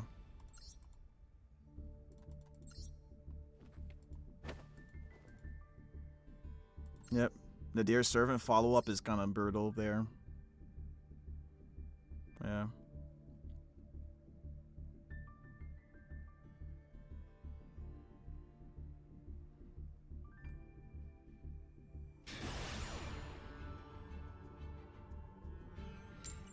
Steven. Alright, Steven. Let's go.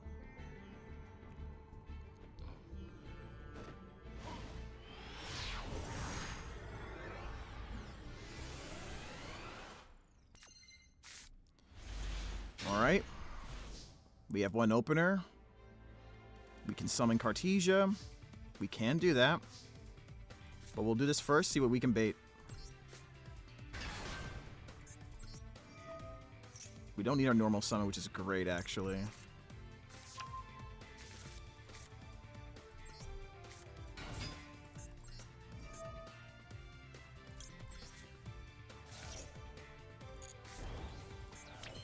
Wish I can see what that was.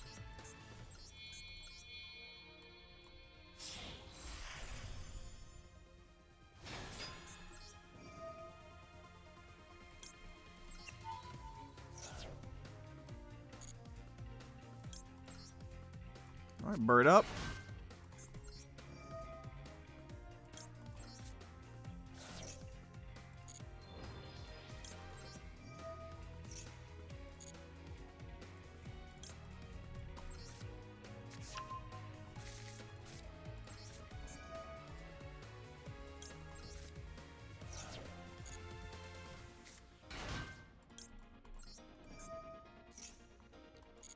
All from one card, guys.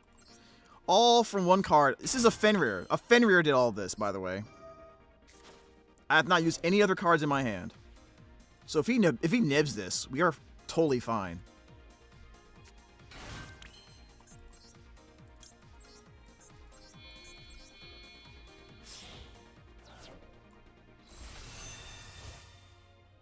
I think we just go into Quem here.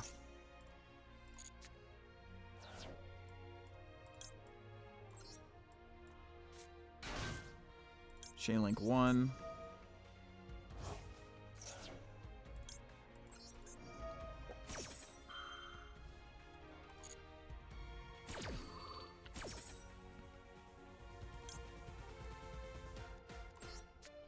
I have Cartesia in my hand already, so we'll just special summon this from the graveyard.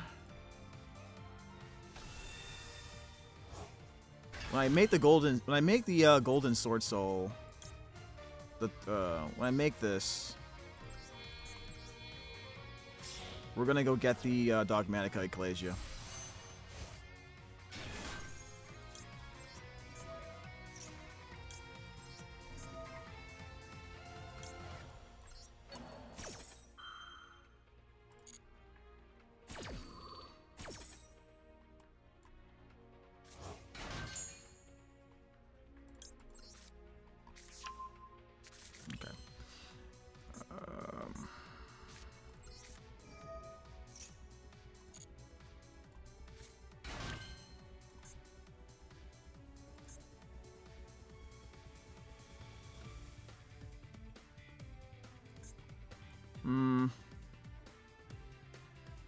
Yeah, just now.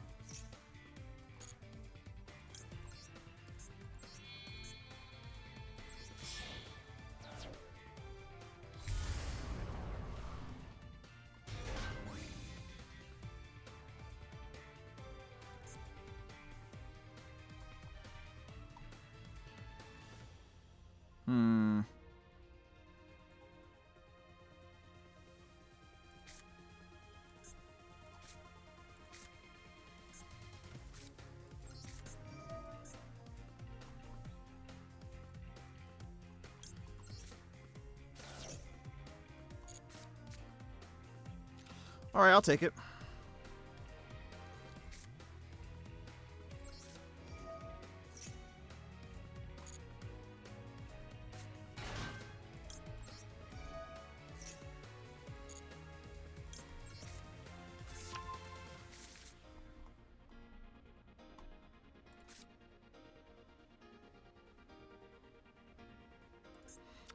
If I go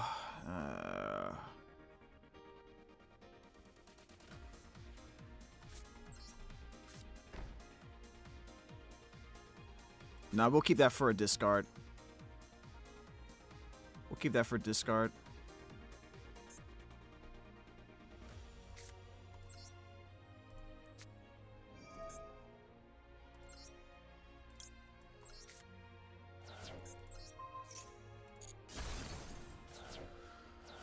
All right.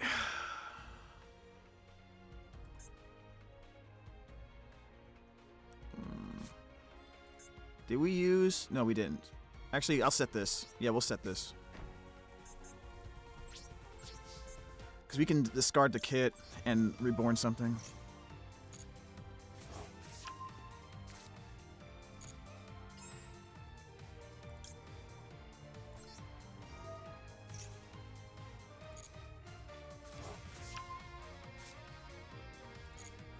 Yep.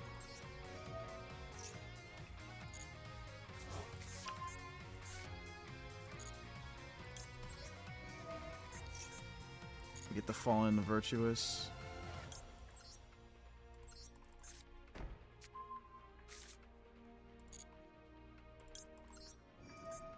Titaniclad. Get this in our hand.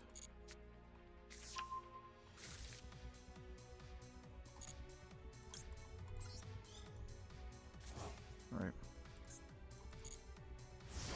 There you go.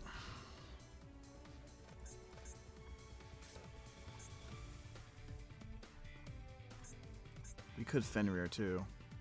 Fenrir also banishes. Since I have Albaz in my hand, this Cartesia can still do something with that. We'll wait.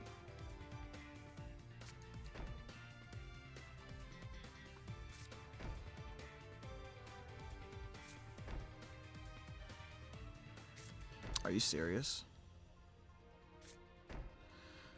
Okay. I was trying to do something else. Darn it.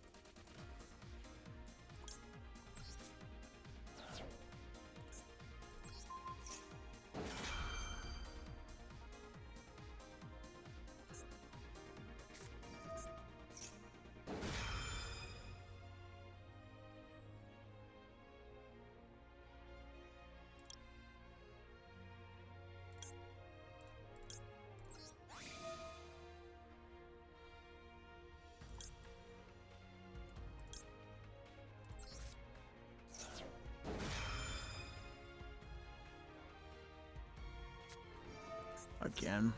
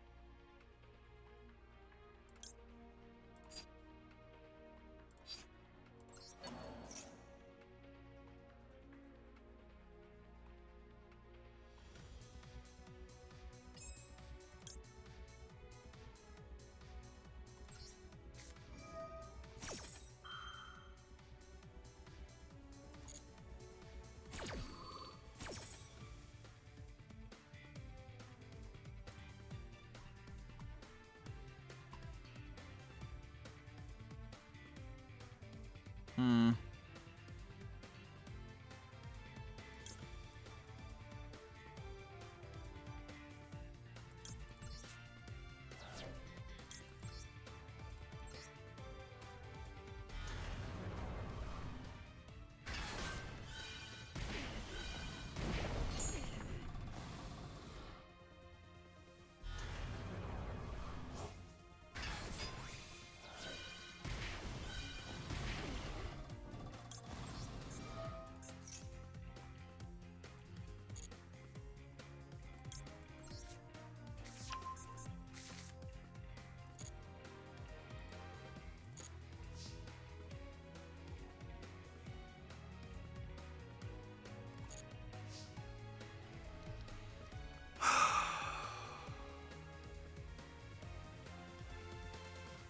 If I do 15 twice, if I take 3 monsters away,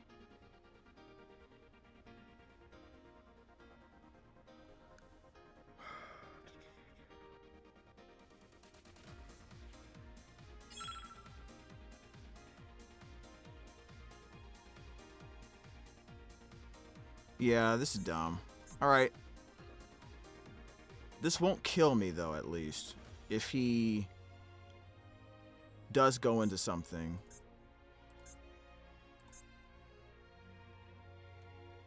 Yeah, I think I'll just assume what we got.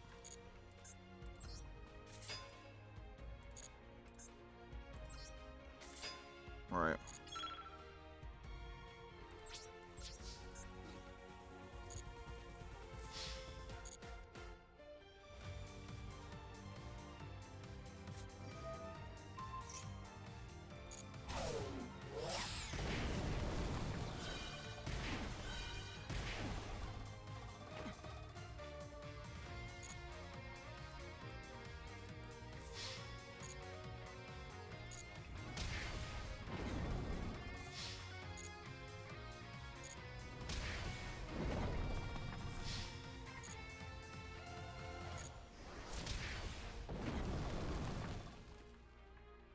Well, I think we're done here.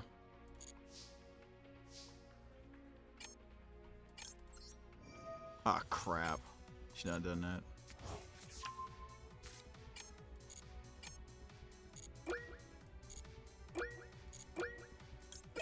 I'm dead.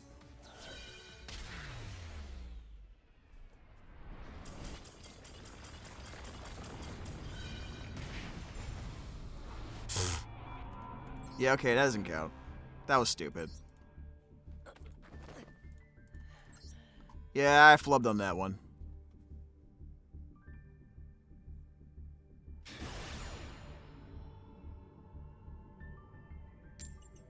Should have not summoned the Aluber. I should have just brought another monster out. So that was my fault. That was totally my win. Why am I playing? I'm noticing that I'm playing against like quite a few like weird decks. All right, let's see if we can.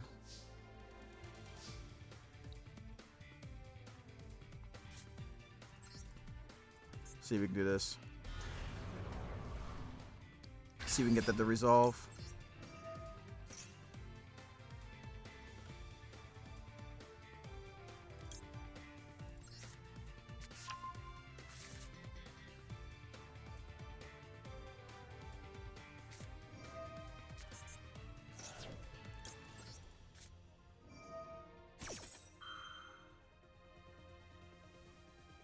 He'll have to use the Ash Blossom if he wants to stop it.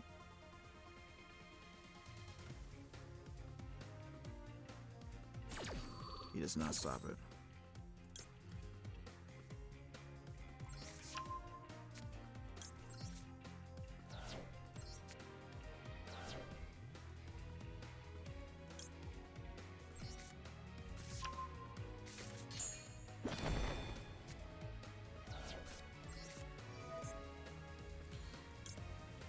I can't add cards from the deck to my hand. So I think I'll do... Yeah. We'll do this.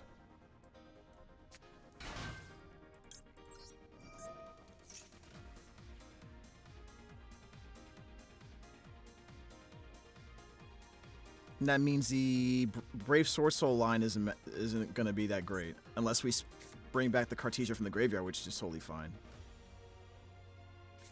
Okay, Ash Blossom, that's fine. He knows we have the Cartesia, so that's 2 hand traps we beat so far. Playing through 2.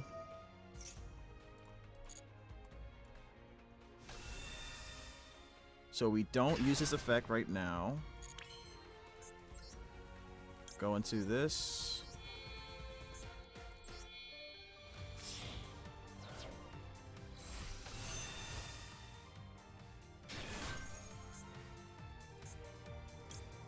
Activate effect. Then we go and we get Quem.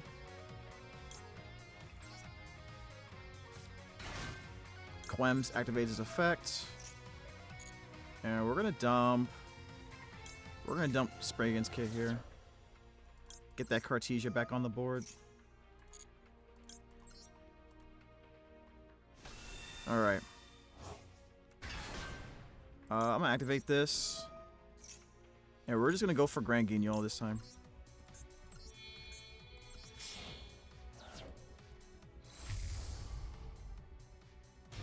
That should be perfectly fine. Chainlink 1. And Chainlink 2, we'll put the Cartesia back on the board here. And we've already sent Red Albion. And we have the Rinbrum here. Okay.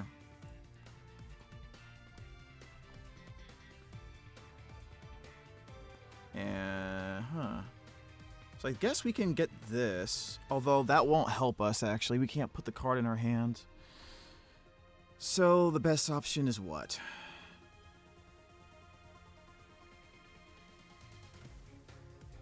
Probably sending this to the graveyard. Yep. Alright, so activate this. And I would like to send... I would like to send this to the graveyard to protect my fusion monsters. I think that's probably the best option.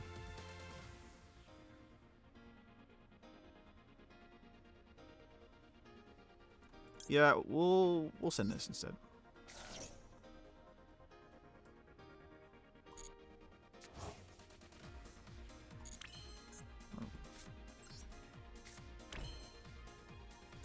I will have no monsters going back, no cards going back to my hand, so that's why we needed that retribution there. All right.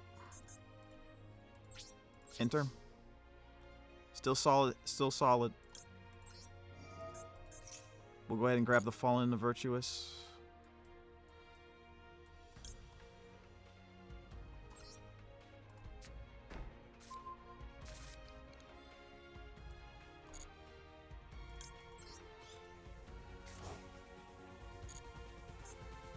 All right, there we go.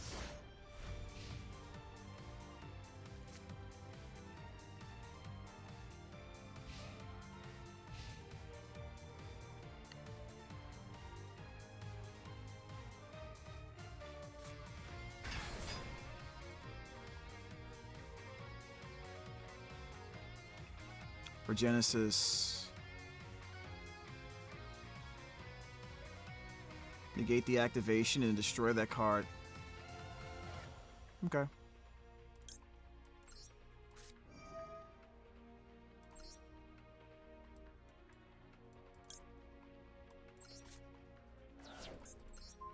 Negate it then. Go ahead.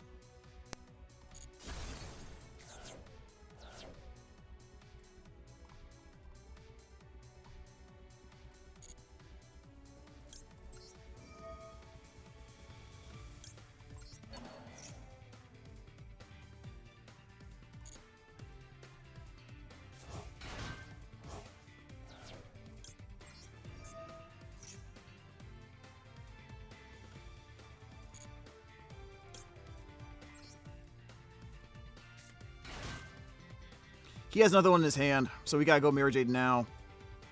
Actually, we don't have to go Mirrorjade now. We don't have to. We have Super Poly.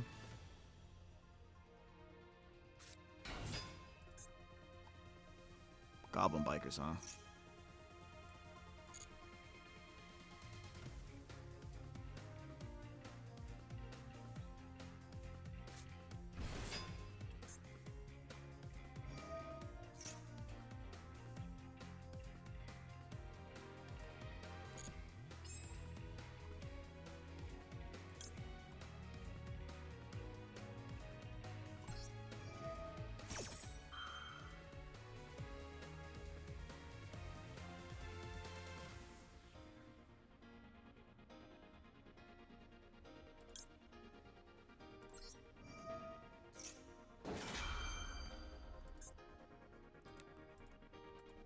I'm gonna try to get the Mercurier.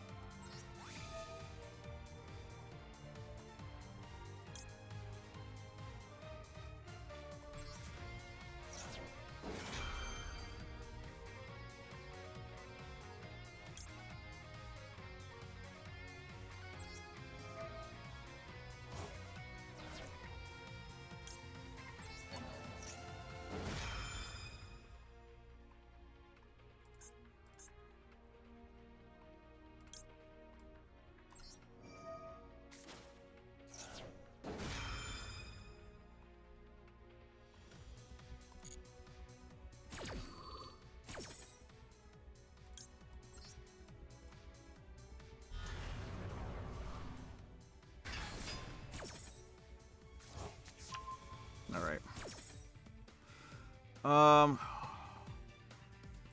Manage this.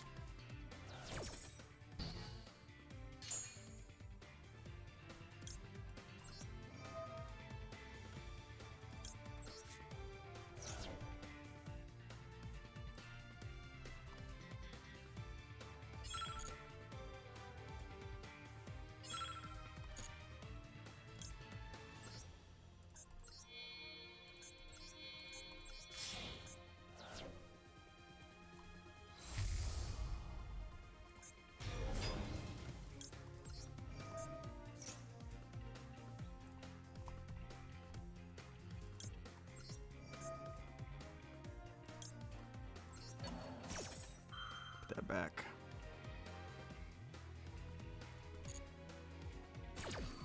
I probably should put the Albaz on the board. Why did I do that? Actually, it doesn't matter. Doesn't matter what am I talking about.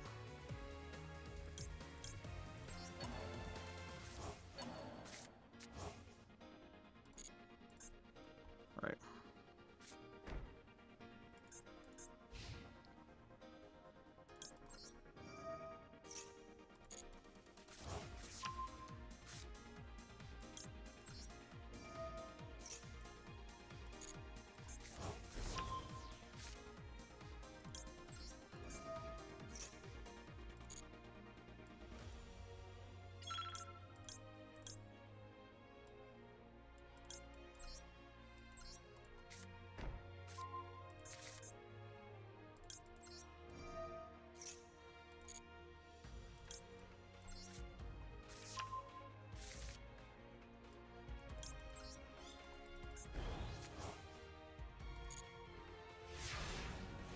All right. Did that pretty well.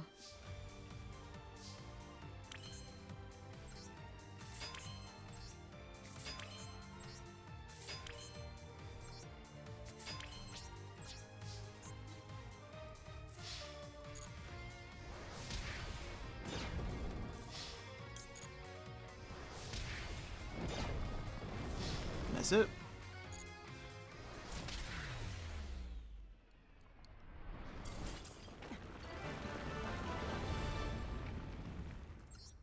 Yeah, pretty straightforward. And that was through Ash and Droll, by the way. Like, it's just... as long as you have a decent hand, those cards don't do anything to you. It's really just Max C and Fool Loss that are, like, maybe slightly an inconvenience at that point. You know what I mean? I'll probably save that because it's good to show the hand traps being played around. And that's just one way to play around it. It's not like, oh, this is how you play around it every time. You know what I mean? Branded's fluid enough to where you can do a multiple of things and have a good answer to that, right? To that scenario.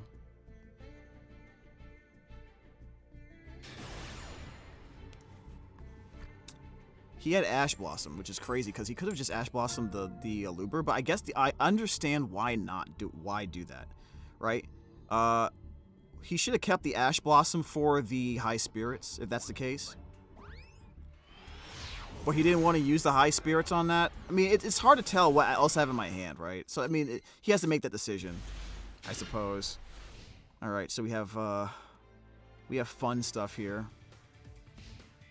Going second. Full loss. Nice.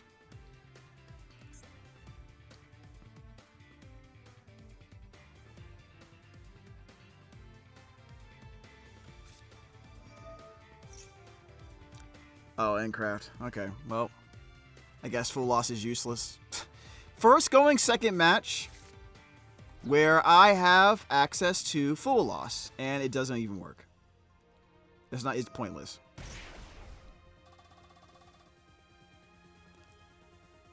And I'm looking at my hand, it's like, if they're all face down, you're probably not doing anything with them. Probably not doing anything with the cards.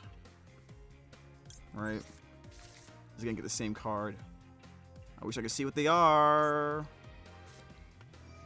He didn't really reveal them, did he? Oh, he just revealed a reset 3 times. Gotcha. Reset's the one. Place one Endcraft. Oh, okay, the field spell, right? Okay.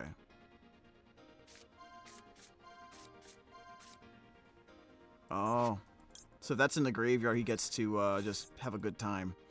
Man, it's like maybe my goal should be to make Dogma.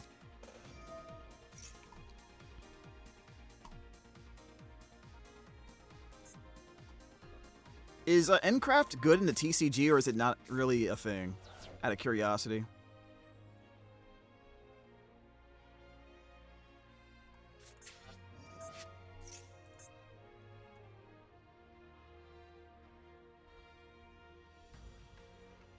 I need to get rid of that field spell, so I gotta see if I can.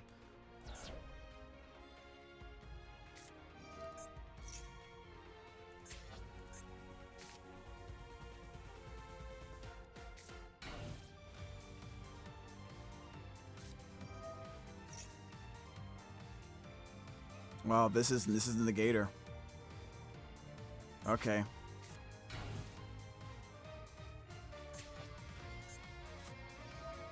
Wait, what? 3 of them?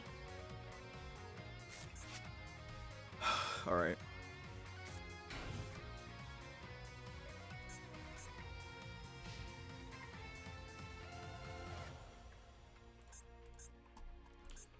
So how do we do this?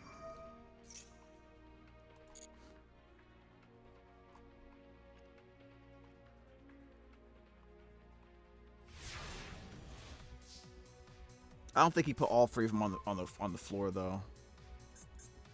Hmm.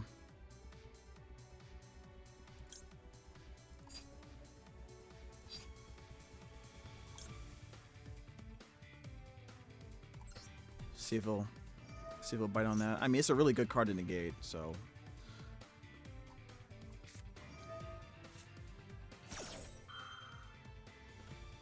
Hmm. Okay.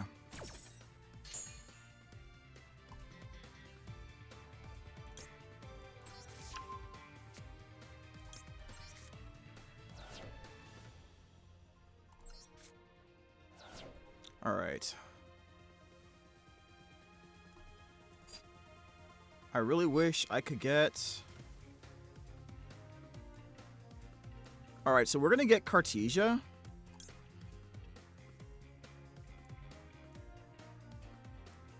We're going to get Cartesia.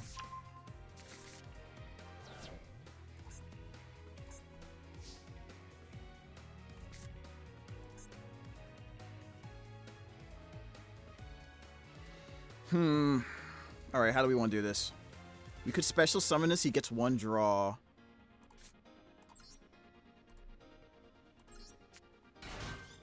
Okay. And then we normal summon here.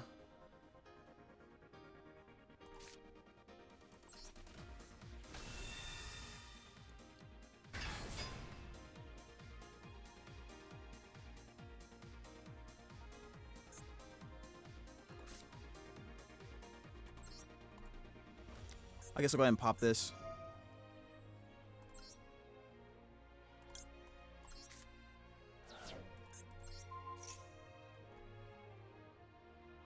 If he negates it, then I just do it again.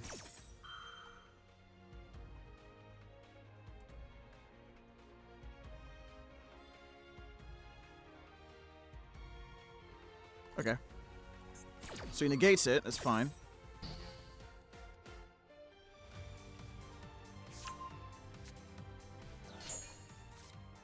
Okay. So I really wanted that in my hand for a fusion. But it's okay.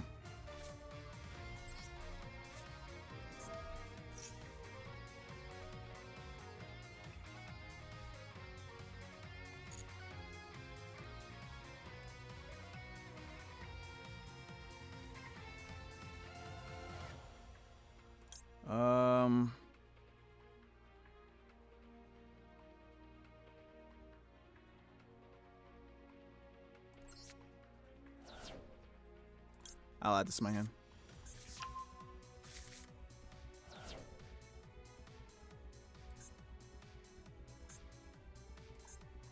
Wait, why can't I activate this?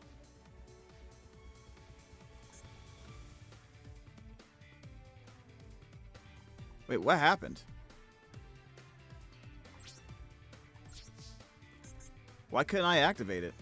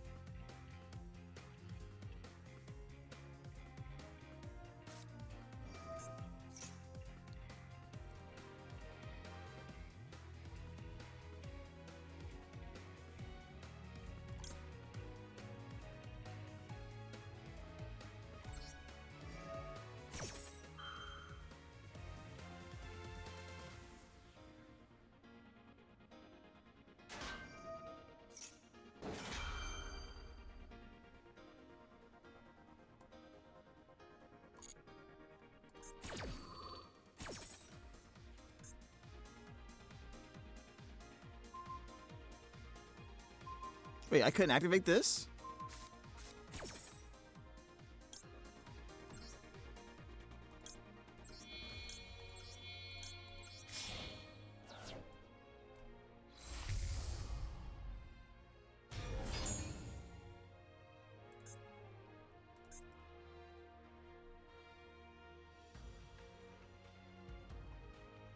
I need to get rid of the release.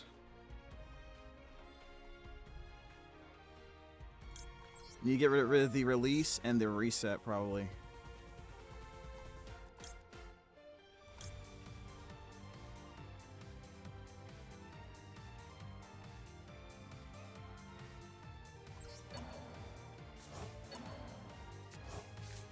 All right.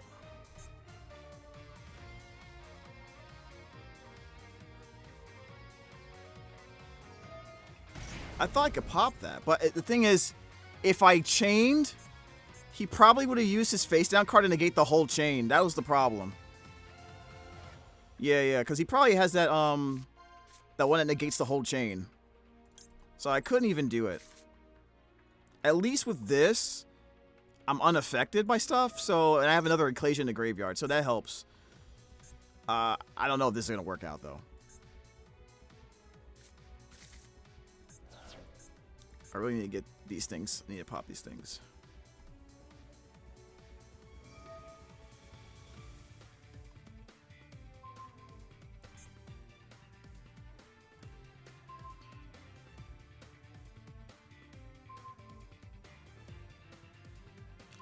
I really wanted to pop that card, man.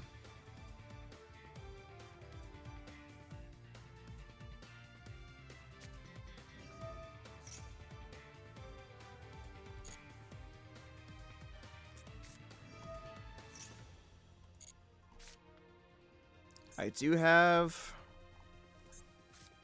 Striking Dragon though, but I don't think he's gonna be doing anything with that.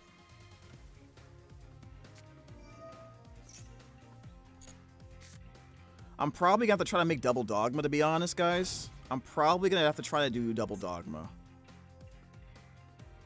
So if I can get these on the board and special summon the Cartesia somehow.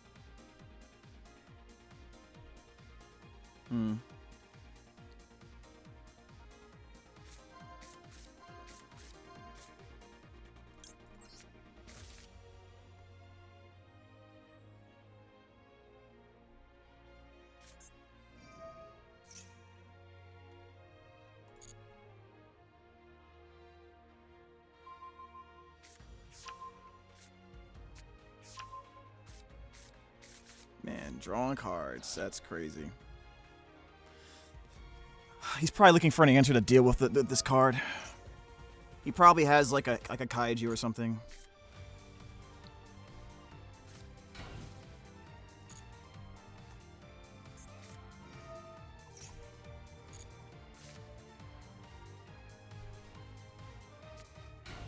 Okay.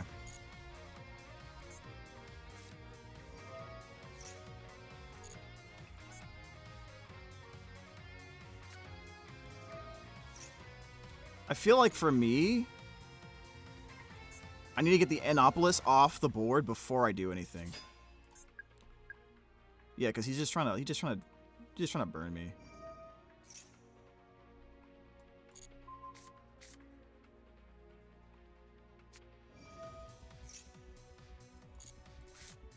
He just wants to slowly burn me. I'm just gonna have to go Fallen Virtues, keep that Anopolis off the board, because that's his win condition basically. And I'll probably just go double Dogma, as if I can. No, I'll hold off on that. Yeah, take 18. Okay. Alright, let's go ahead and do this.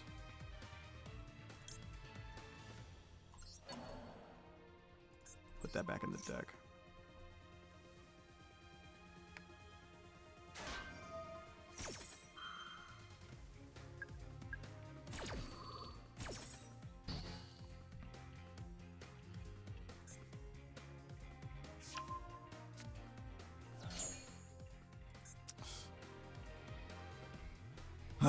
Okay.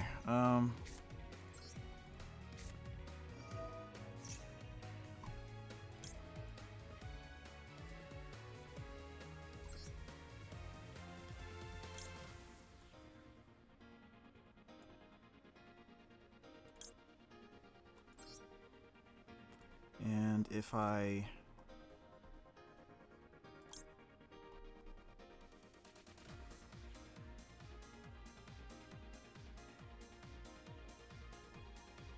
guess I could do that.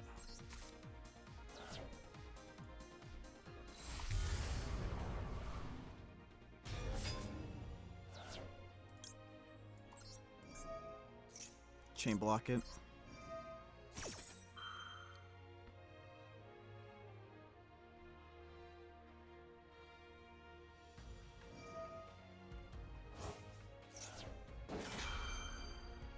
Okay.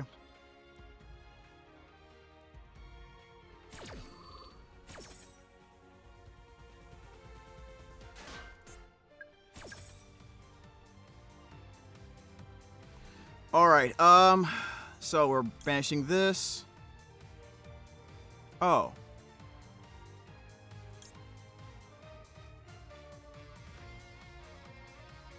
Actually, we'll put this on the field.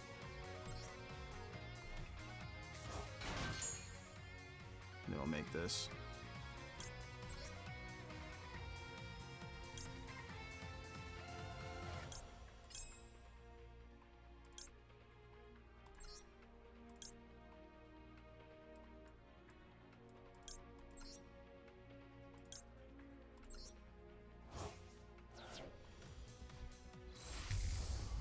Double Dogma.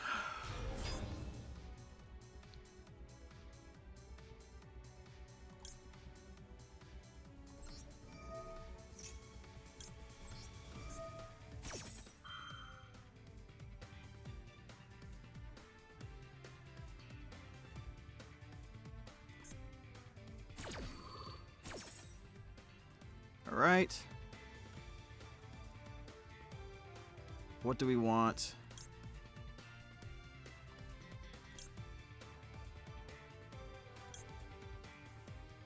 What's this do?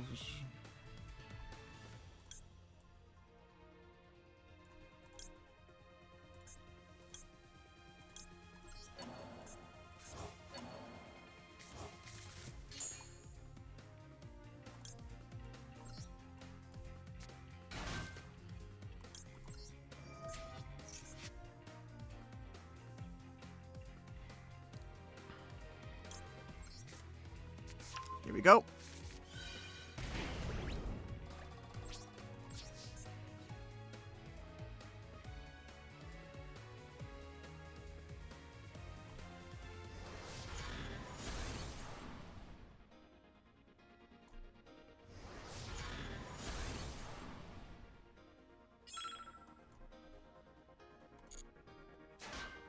Okay.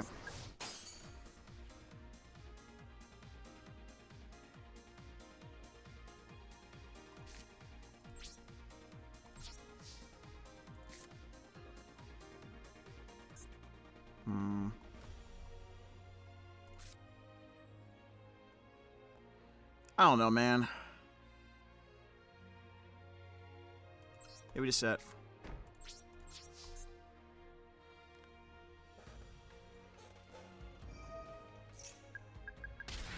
Oh, what?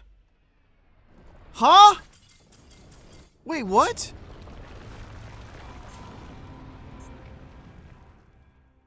It had that many counters? Oh my god, bro. I'm such an idiot. I'm such an idiot. I thought he didn't have enough counters.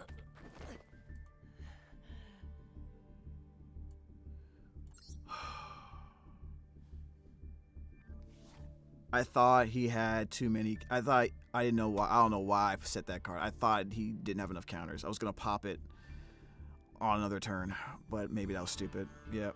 I was dumb. That was winnable. That was definitely winnable. I had double dogma. He couldn't affect them at all. Just needed to pop the field spell and I would have won.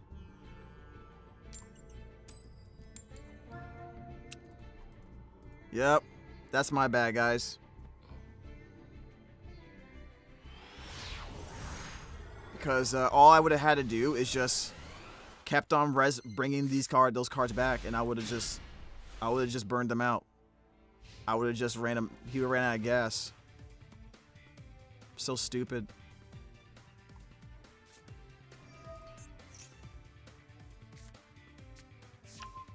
That was dumb.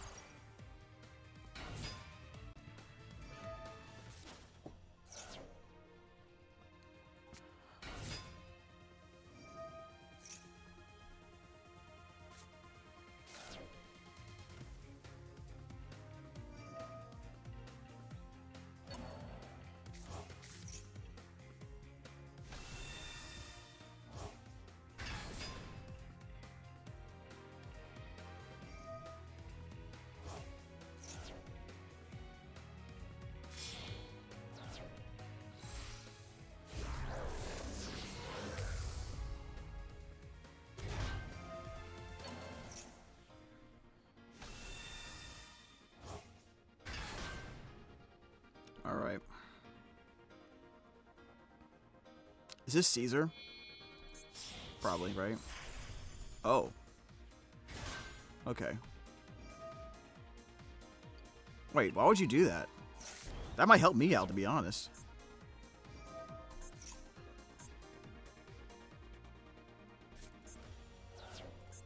Oh, this is that kind of deck. Okay. He sent both Branded Fusions to the graveyard. That's sick nasty.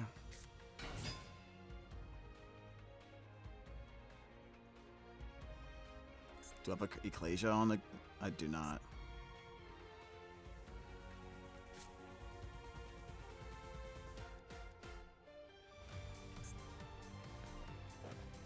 Okay. Wait, why? Oh, SP Little Knight?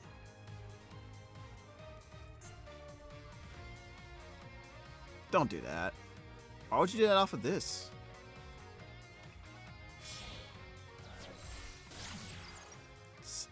Oh, okay. Oh, I wanted it in the graveyard. I see. So I can special summon this, which will activate the Fallen Virtuous to special summon the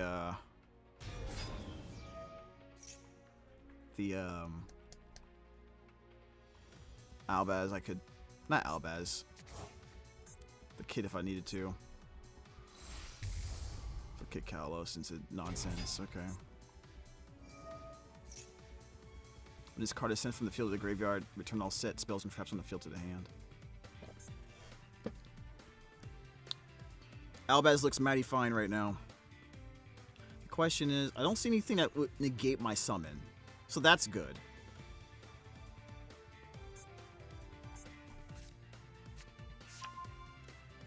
but that's probably going to be happening very soon anyway.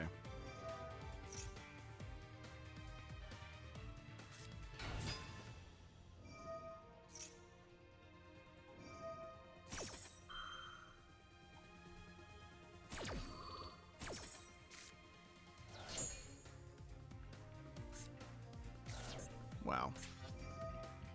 Mill some more.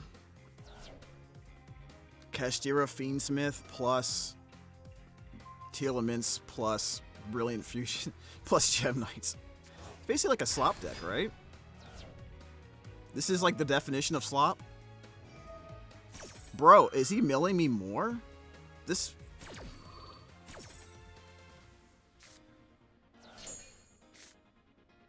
No, he's doing it to himself. Never mind. I don't know why I thought he was doing it to me as well. Oh, there he goes. He got his negate on the board. I just need to get, I don't think he has an Omni negate, so I could probably Luber into High Spirits, send Dogmatica Ecclesia, or send Mercurier, actually. Probably send Mercurier. When a spell trap or card effect is activated while you control a Tilland's monster, negate the activation, shove that card into a deck. Then same with monster from... Okay, so he's gonna have an Omni negate along with the special summon negate. So basically my best shot is to go Albaz. If your opponent activates a card, you can special summon this card. And I believe the trap card is just spell or trap, right? Monster, spell trap or monster effect is activated while you controls a Telements monster, right? Yeah.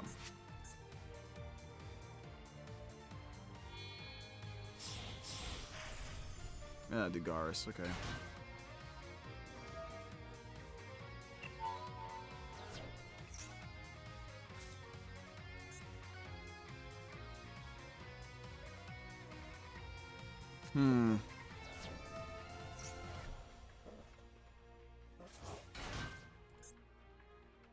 So this is going to be SP Little Knight.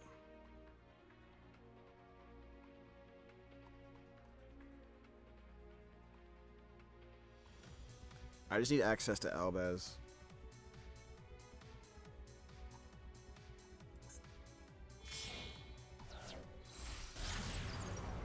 Bro, you guessed that anyway.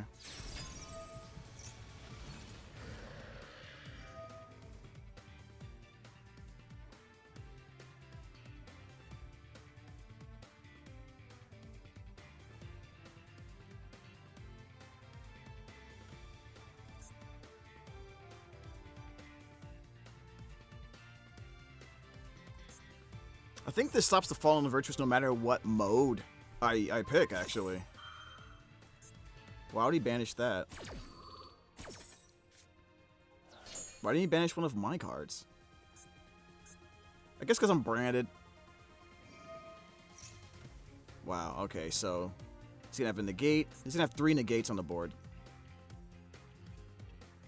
I'm assuming he's going into, yeah, this Desiree. So on-field negate, negate. Yeah, Albaz would be sick nasty right now. Agnumde? Huh.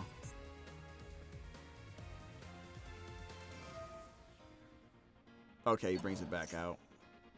And he equips that to it. Piercing and has a big power boost. Opponent cannot target this card with card effects. Okay. Well, hopefully if things work out, I will not be targeting it. Let's see.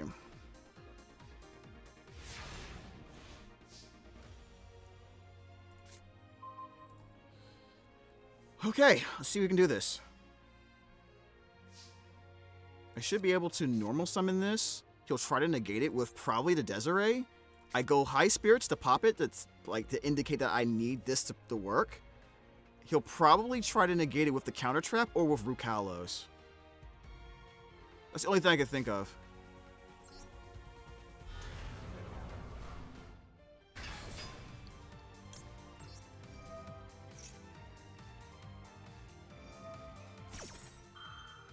Okay, he lets it rock.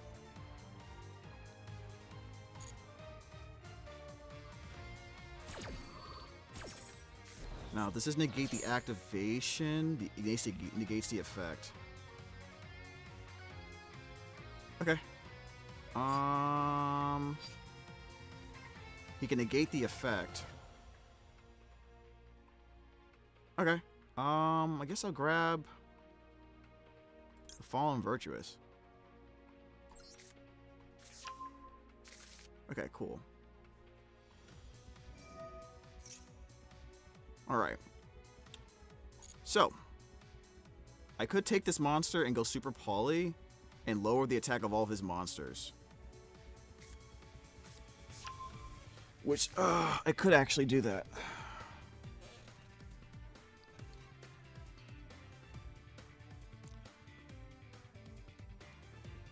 I could actually do that.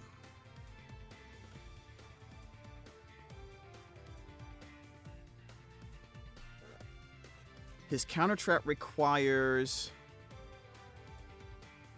His counter trap requires a Tillerman's monster on the board. He has 2 Tillerman's monsters, so that counter trap is going to stay.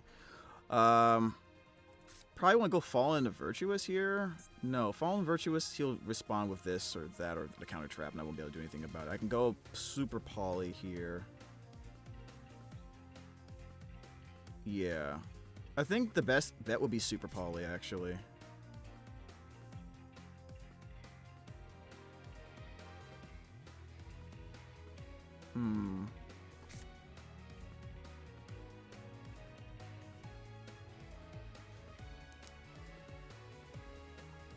What if I do this?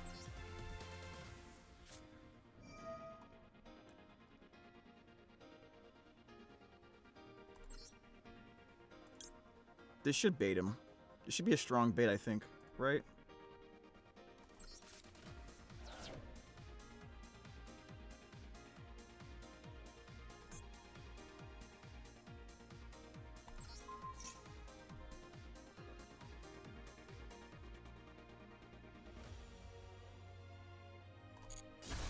Alright, he knows. He knows I got something planned. Alright.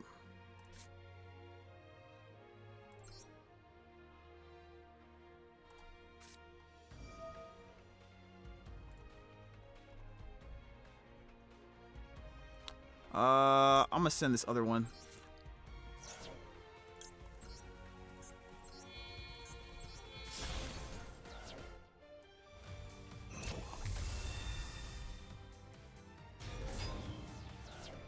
Okay.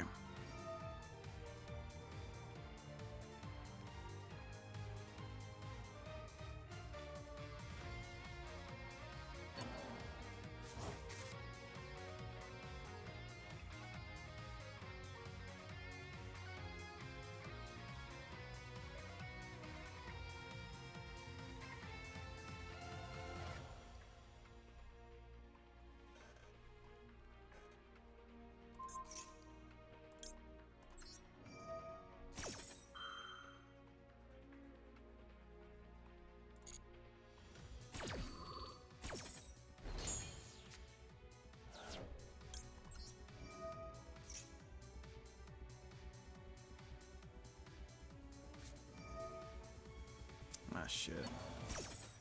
Didn't expect that.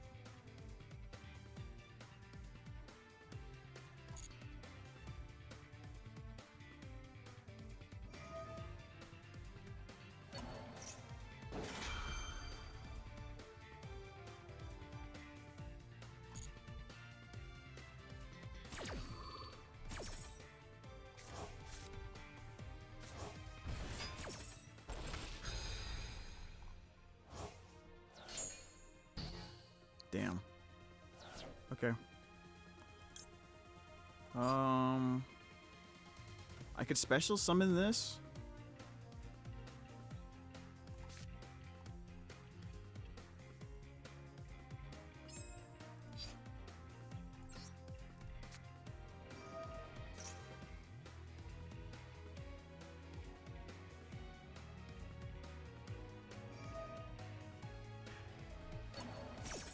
That's fine.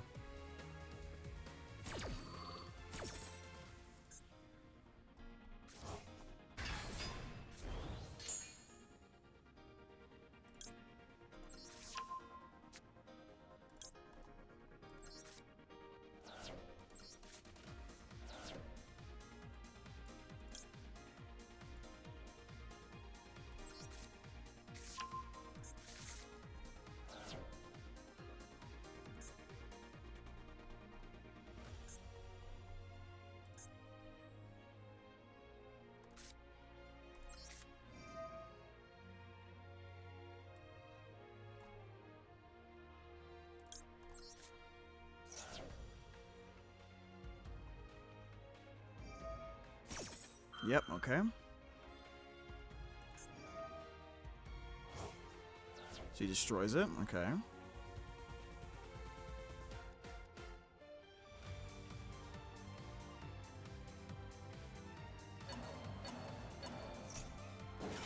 Does that now, that's fine.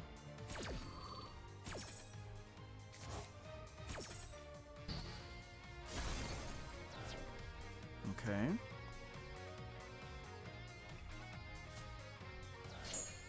He still has that counter trap. Yeah, I think I just lose here. Yeah, I just lose here.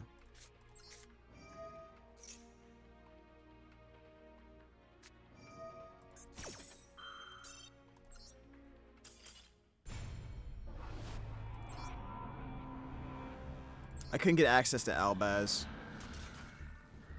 Actually, I did get. I actually did end up getting access to Albaz. So if I kept it, I probably could have won the duel. So that was me being impatient. I got access to Albaz, but I couldn't summon it on the board. I couldn't get it on the board, so it didn't matter.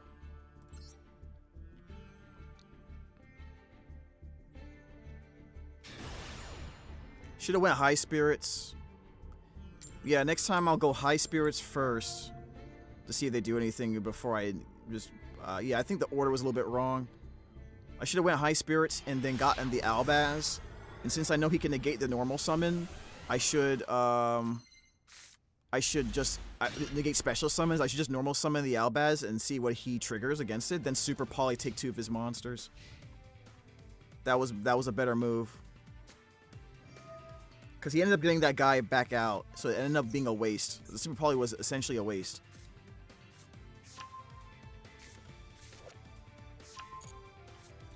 Yep. So that was just a really bad ordering of the cards.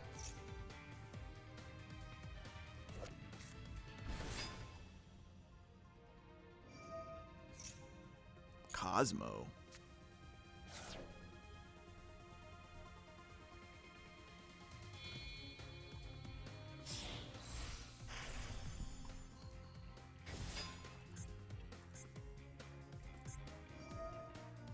Monster effect in the hand. Or graveyard? Yep.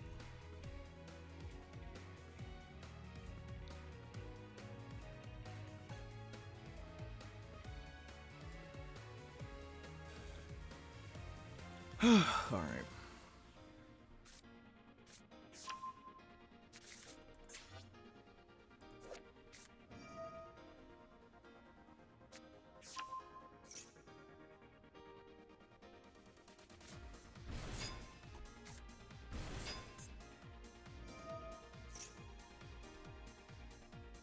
How is he? Oh, because he used Jokel.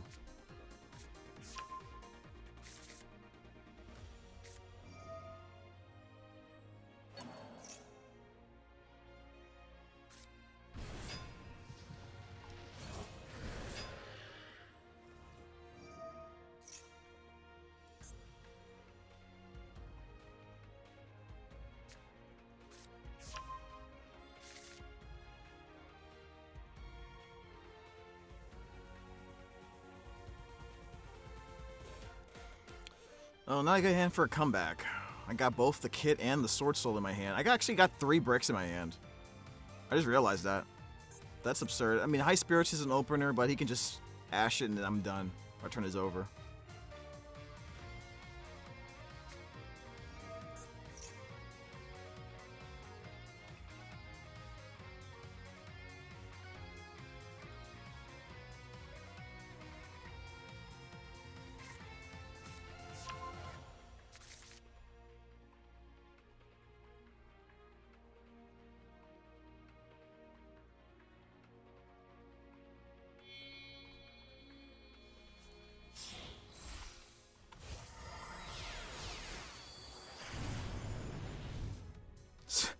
Wait a minute, what?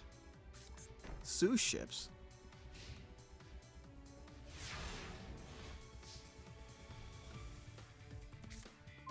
This is cute.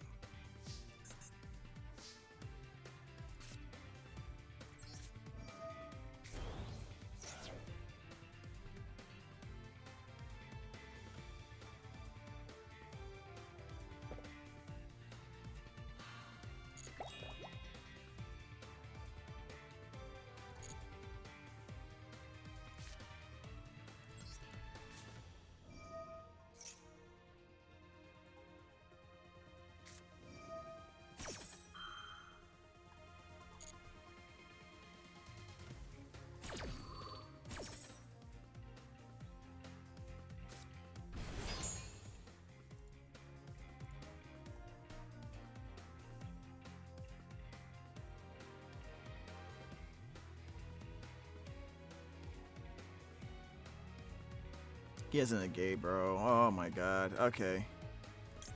Let's do this.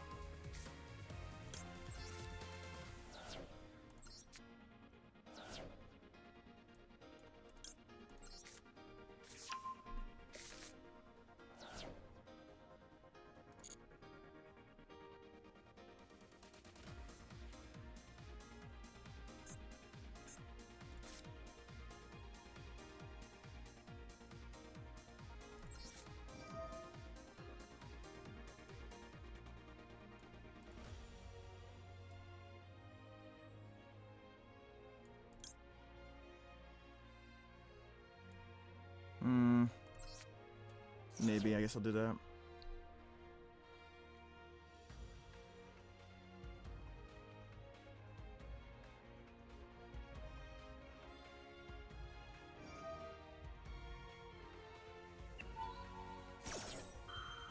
That's fine.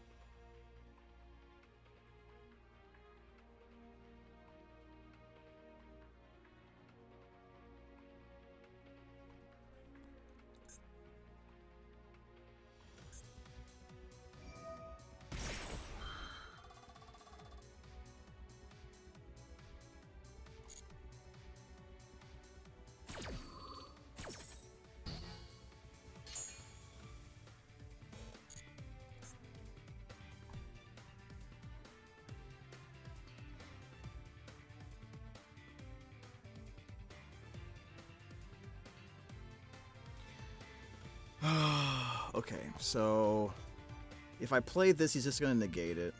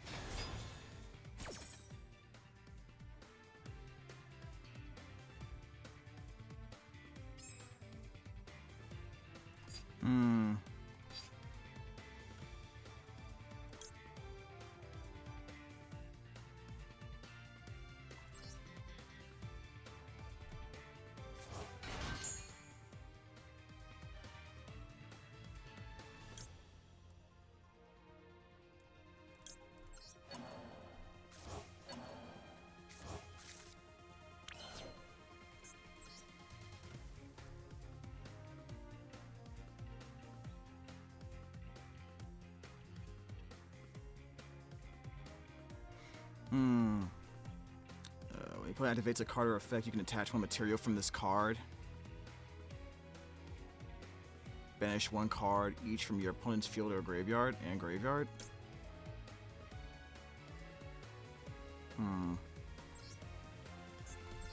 I can negate it, doesn't matter.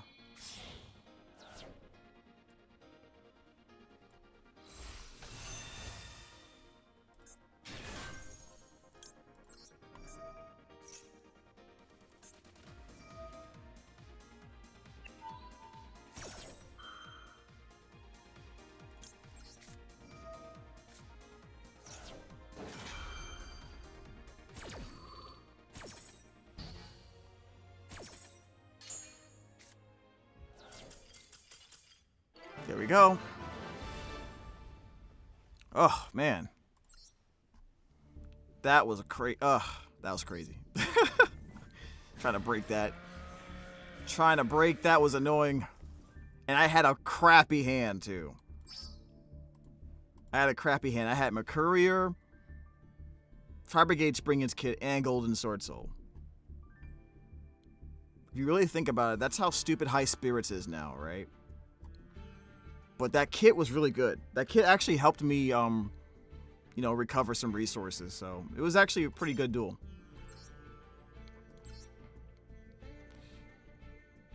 All right, guys. I think I'm going to call it for now. Got to take care of some work. So here, once again, this is the deck. This is a pretty solid deck. I very much enjoyed it. I definitely enjoyed it.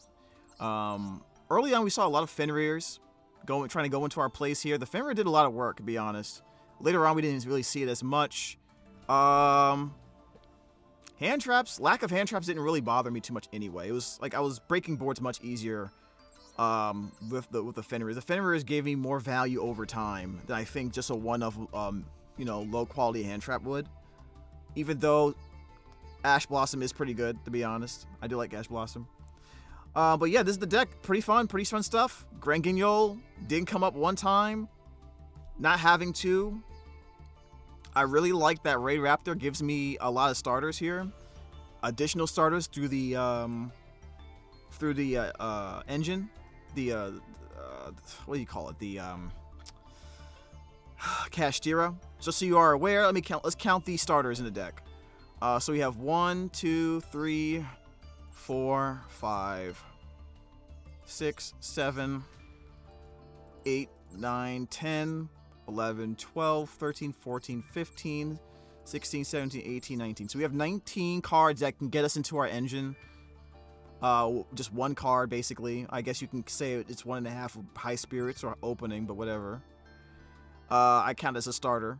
That gives us a 96.49% chance of opening a starter. So that one duel I had where I did not open a starter, that was the 3.51% that of duels out of 100 that I wouldn't open a starter.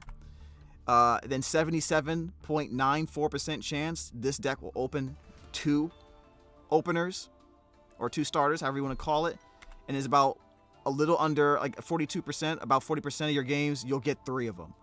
So it's really it's geared towards board breaking. It's very consistent going first too. Yeah, Cashier's putting mad work in, man.